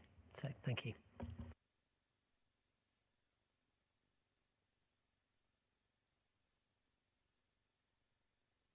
Okay, so just coming to the final question on employment supplies. So just in terms of the estimated total employment land from all sources, I think the latest exam document 56B, which we've spoken about, the summary table at the back there, I think gives table 5 gives an overall summary, setting out your overall requirement was 237.2 hectares, and you've now got a summary position in terms of supply of 258.65. I made that a surplus of 21.45 hectares above the actual requirement at this stage. Do the council want to make any further comments in relation to this? And obviously the second part of that question was really about whether it provides a more balanced portfolio of sites to meet the range of market demands and flexibility and choice in terms of competition with the extra supply. Yeah, I think obviously the figures are the figures, and I think you've summarised those correctly. Regarding the mix of sites, although table 5.4 within the employment land review, which is the MO6, shows there was a large overall total stock of employment land available in Sheffield and a choice of sites available in the short to medium term to serve the demand. There remains an oversupply of poorer quality older industrial stock, and whilst the urban allocations which were discussed during stage 2 hearings do help address this concern, the allocation of the greenbelt sites alongside those within the urban area and the windfall opportunities within the extensive employment zones which I've referred to, they provide a more balanced portfolio of sites They can meet a range of market demands and provide flexibility, choice and competition, and will help overcome any uncertainties in delivery. Importantly, they providing additional greenfield sites close to the motorway will increase increase and diversify the type of employment site that is available in Sheffield. I think that goes directly to your sort of question in your letter as well, in the inspector's letter, that the benefits of delivering these greenfield sites is the fact they will greatly increase the diversity of our sites that we have available and complement those within the urban area that we talked about at stage 2. Thank you. I just wind this up. Does anybody got any comments on this particular issue? Yes. Mr. Ash. Obviously, I didn't. I know you've, Mr. Ash. Thank you. Yeah. Hiya. Just going back on the comment. Obviously, just because the buildings and units are of an older supply, doesn't mean that we need to build new ones on Greenbelt. It cannot be a sustainable to keep building new units. Admitted, obviously, the EPCs and things like that, the older units don't meet them, but it doesn't mean that you just neglect them and don't build them and don't reuse them and just keep building new on Greenbelt, because obviously you can build a more bespoke unit and a more economical unit on Greenbelt. Surely we should be, as you have done, I'd congratulate you on looking at some of the brown belt and intensifying it. But can you just ask another question? Have you used any of the Exam 141 and looked at any of those sites that we actually provided for you?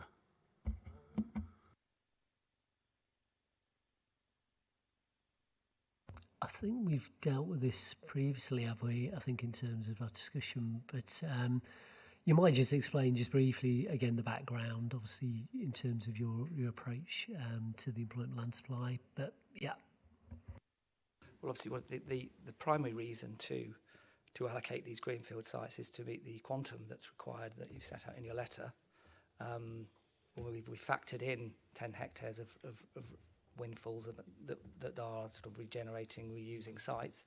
We've also got the allocations, numerous allocations within the urban area that we discussed at stage 2. Regarding the work that KEG did, we have reviewed that, and there were some sites that we'd have picked up in the intensification work that we've done, so that was good. We're on the same page. And there were a number of sites that were just not available to us because they were not promoted during the plan-making process. Notwithstanding that, we obviously gave them a review, and they do support our position regarding the sort of opportunities for windfalls. So in a way, we welcome the work that you've done on that. But at the end of the day, they were not available to allocate.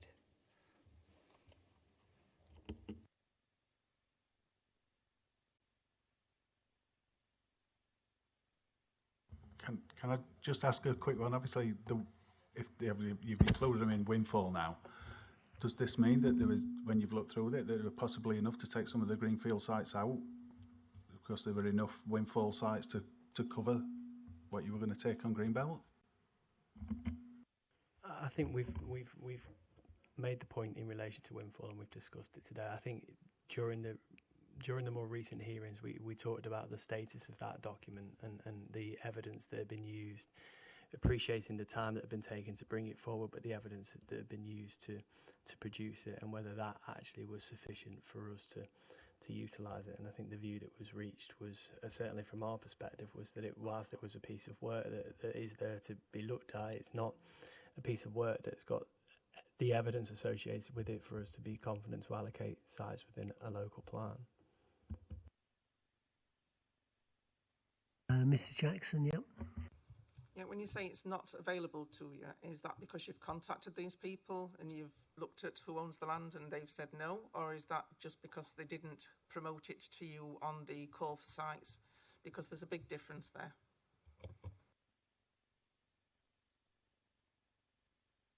The Employment Land Review, which is the 2020 Employment Land Review, did do quite a lot of work looking at sites and did more proactive work in terms of looking at these site options, and a lot of those ended up being allocated sites.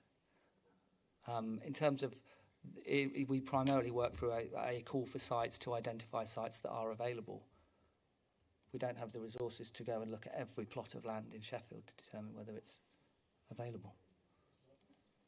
I mean, the key test obviously is obviously whether the site is available to be allocated. That is obviously, it needs to be shown that it's deliverable within the actual the plan period. That's obviously a test that we'd, as inspectors, would be looking for them to look at. And obviously, they've through the various mechanisms, call for sites, consultation on the local plan. It's not just in Sheffield, but any local plan is reliant on people promoting them, obviously through consultation that the council obviously undertake, and obviously you've done various evidence-based piece of work on employment where they've obviously looked at existing sites as well. I think employment areas, from what I understand, across the whole city. Over sort of a period of time to see whether those sites are available. So I think that's what the premise is that we look to basically those sites that are truly available to be allocated. So I think that basically is the issue that we'd be looking at really. Mr. Rose. Thank you, sir. As I stated earlier, obviously we agree with the conclusions in terms of the release of the Greenbelt sites, in terms of creating a more balanced employment land portfolio for Sheffield that obviously addresses the framework and meets the needs and demands of the city. I don't want to repeat a lot of that. Obviously, we went through a lot of that last year, didn't we, sir? So I fully agree with that. Just back to my point earlier, sir, where I think we just need to qualify some of the figures within, I think it's exam 56B, sir, because I said earlier, I think it's slightly overstated in terms of the position. So a pick up in table 1, appreciate that's completions, but it does highlight in the column that there's 4.8 hectares remaining to be delivered at Smithy Wood. Obviously, we discussed, and I'm sure you're aware, there's obviously a planning application in on that in terms of obviously HGV EV charging, which isn't strictly employment use. One of the things I couldn't find any information on, and I was curious because is in table 2, and obviously this leads to table 5, so obviously all of this leads up and adds into table 5 in terms of the overall supply. ESO1 obviously was discussed at the site-specific, earlier hearing session, sir. I remember that because that was taken out, but it seems to be now back in as an employment site. I believe the landowners had objected, saying it's no longer an employment site. But there's an asterisk in this that says the council and landowners have had further dialogue on sites, and they're reflected above. But I couldn't see an updated statement of common ground or anything on that. So just curious, and ask the question through you, why the sudden change of heart? Because they were fairly adamant before it wasn't going to be for general employment. So obviously that adds in the supply side there, sir. So I haven't, it might be out there, but I was having a look through the exam documents and I couldn't see anything around that. So then we get to, I just don't want to lose my train of thought, apologies. We then come to table 4. I was just curious around, I think the description around net developable area can be a bit misleading, and I appreciate there's different approaches, but obviously we like to look at the RICS approach in terms of net developable area. Clearly, my client's site at CHA4 is definitely net developable given the way the allocation works. But I was just curious around the other 3 in terms of net developable. Clearly, net developable is normally the extent of the site area upon which one or more buildings or other operations and their ancillary space can be built, measured on a horizontal plane. But I remember, for example, and the lady at the end highlighted this in terms of NES, in terms of CH03, sorry. I think at the hearing session before, and I did raise this as a question, was obviously it's got the relationship with the houses, it's got the railway tunnel. Clearly, obviously it's an employment site, an allocated employment site, but actually in terms of net developable, I consider what's been highlighted here is a gross area, so not a net developable area. We've had a look at it in terms of standoffs to properties, in terms of standoffs to the railway tunnel, and things like that. And if I can find and work my iPad, we believe CH03 in terms of a net developable area is actually 10.2 hectares as an example, not 17.26. SES 29, we noticed in the Savills submission, in terms of the master plan that was submitted with the representations in June, that actually on the master plan it was 15.46. So I was a bit curious as to, obviously I wasn't at the hearing session, but I was just asking the question again, sir. Curious as to why it's 20 hectares when the master plan that was submitted by the promoters says 15.46. And then in terms of NES 36, again in terms of net developable, not gross area, we had a look at that and we think when that's residualised back down in terms of standoff corridors and things like that, access roads and stuff, it's actually more like 7 hectares, not 10.7 hectares.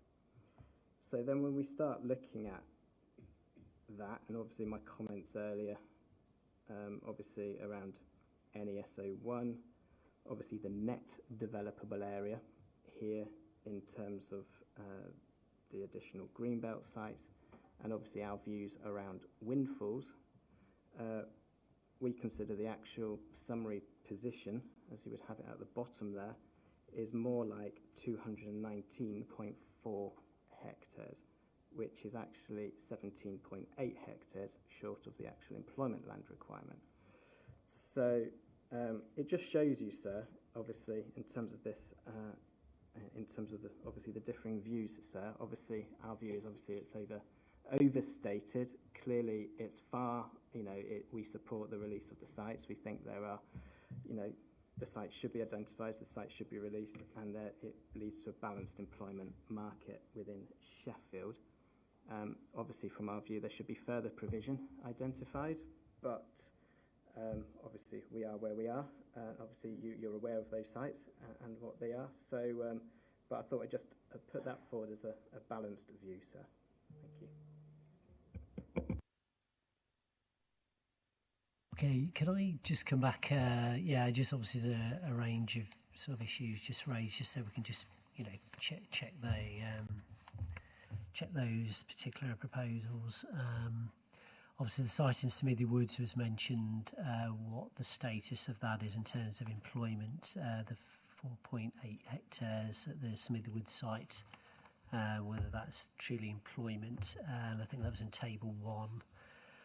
I think the site ES01, I think the 7.77, I think from what looking at the previous iteration of this, it was the same figure, I think, from what I can, and I don't think there's any change from anything from your previous figure. I think from what I can see, you've just removed the local wildlife site. That was my understanding. There's still some disagreement, I think, between yourself and obviously potentially the landowners, obviously, in relation to this, but you can clarify that particular point. And then the final point really is about this Table 4, about the net developable area, whether you're comfortable basically in terms of those figures that have been put forward in relation to the challenges that have been raised, please. Thank you.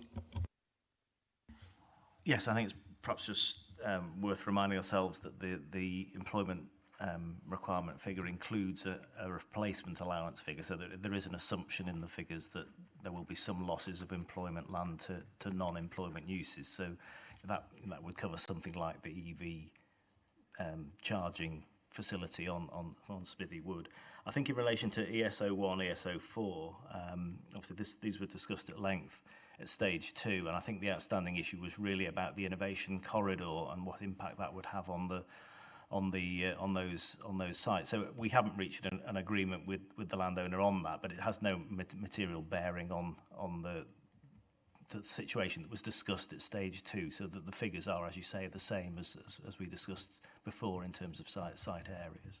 So there's no change to those. And I think we in terms of the final table in the paper, we've made our position clear in terms of windfalls and why we think that's justified. And as I say, we don't want to go back over all the figures we discussed for individual sites at stage 2. We're comfortable with the position and the evidence we gave at stage 2 on those. There's nothing further you want to add just in relation to the net developable area question that was just raised in relation to table 4, just so are you comfortable with those particular figures really that have been raised, given the challenges that have been raised there? Yeah, obviously I think as Mr. Rhodes says, there's different ways of sort of dealing with net developable area. In our case, we've taken the net developable area to be the sort of the zone within the allocation. So you have the industrial zone, or you have a general employment zone. We've excluded, to create this net developable area, we've excluded any buffers that are required on site. So you could argue maybe it's a gross, but we call it a net.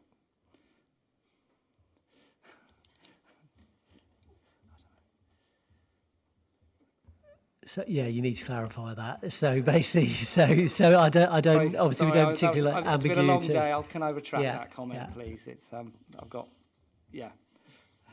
apologies. So basically, just for clarity, obviously the industrial zoned area, basically that's the net area you're mentioning with everything in buffers, etc., infrastructure, etc., taken out. That's correct. And that would obviously then effectively be the gross figure. Yeah. Okay, Mr. Rose. Thank you, sir. I think when you look at the proposed plans, it doesn't. It's not clear. It doesn't really show clearly. We've looked on a CAD base and actually calculated actual buffer distances and actually calculated net areas and parcels and plots. So we've actually measured from the backs of, whether it's the backs of gardens, whether it's actually looking at routes, standoffs to railway tunnels, or whether it's wildlife corridors, etc. We've looked at that. So we've actually got to an actual developer's net, which is effectively, in terms of the allocation, in terms of CHO4, is effectively what the council have done in terms of the way they've worked out the industrial zones, the local wildlife sites, routes, etc., etc. So it's not similar between any of those sites, in fact. So actually to call it a net area, which is what it should be in terms of how much employment land is actually being brought forward here, there isn't going to be that level of employment land brought forward. Equally, I don't think the council answered my question around SES 29, which says 20 in the allocation, but yet the master plan submitted says 15.46.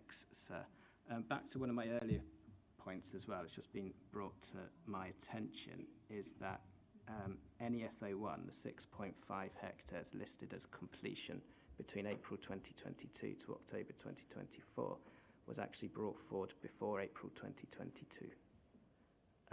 So I think that needs to be looked at. Just mention that again there, Mr. Rose. The NESO1 says 6.5 hectares, but it's actually completions between April 2022 to October 2024, but it was actually brought forward before April 2022, is my understanding. So again, it comes back to my point earlier, sir, in terms of obviously the overarching picture, which I think actually this position is slightly overstated, to which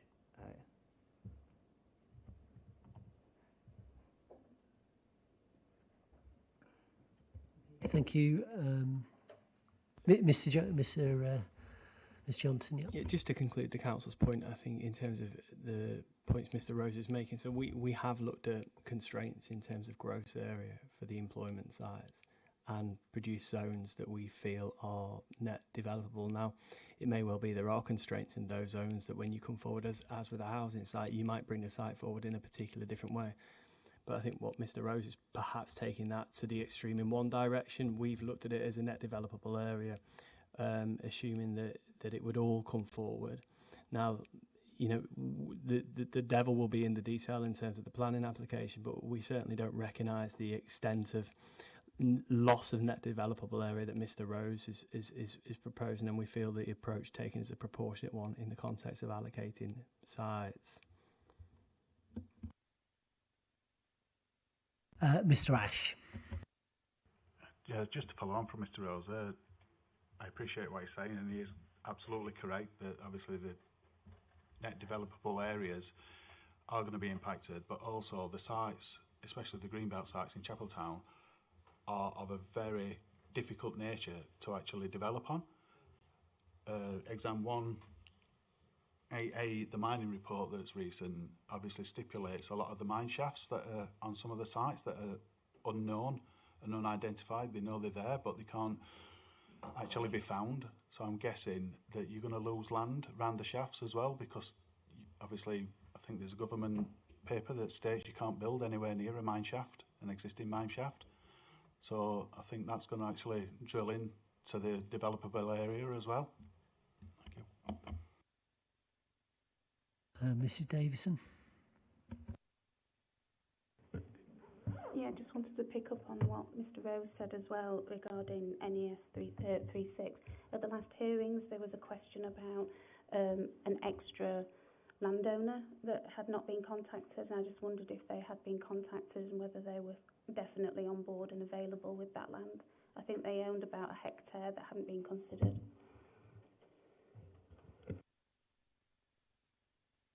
Mr. Johnson, do you want to just, I think I can answer that question, Rose. Yes, we've received confirmation that that land is available, and that's been provided to the inspectors via the programme officer.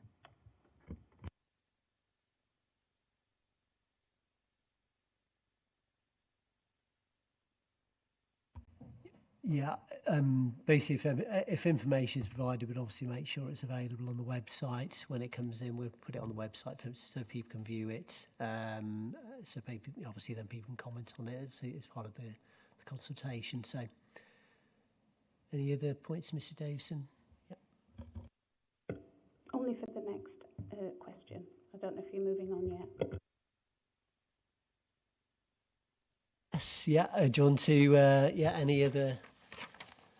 any other comments on relation to employment land supply? Yeah, again, with regard to NES 36, I've gone off. Shall I try? Am I on? Right, okay.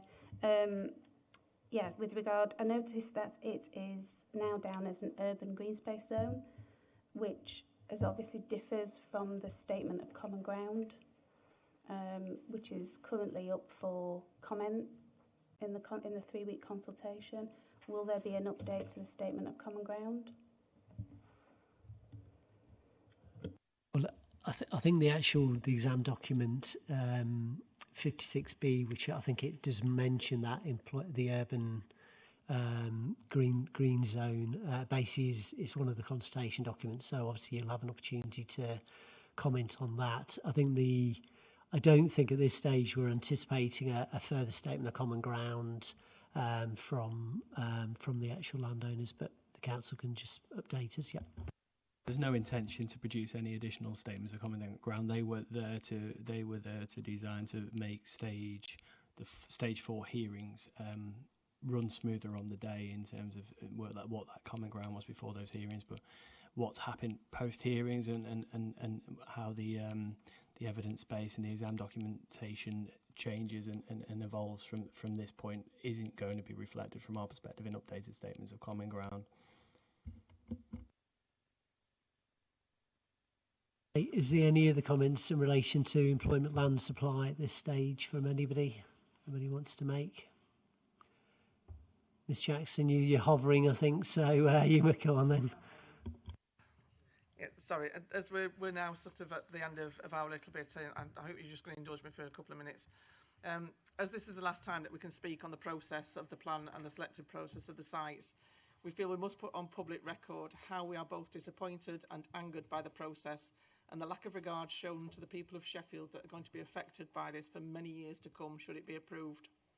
We've done our best to battle through the thousands of documents, of which there's been 300 released since first going out to consultation, and 51 of them after the conclusion of the inspectors' meetings. Many of these are exceedingly technical and which refer to national policies and guidelines that prior to this we've never heard of. As I said last time, we've had to become instant experts and we've lost many nights' sleep, spent so many hours and days working on this when we should have been with family and friends and concentrating on our own jobs. The last 51 to be released are to be commented on within a 3-week period, and many of us don't have the time to commit to this, and it would appear that unless you've responded first time by electronic means, then you haven't been given the opportunity to comment, as not a single letter seems to have been posted out to those. Unfortunately, we do not have the capacity nor the time to let the public know, like we did last time, and so many will not be able to respond. This is neither fair nor just. The Council have learned nothing from the Lowcock report. This process consistently focuses on individual sites and not on the impact that all these sites that are within a 2.5 kilometre radius will have on the community and infrastructure that is struggling to cope with what it has already. Our experiences of traffic problems and flooding consistently get swept to one side by the Council, who refuses to accept that these are in fact a problem. A recent response to a question in Council meetings came back with a reply that there had been no flooding in Chapeltown since 2007, and yet a simple web search has produced contradictions to this, published by the Council themselves. It seems to us that the Council are either hiding information to suit their own needs or are not competent with this. When considering flooding, the runoff from all the sites should be looked at as a total, not per individual site, as the accumulative impact would be catastrophic for so many. Our flood risk mitigation is wholly dependent on adequate and well-maintained on-site SUDs by developers. And through this process, the Council, landowners and site promoters have not acted with integrity or with any care for local residents. Why would we therefore trust they would put any care or investment into stopping impact on our community when they are going hell for leather to destroy it? A total number of vehicles that we put onto our small roads is potentially well over 3,000, and that does not include private cars that will be going to the industrial units. They will bring thousands of HGVs and LGVs, and these will all be travelling through our area, where there is no capacity to improve and widen the roads. We've had 170 vehicle accidents in S35 this year to mid-September, including a fatal, and this would increase with the sites proposed. Again, this has to be taken into consideration as a whole picture of impact and not individual sites. The accumulation of these is what will strangle our villages and towns. It will create one huge area with no separation at all between them, and this is just not acceptable either by us or by the policies and guidelines that this is supposed to have been written and adhered to. We've shown over the last few months how poorly this plan has been put together, with sites not available, information missing, key documents not being produced at these meetings, conflicting figures, and appearing to be led by the developers promoting their sites rather than finding suitable sites, failing to do due diligence and ensuring sites are available. I could go on. Our team found over 100 brownfield sites not on the Council database, which is still 3 years out of date, despite the fact that it should be updated yearly. How can this plan claim to have been written accurately when records were incorrect and out of date? What confidence can we or the inspectors have in this plan when basic preparations and investigations are not carried out? Some of those sites have been available for 10 years and therefore should be on the list and also cannot be classed as windfall either. Some of these sites have since been promoted by the landowners to the Council and yet not acknowledged. Documents released this week have shown sites available but not being considered as alternatives. We have to ask why. Our area is literally going to be surrounded by new development and huge industrial units. Industrial units do not bring jobs. They are often automated, reducing the number of actual people working in the site. The sites are huge, but hectares do not equal job numbers. The job numbers will not fill the proposed housing. This plan is set to last for 17 years, at which time I personally will be in my 80s, and many of our group and residents will unfortunately not be around anymore. The demographic of this area is predominantly elderly, and this means that throughout our old age we will have to put up with 17 years worth of construction vehicles, construction noise and filth, contaminated air for the whole of our ageing years. This is not fair. This is not caring for your community. This is in effect killing our elderly by stealth.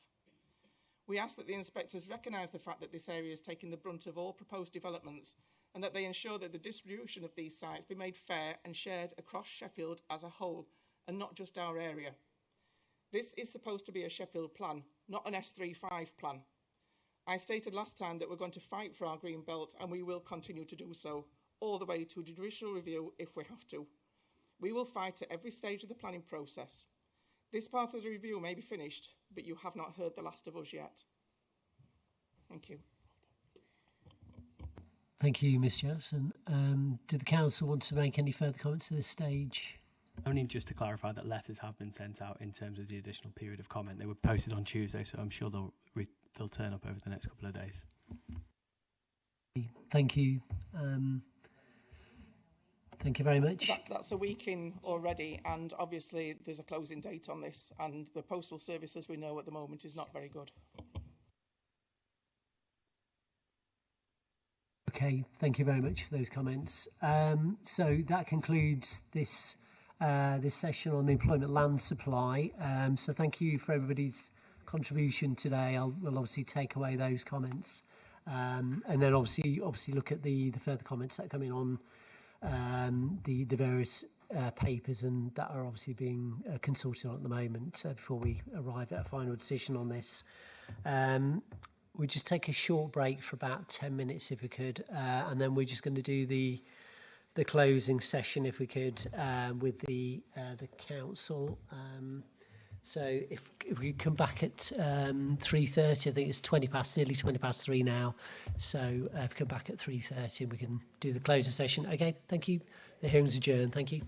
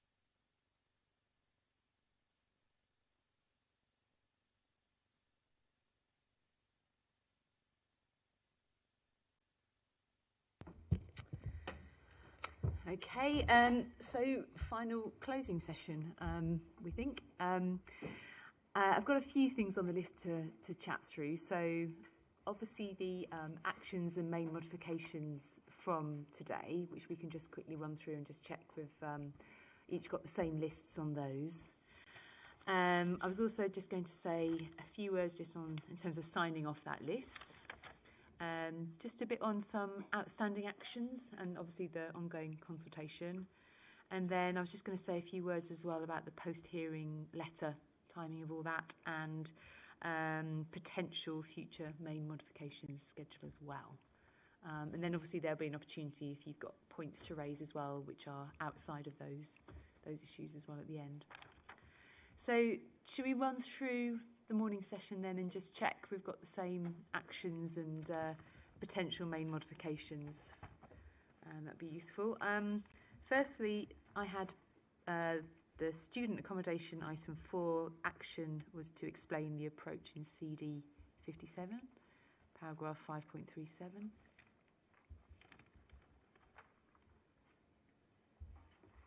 We have got that. Can you just repeat which document it was? CD 57? CD 57, it's the annual monitoring report. Yes, paragraph 537. Yeah.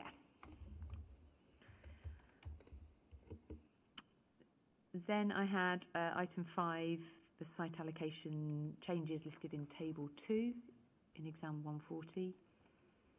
So it was main modifications to CW 17, KN 09 and SU 49. That's to change capacity. And then there were 5, I think, that you quoted to be deleted because they're completed. So those ones. Does that chime? Yeah, okay. And then under item 6, this is the site allocations of further capacity changes. I had an action which was to seek the views of the Environment Agency. That's just in case you weren't really on exam 152 and A and B. Yes, we've got that. Okay. I think all the other potential changes are waiting basically for the close of the consultation and post-hearings letter. Then under item 9, 5-year supply, had an action to put the MHCLG letter regarding the HDT recalculation into the examination library.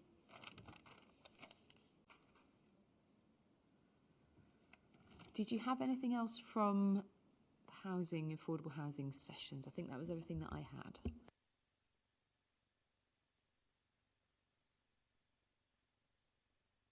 Thank you. It wasn't actually an action for us, but we understand that we're expecting a legal opinion document from the CEG group about the allocation at NES 37, and we suggest that an action would be that we would need to review and respond to that. Don't know if that counts as an action. I would say it's probably not needed as an action because we haven't had it yet and it's part of the consultation, but certainly if we do receive that document, as I said, we are very likely to seek your views on that. So I guess we'll cross that bridge and we'll try and deal with it in writing. Yeah.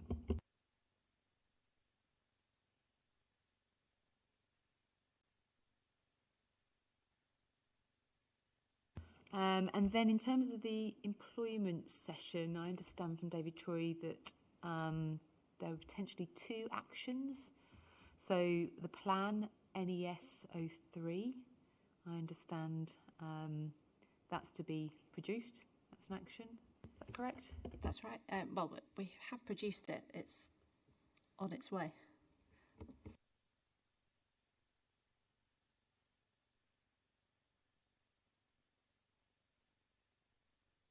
All right, I'll leave that to you then. And then, so that would be an action. And then the second one was a letter from the landowner of part of NES 36. So I think the only complicating factor is whether that needs to be added to the current consultation.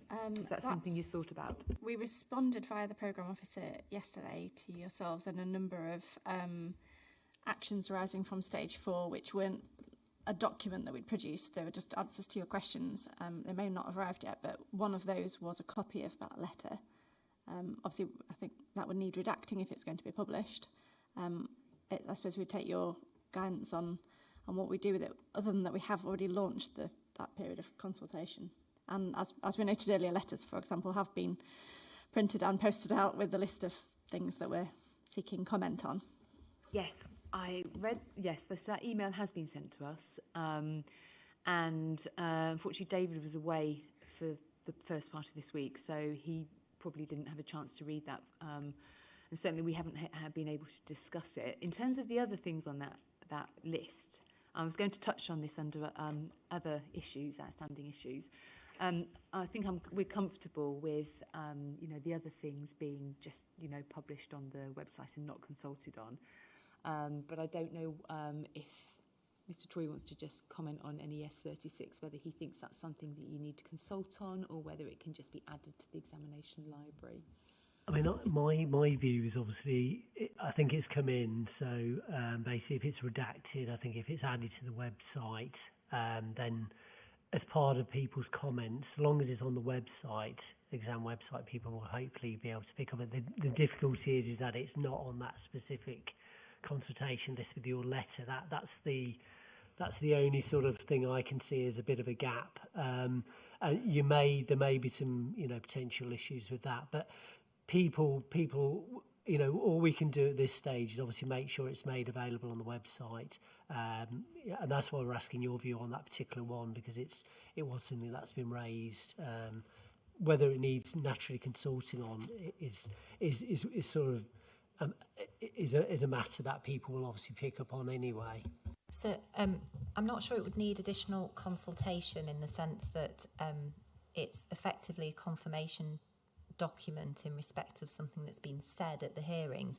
Notwithstanding that, it is going to go on the website, and we could of course just put a note with it saying if there are further comments on this before a certain date, the inspectors would accept further comments if that was something that you were minded to do, so that if people did have further things that they wanted to say having seen it on the website, and again we indicated today in this session that it would be published, so those that are interested have heard that, then that would give them the opportunity to do that. I don't think it needs consultation as such with the other documents. I think it's a separate thing. And it's also something that's arisen after that period that consultation relates to, and the documents that came forward as a whole at that point.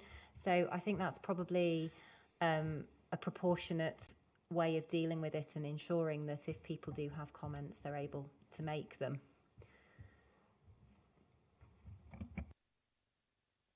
Yeah, I mean, it sounds reasonable at this stage. It isn't. It's basic confirmation, isn't it, of ownership? So, yeah, I mean, if there's some way of just adding a note that obviously people can make additional comments if they want on that particular, it's not. It's sort of something that we can obviously take on board if needs be.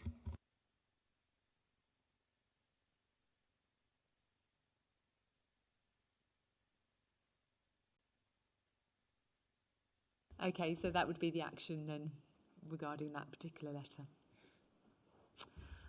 Okay, so in terms of the signing off of the list, when do you anticipate being able to just get the final version to us? Of the list that we've just gone through?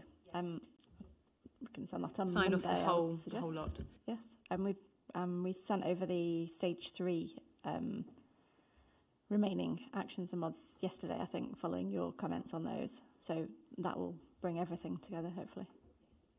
So we have responded to the programme officer already on that. I think, was it yesterday? Yeah.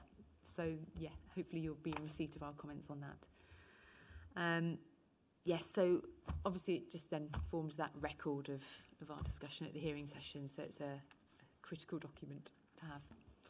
I was just going to say, I think on the stage 3 list of action and main mods, you sent us your comments yesterday, and we've sent a version back already. So we've accepted all your track changes, and there were a couple of queries we had, but there were 2 or 3 queries. So we've just asked you for clarification on those. So you've already got that.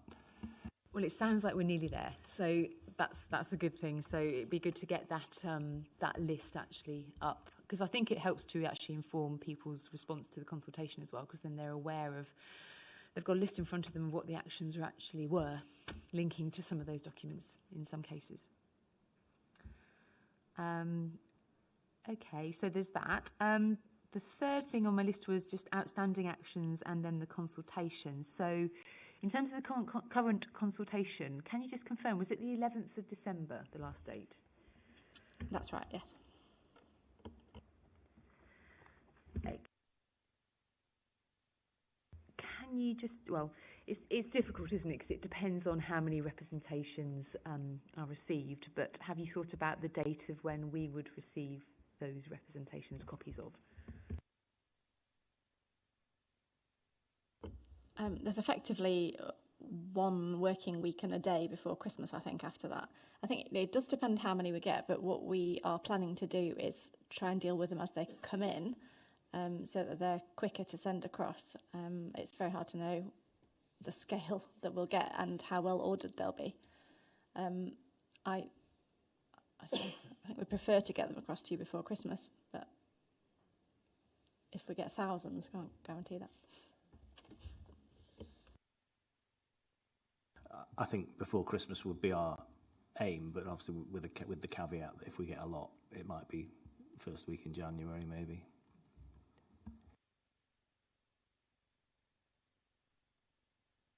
Sorry, we just thought, actually, is there any benefit in us sending them across in bundles to try and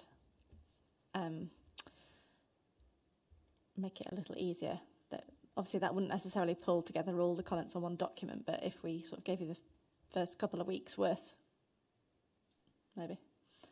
I think the problem with that is that we would look at them like all the comments on X document. So if we've only got half of them, it probably makes it more difficult for us to sort of analyse them, and actually the 11th of December isn't that far off, so I'm not actually sure how much time we've got in our diaries, because we've got timetabled work already. I think is probably our challenge. In that case, when the consultation period closes, we can let you know how many we've had, and we can try and give you an indication of what documents they've come in on, which ones have received the most comments, and try and bundle them accordingly. So that might help. Yes, I mean, obviously, as representations come in, then the council could deal with them and sort of process them, do your behind-the-scenes processing as much as you can, I guess, which is going to help things. But yeah, I guess we'd have to receive them all together. There was also the outstanding, the consultation on policies GS5, GS6, and then the potential note on ES25 and SSO1. Can you just confirm what dates you were thinking of? Are you tying it into the 11th of December? We were intending to get as close to that as possible, because those are intended to be shorter 2-week periods of slightly more tightly bounded consultation with specific parties. That would suggest that they'd need sending out next Thursday, so let's maybe a little flexible on that, but the intention was to have them finished at roughly the same time so that we could provide you with a complete package there. In terms of the note on ES25 and SSO1, our intention was to share a draft of that note with you fairly early next week, because I think you'd indicated that you'd be happy to take a look at that in advance. Yes, thank you. That'd be really useful. That was my next question, so thank you for that.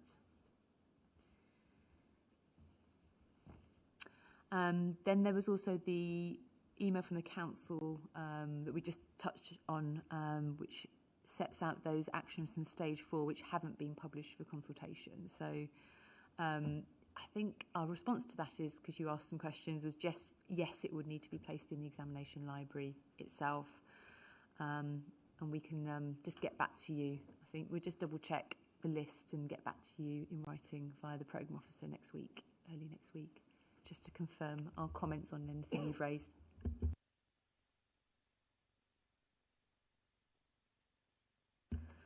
Then the only other 2 things I had on the list of outstanding actions was So this is looking back at the stage 2 list of actions and main modifications. And we just picked out a few of the actions where we weren't entirely sure what had been done. There aren't many. I mean, obviously there's a huge list of actions. Some of the actions are actually main modifications, I think, which cuts down the list. The ones we just picked out were 91, this is actions numbers 91, 92, 93, which relate to East Sheffield sites. So I haven't got, unfortunately, it's not working the internet for my computer, so I haven't got what exactly they are in front of me. But if you just note down 91, 92, 93. Also 109, which was to do with matter 3. And then 116, which was just providing, I think, a copy of the sheaf framework, if it's available. Had you looked at the list as well? Had you noted any others? I was actually having a look at the list yesterday afternoon and trying to scope out which ones had really become main modifications, which ones had been overtaken by events, and which ones were still outstanding. So that's actually really helpful. There's one that I couldn't recall whether we'd provided to you or not, but I haven't got the reference number, and it related to a schedule of boundaries associated with local wildlife sites. You asked us to do an exercise, or we carried out an exercise checking for consistency that local wildlife sites were excluded from site allocation boundaries. We will have a look. I mean, at obviously, the list and get back to you. I suppose once confirmed, I guess they become main modifications, don't they? That's an action that's flowed into that, but just wanted to check the position on that. Okay, that's fine. I'll have a look on Monday and confirm. I do remember the action, yes. Rings a bell. And then the stage 1 list of actions and main modifications. When I went back to that yesterday, it was really difficult to see actually if any of the actions, I'm sure they have, but it's the date. You've got the date of some of the completions, or target date, I think, in the table. But unlike the stage 2 actions, there aren't the document references. So I'm sure that lots of it's been done. Could we ask that you look at the stage 1 list again and just do like a version B, A or B, insert the document references just so that we are all really clear. I think if we are then moving towards a post-hearings letter at some stage, it'd be really good just to know that all of those things have been completed and we haven't missed anything. Yes, we can go through that and also that remaining stage 2 one and note the exam document references. If it was answers to things which were just an email to yourselves, we'll just note the date that we sent that via the programme officer. Yes, some of it might be that, and it's just obviously such a long time ago, the stage 1 hearings, that that would be really useful to do. Thank you. Okay, that was everything I had for outstanding actions consultation. Was there anything else that you might have noted?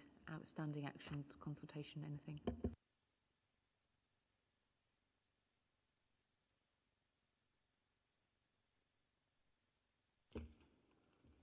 No, I don't think so. That's a good answer.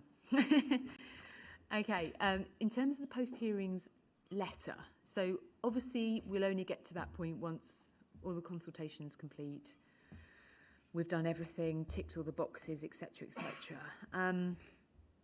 And it is difficult at this point, I think, to estimate the timing of that because it's dependent, again, on this consultation process. And if we get thousands of representations, then the next challenge, obviously you have to process them, but the next big challenge is the three of us obviously have to read them, take account of them, have regard to them. So yes, it's just going to depend, isn't it? We've obviously got the Christmas break in the way of all that as well. I've got 2 weeks off, I don't know about my colleagues, but that creates a bit of a gap. So it's just really hard to say, I think, at the present time. Estimated date. I think the only main question that I did have regarding that was thinking about the timing of a post-hearings letter and any subsequent potential main modification consultation, what's the issue with any election period? What do you have coming up as a council? So we've got local elections in May, so we'll have a pre-election period that, off the top of my head, will start towards the back end of March. And there are conversations that need to be had internally around main modification consultation and whether actually that is right and appropriate to do during that pre-election period. So we've not shaped our final thoughts around the constraints that places on that side of the process, but there's certainly the potential for us to reach the conclusion that it wouldn't be appropriate to do that consultation during that pre-election period.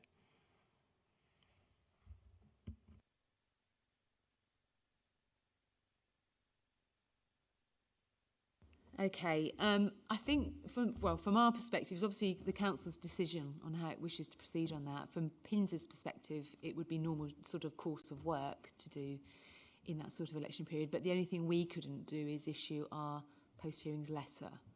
So we would have to, I mean, hopefully it would be before the end of March. But we would obviously have regard to that in terms of anything that comes from us. So if you could just let us know in terms of what the council's decision is on that for the main mods. Just to clarify, if that's okay, so what we're talking about is the view of the council as to whether it would be, if it would find it appropriate to conduct a main modifications consultation during the pre-election period. Okay, thank you. Yeah, just when you do find out, let us know as soon as possible. And then in terms of any potential future main modifications schedule, now obviously we haven't written our post-hearings letter, so we haven't determined the next direction for the examination, etc., etc. But it is common for councils, if they wish to start work on that. Now obviously that's entirely up to you because that's your risk to do that. If you do decide to do that, we are willing to engage with you and to look at drafts of anything you have done, but obviously with the big proviso that our letter isn't in front of you, if you understand what I'm saying. So if you just want to have a think about that. Yeah, thanks. That would be really helpful. Yeah.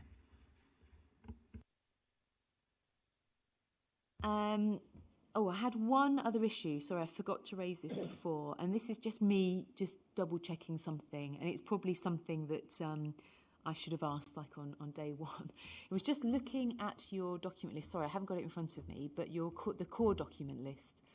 And it was documents, you've got a whole series of documents in there, which are entitled Regulation 22 Submission Draft. It's documents CD 34 to 39, but when you read them, they include a whole load of track changes. So I just wanted to double check with you that actually what we are examining is not those documents, even though they're termed the Regulation 22 draft. It's actually the earlier ones, which were CD1, 01, etc. Yes, of course, that's fine. I can't remember where it was that we explained in one of our documents that the role of those really was for us to show what changes through modification could be made to the plan in response to that Reg 19 consultation. So there was a schedule of potential amendments that came out of that we submitted alongside the submission plan, and those track change versions just show what it would look like effectively. Obviously they would need to change now because we've been through the examination process, but it's just a bit easier for people to understand a schedule of potential modifications when you can see what that looks like in the plan. No, that's absolutely fine to have done that. I think it was just the title of it that threw me. I was like, I just need to double check. Okay. Any sort of other comments from you two? No? Okay. So does the council have any questions or comments it wishes to raise? Just a bit of housekeeping in terms of just taking us a few steps back to the existing consultation and the engagement with the Environment Agency around these additional flood documents. Just so we understand your expectations, where we are from that perspective is seeking to engage the Environment Agency to not ask them to look at it line by line, site by site, but just from a for them to understand that that's been done by the council at a very high level to sort of demonstrate the principle set out in the common ground with them, that it's highly unlikely the updated modelling will make any significant difference. Does that meet your expectations as well? I just want to be clear around that before we engage the EA around what we're looking for. I think it's because you've obviously gone away and interpreted their new layers and come up with a different. You've obviously got figures, haven't you, for the percentage within certain zones, flood risk areas, etc. And then that's then informed your views on whether capacity should change or stay the same. And as you said, in most cases, it's staying the same. But it's actually whether they've got any comments on the detail in those documents, because it's new information, isn't it? And in some cases, the percentages might have actually changed. It might not have changed your capacity, but it's whether they might not have any feedback, but it'd just be really useful to, I think from our perspective, going into any post-hearings letter, it would be really comfort to have their view. If they don't have a view and they've had a chance to look at it, that's fine, but just the action was to ask if they do have anything to say. I mean, I'm going to assume if they don't have anything to say, then they're fine with it. That's fine. I think from an expectations point of view, it's just to be clear, and I'm sure they'll say the same, that we've used best available data that's in front of us at this point in time, and that the data that's in the public domain at this point in time won't be as detailed as planning application data. And I think our note references some constraints around that updated modelling in relation to surface water and climate, for example. So it's highly likely that they will come back with caveats around the use of that data in that context as well, but which is absolutely fine. I just wanted to understand your expectations and just set that expectation around the likely comments around their ability to talk to that information at this point in time. Yes, I mean, if they come back and say that we're not sort of going to make any comments on those individual sites, that's fine. It's just that they, just being certain that they've been asked.